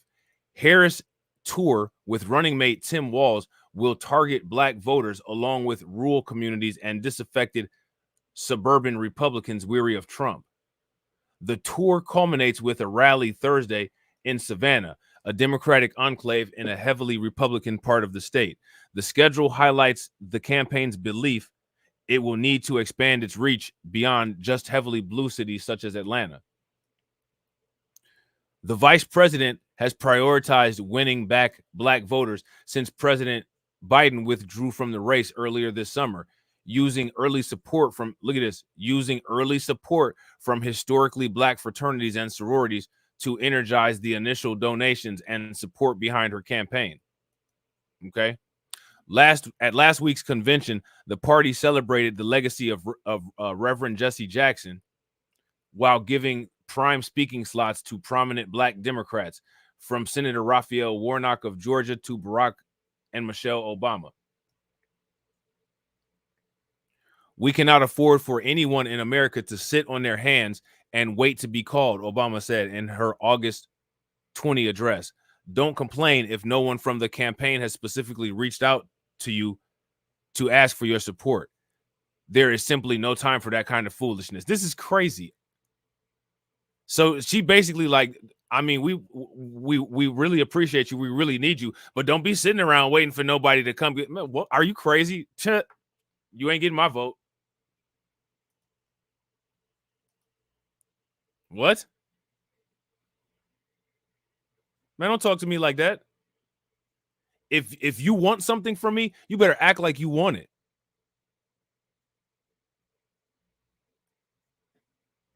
You gonna tell me you need me, but then tell me you ain't got time for me, man? Go on somewhere with that mess. Get way the hell on with that. Crazy as hell talking to me like that, man. Who has set up a pattern of where people think it's just okay to talk to them like that? You see this? We cannot afford for anyone to sit on their hands and knees, to sit on their hands and wait to be called, Obama said in her August 20th address. Don't complain if no one from the campaign specifically reaches out for you for your support. There is simply no time for that kind of foolishness. Courting your voters is foolishness. I don't have time for this kind of foolishness. This is the foolishness I don't have time for. Man, you could take that boule stuff and go shove it somewhere.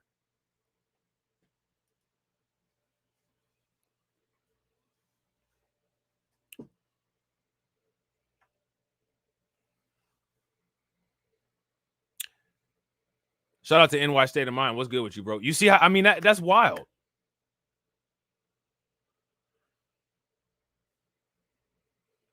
It's wild.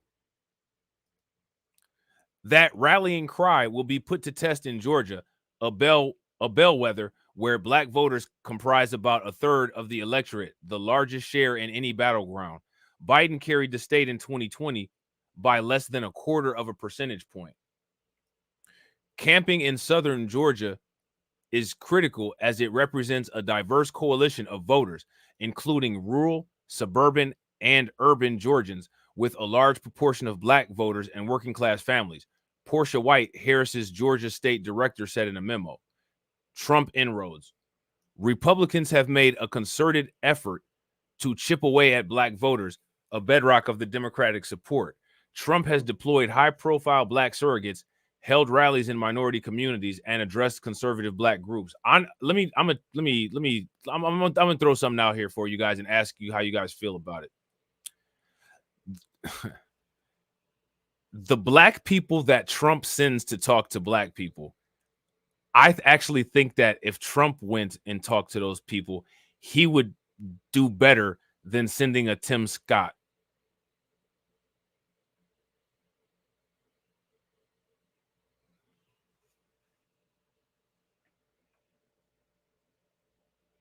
What do you guys think? Do you guys agree or do you disagree?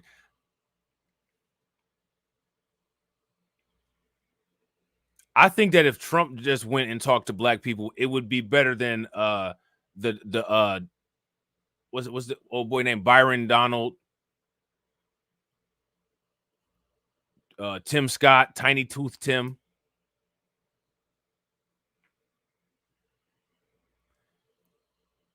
And the reason why is because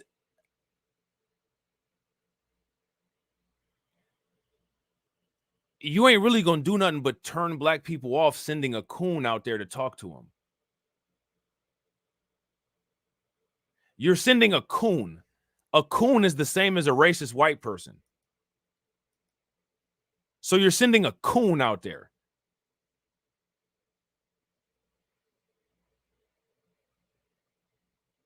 You would be better off going yourself. Because ain't nobody trying to listen to no coon. or get you some new black Republicans or some black libertarians that's not coons. Go get somebody that's relatable. Go get Maj Touré or something. But don't send no clown like Byron Donald or no clown like Tim Scott. Tim Scott is a clown. He's not relatable to most black men. Most actual black men, that's going to be a fight on sight as soon as somebody open their mouth.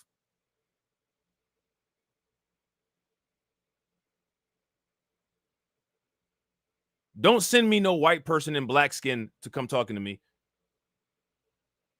You know what I'm saying? I don't need that.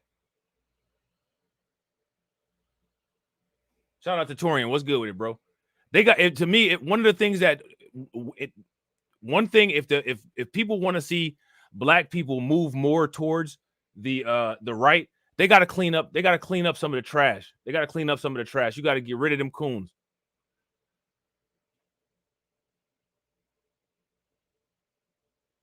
You got to get rid of them coons. The kind of black people that white people like are not the kind of black people that black people like. And you got to understand that. And if you don't understand that, you'll never progress. You can try to force reality the way that you want to force reality, but it's not going to work.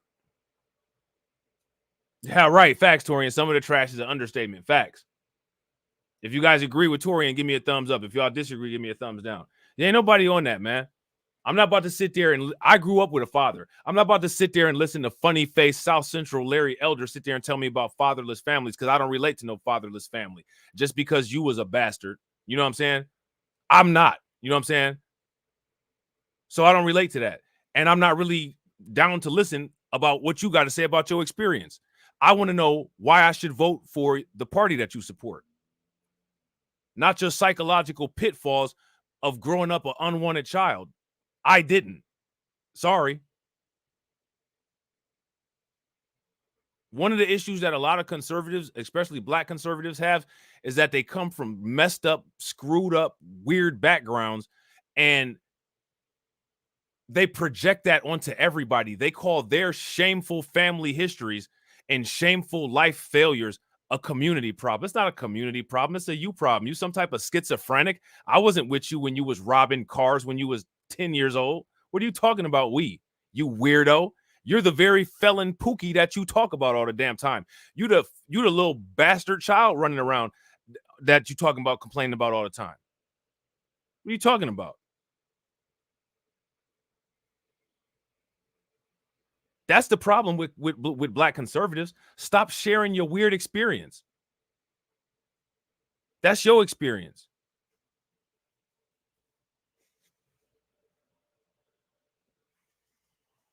That's your experience. And another thing that black conservatives do, Trump need to understand black conservatives, right? Black conservatives want to distance themselves from black people, which is one of the reasons why they became conservative in the first place, not because they were into politics. So now that people are actually becoming more politically aware and they're seeing the benefits of more right-wing kind of policies, and more black people are moving conservative, you got all these old school black conservatives calling the new black conservatives, oh, they're still liberal, attacking the new black conservatives that's actually real black people more so than the white people are, because they want to keep it an exclusive club of alternate boule. Like, y'all weirdos. Get control of your people. If you can't control your voter base, you can't control the country. Get the hell out of here with that mess, man. Officer Tatum, gotta go. Candace Owens, gotta go.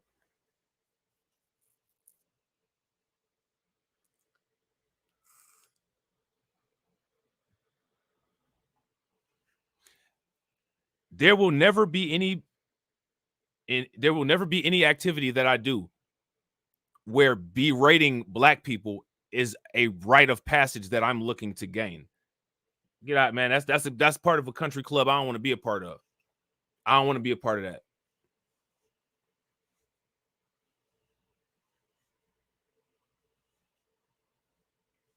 My dad would disown me. And that's why they don't have no problem doing that, because they don't have a dad to disown them. I grew up and seen my dad talk about certain people and how he would talk about them and how he looked at them. I don't never want my father to look at me like that.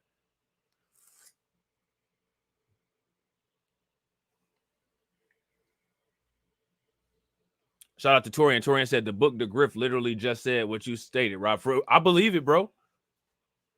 I believe it. And people, and see, the thing is people don't understand that.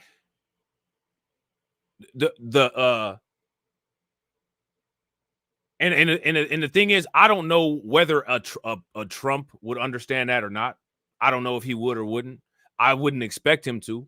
He might understand it, he might not, but I wouldn't have no expectation of him understanding that. But I'm not about to argue that with nobody, though. If you want a large majority of supporters, you need to pay attention to the trends. You need to see what's going on.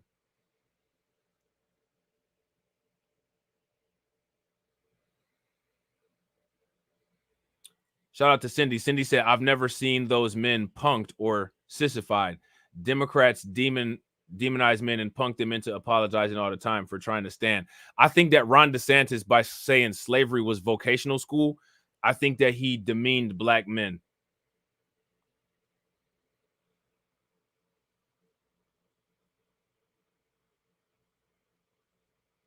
Because I'm going to tell you, if I was a black conservative and Ron DeSantis had said something like that, I wouldn't have handled it the way that Tim Scott and Byron Donald did.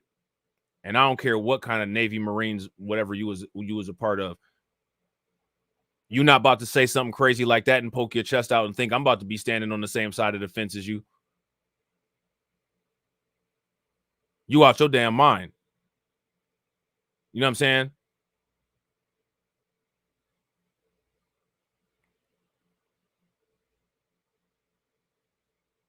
Ain't no way. If we're supposed to be doing this and doing business and we got mutual respect, then we got mutual respect. I'm not about to be your whipping post. If anything, you try to make me your whipping post, I'm going to turn you into my Everlast bag or into my dartboard, one of the two. I'm not about to bend on no self-respect to be part of no club. You know what I'm saying? I'm not doing that. Nobody attacked Ron DeSantis. What provoked Ron DeSantis to attack black history?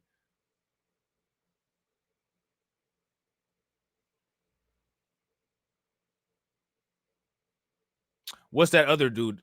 Well, I can't think of the dude that used to be a football coach that said that it's the criminals in America who want reparations. Yeah, bro, I ain't no criminal. It's the criminals in the United States that owe reparations. Get it right. I'm not rocking with that to be part of no club.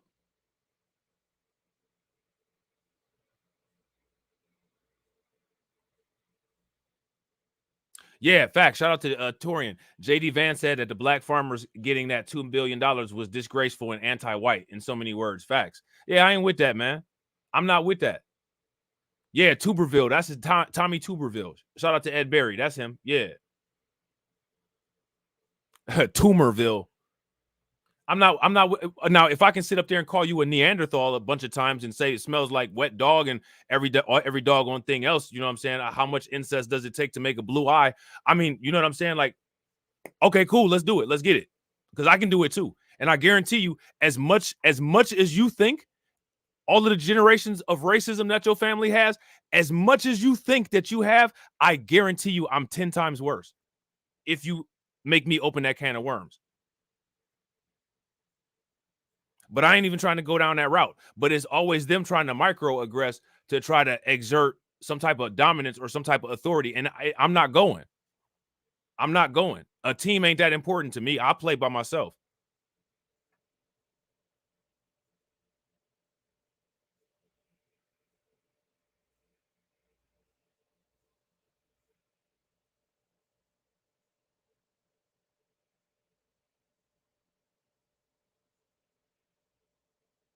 So, in my opinion, right, as far as the whole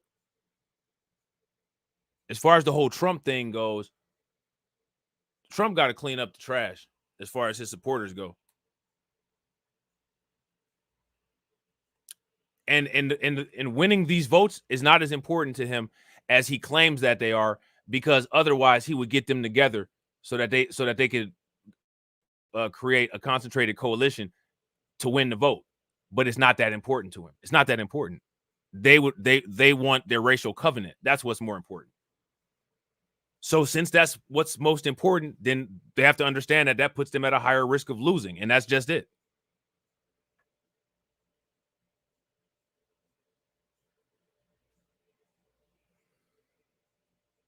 You know what I'm saying?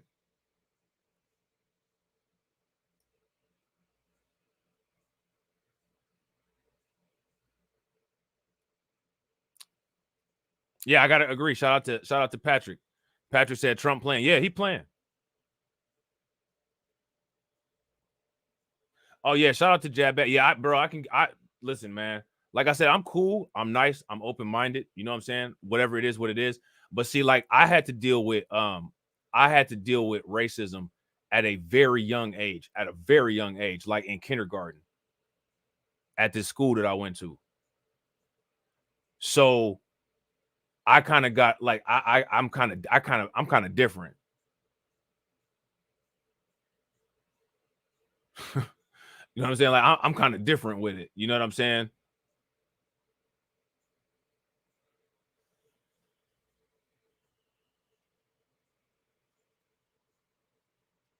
I dealt with that from kindergarten to 5th grade. And by the time we moved and I went to a different school district, I had already been converted irreversibly into a monster because of what I went through from 1st through 5th grade at a young age too. At a young age. So, you know what I'm saying? Like that just pushed me right into how I am. Yeah, that's fact. Shout out to Miss Nisi. Yeah, Ohio, West Virginia, they're basically the same. Yeah, Kentucky.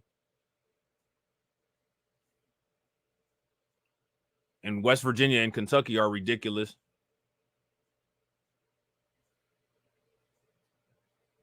They're ridiculous. You know what I'm saying? So that's the thing, man. And I mean, like, who wants to deal with that? You want to sit there and say all type of N-words and then start crying when I say something and say that, oh, no, you never being anti-white. Your DNA is anti-white. Your DNA is anti-white. That's why it's so difficult for you to reproduce. You know what I'm saying? I mean, you want to sit there and say all kind of crazy stuff. Let's go all the way crazy. Let's go padded room straight jacket. You know what I'm saying?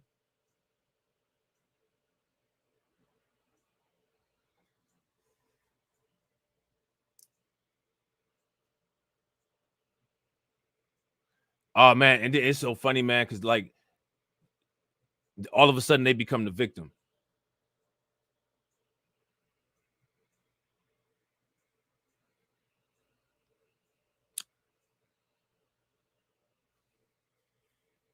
All of a sudden they become the victim. Well, leave people alone then. See, and this is what I'm saying. Their idea of freedom is the idea to be able to do whatever they want to whoever they want to without any consequence. When they say freedom, that's what they're talking about. Freedom for one group of people means total control over everything and everybody else. That's what that freedom means. When they say freedom, that's what that chant is. You're not truly free unless you control all of your circumstances. That's why they call it free will. We don't have free will. We don't have control over anything. We might think we do because we have a functional decision-making brain. Decision-making and free will are two very different things. We can make decisions, but we don't have free will. We can't do anything we want to on demand. I can't teleport to another galaxy on demand.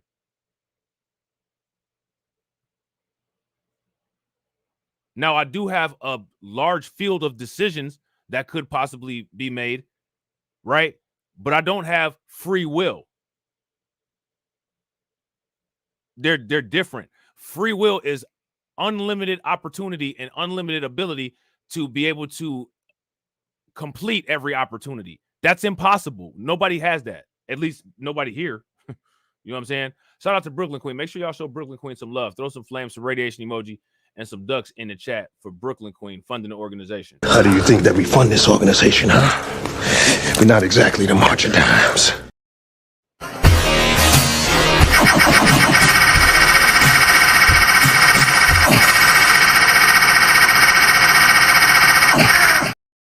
Get the money, y'all. There's poor people around.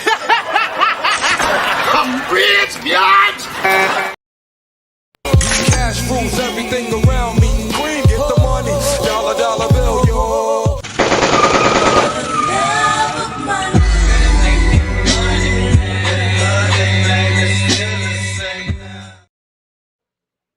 Definitely appreciate you, Brooklyn Queen. Okay, shout out to you, NY State of Mind. Did you put it in the Discord or did you put it in did you put it on Twitter or something? Let me know. So now here it says his efforts aimed to capitalize on polls showing black support for Biden had softened due to frustration with the economy and other issues. The Republican won 12% of the black vote in 2020 to 87% for Biden, according to exit polls, and performed much better with black men winning 19% of their votes compared to only 9% with black women. And if you ask me, the reason for that is because black men trended more similar to the rest of the United States with the economy as a leading issue. Resetting the Democratic ticket with Harris, who would be the first, now look, see what they say here, would be the first black woman U.S. president if elected. Okay.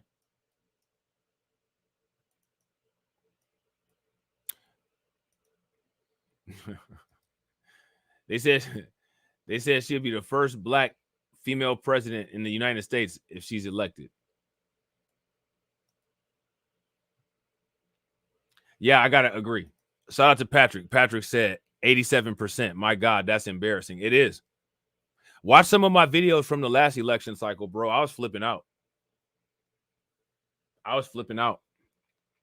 The numbers are they're so ridiculous. So ridiculous. The voting consciousness is so robotic. It's horrible.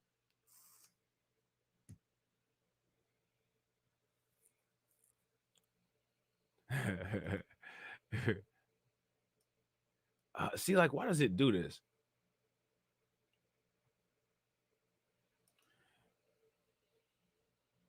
Shout out to my man, we lit.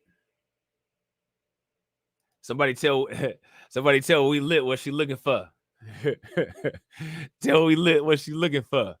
You know what I'm saying? So now here it says in preliminary data, the Black Voter Project found support for Harris compared to Biden dramatically increased, according to the project's founder, Chris Towler, who attributes the uptick in large part to black men previously undecided or unlikely to support Biden. So they just decided to crash out for Kamala.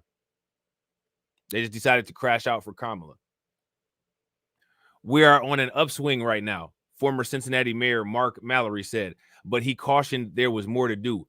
We have to communicate with black men specifically. Democratic outreach. What do democratic outreach for black men look like? Let me ask you guys this. Shout out to the black men in the comment section. How many of y'all think that JD Vance would network you with some of his rich buddies to get you into some tech business deals? You guys think that would happen?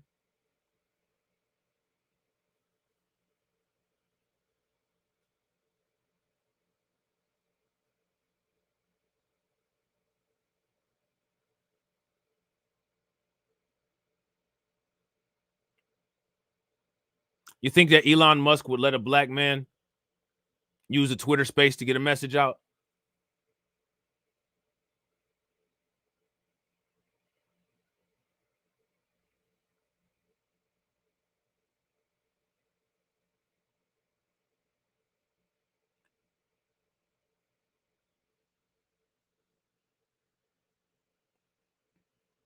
That's my point right there. Clean up the trash.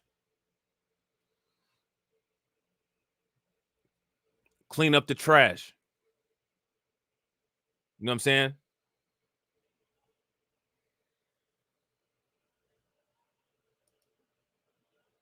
You think Vivek Ramaswamy will get you into an entrepreneurship program at one of his former medical companies? None of these people want to do business with us. They want us as a mascot. I'm not being nobody's mascot.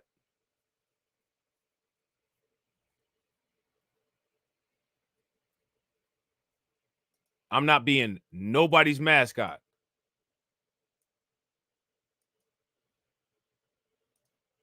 Don't come talking to me about jobs.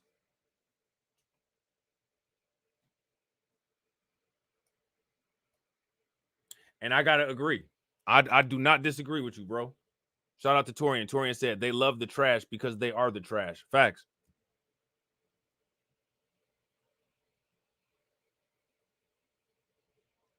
Facts.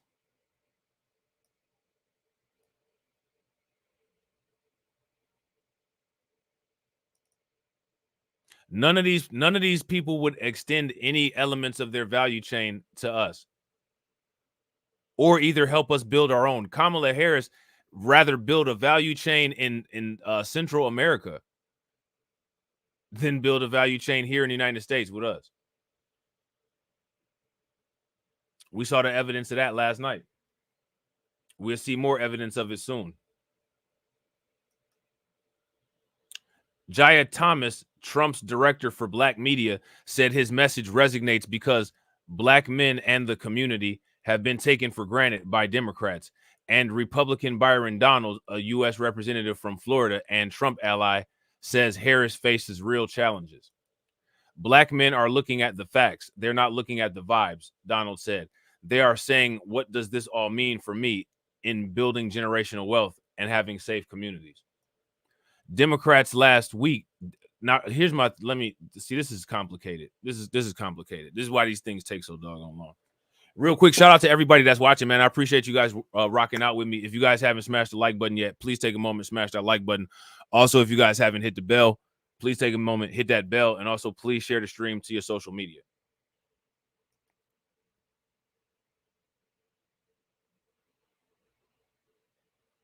Democrats at last week's convention saw a panel on better engaging Black men and countering misinformation about Harris. So basically making excuses. What misinformation?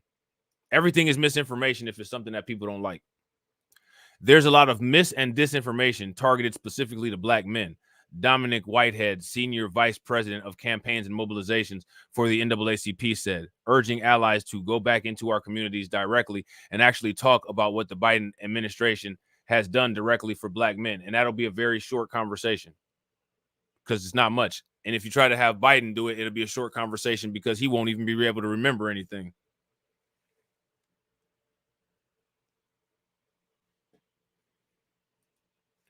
Panelists cited concerns from Black men, such as claims Harris put people in jail for marijuana offenses as California Attorney General, when in reality, most drug prosecutions happen at the local level. What the hell did that? Let me shut up.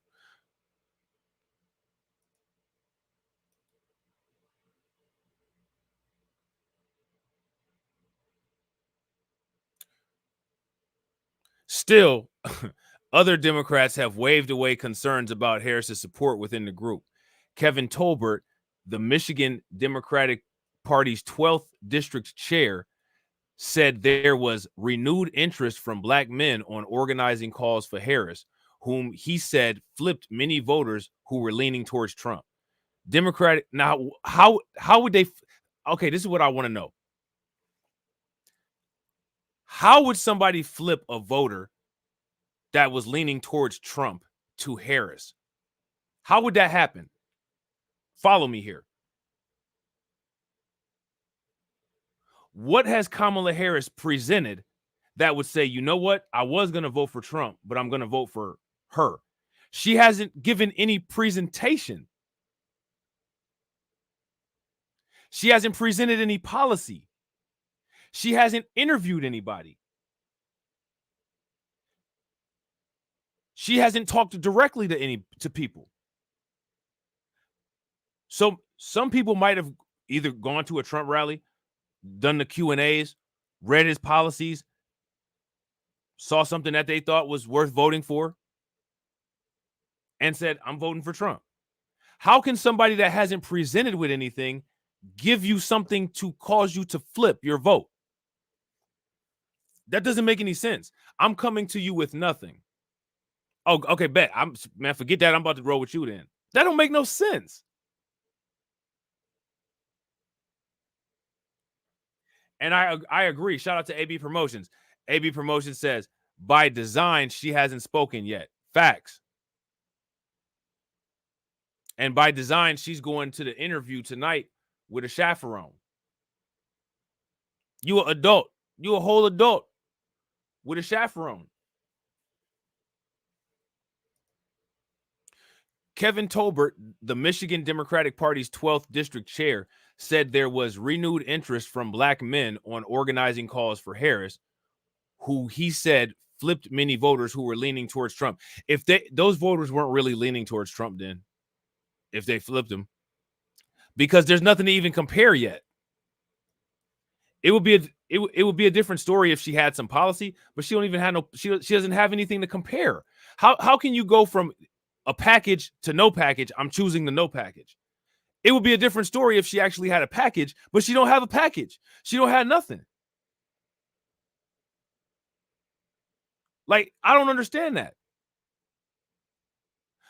There's a large contingent of people who are voting for Trump on certain issues, economy and immigration. I understand that. Those economy and immigration people, you're not going to flip them to a Kamala Harris vote. That's a lie. That's a lie.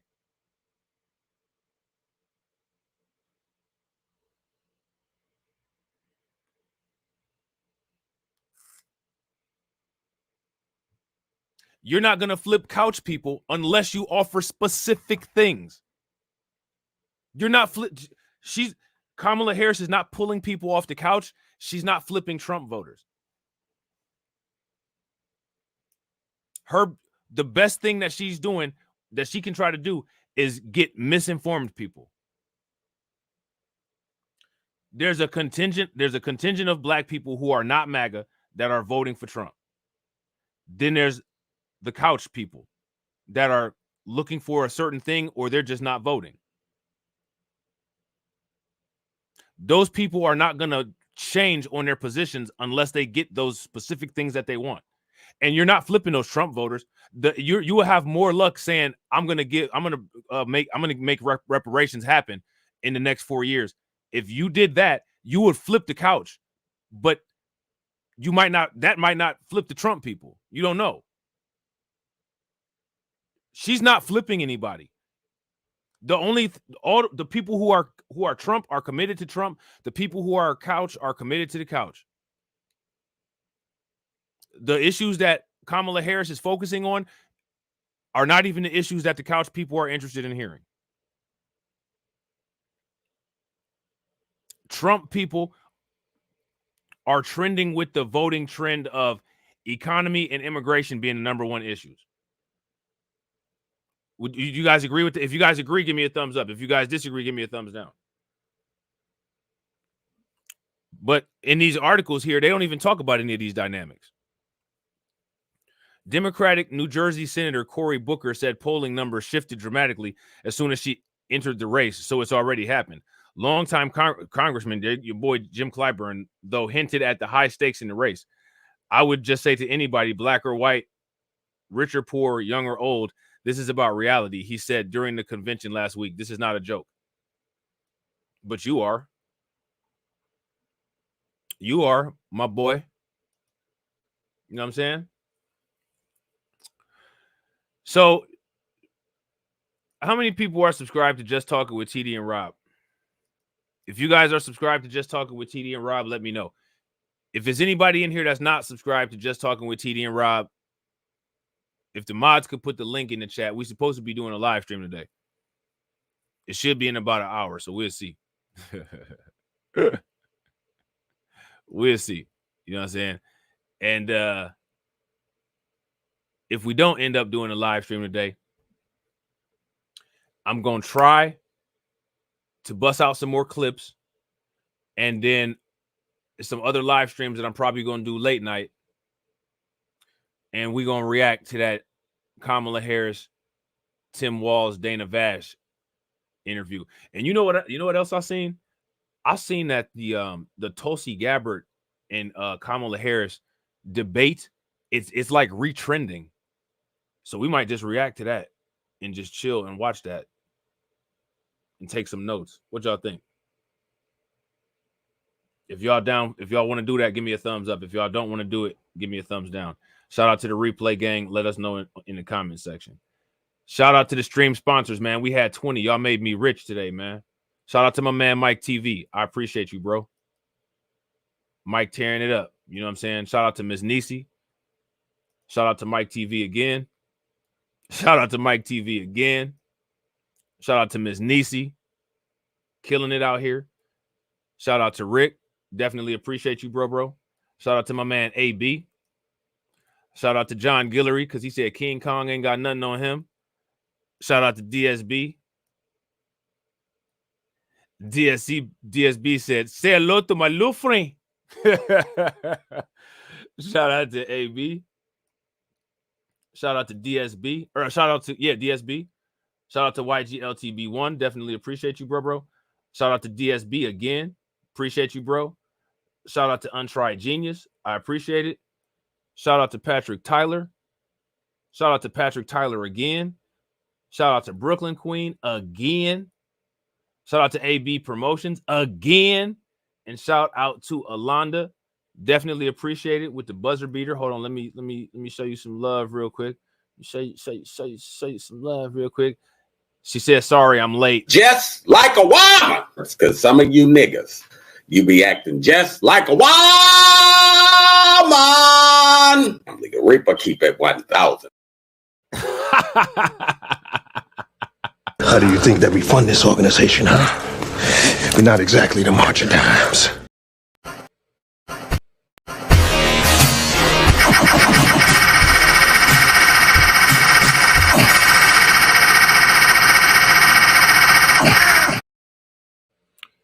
And as always, ladies and gentlemen,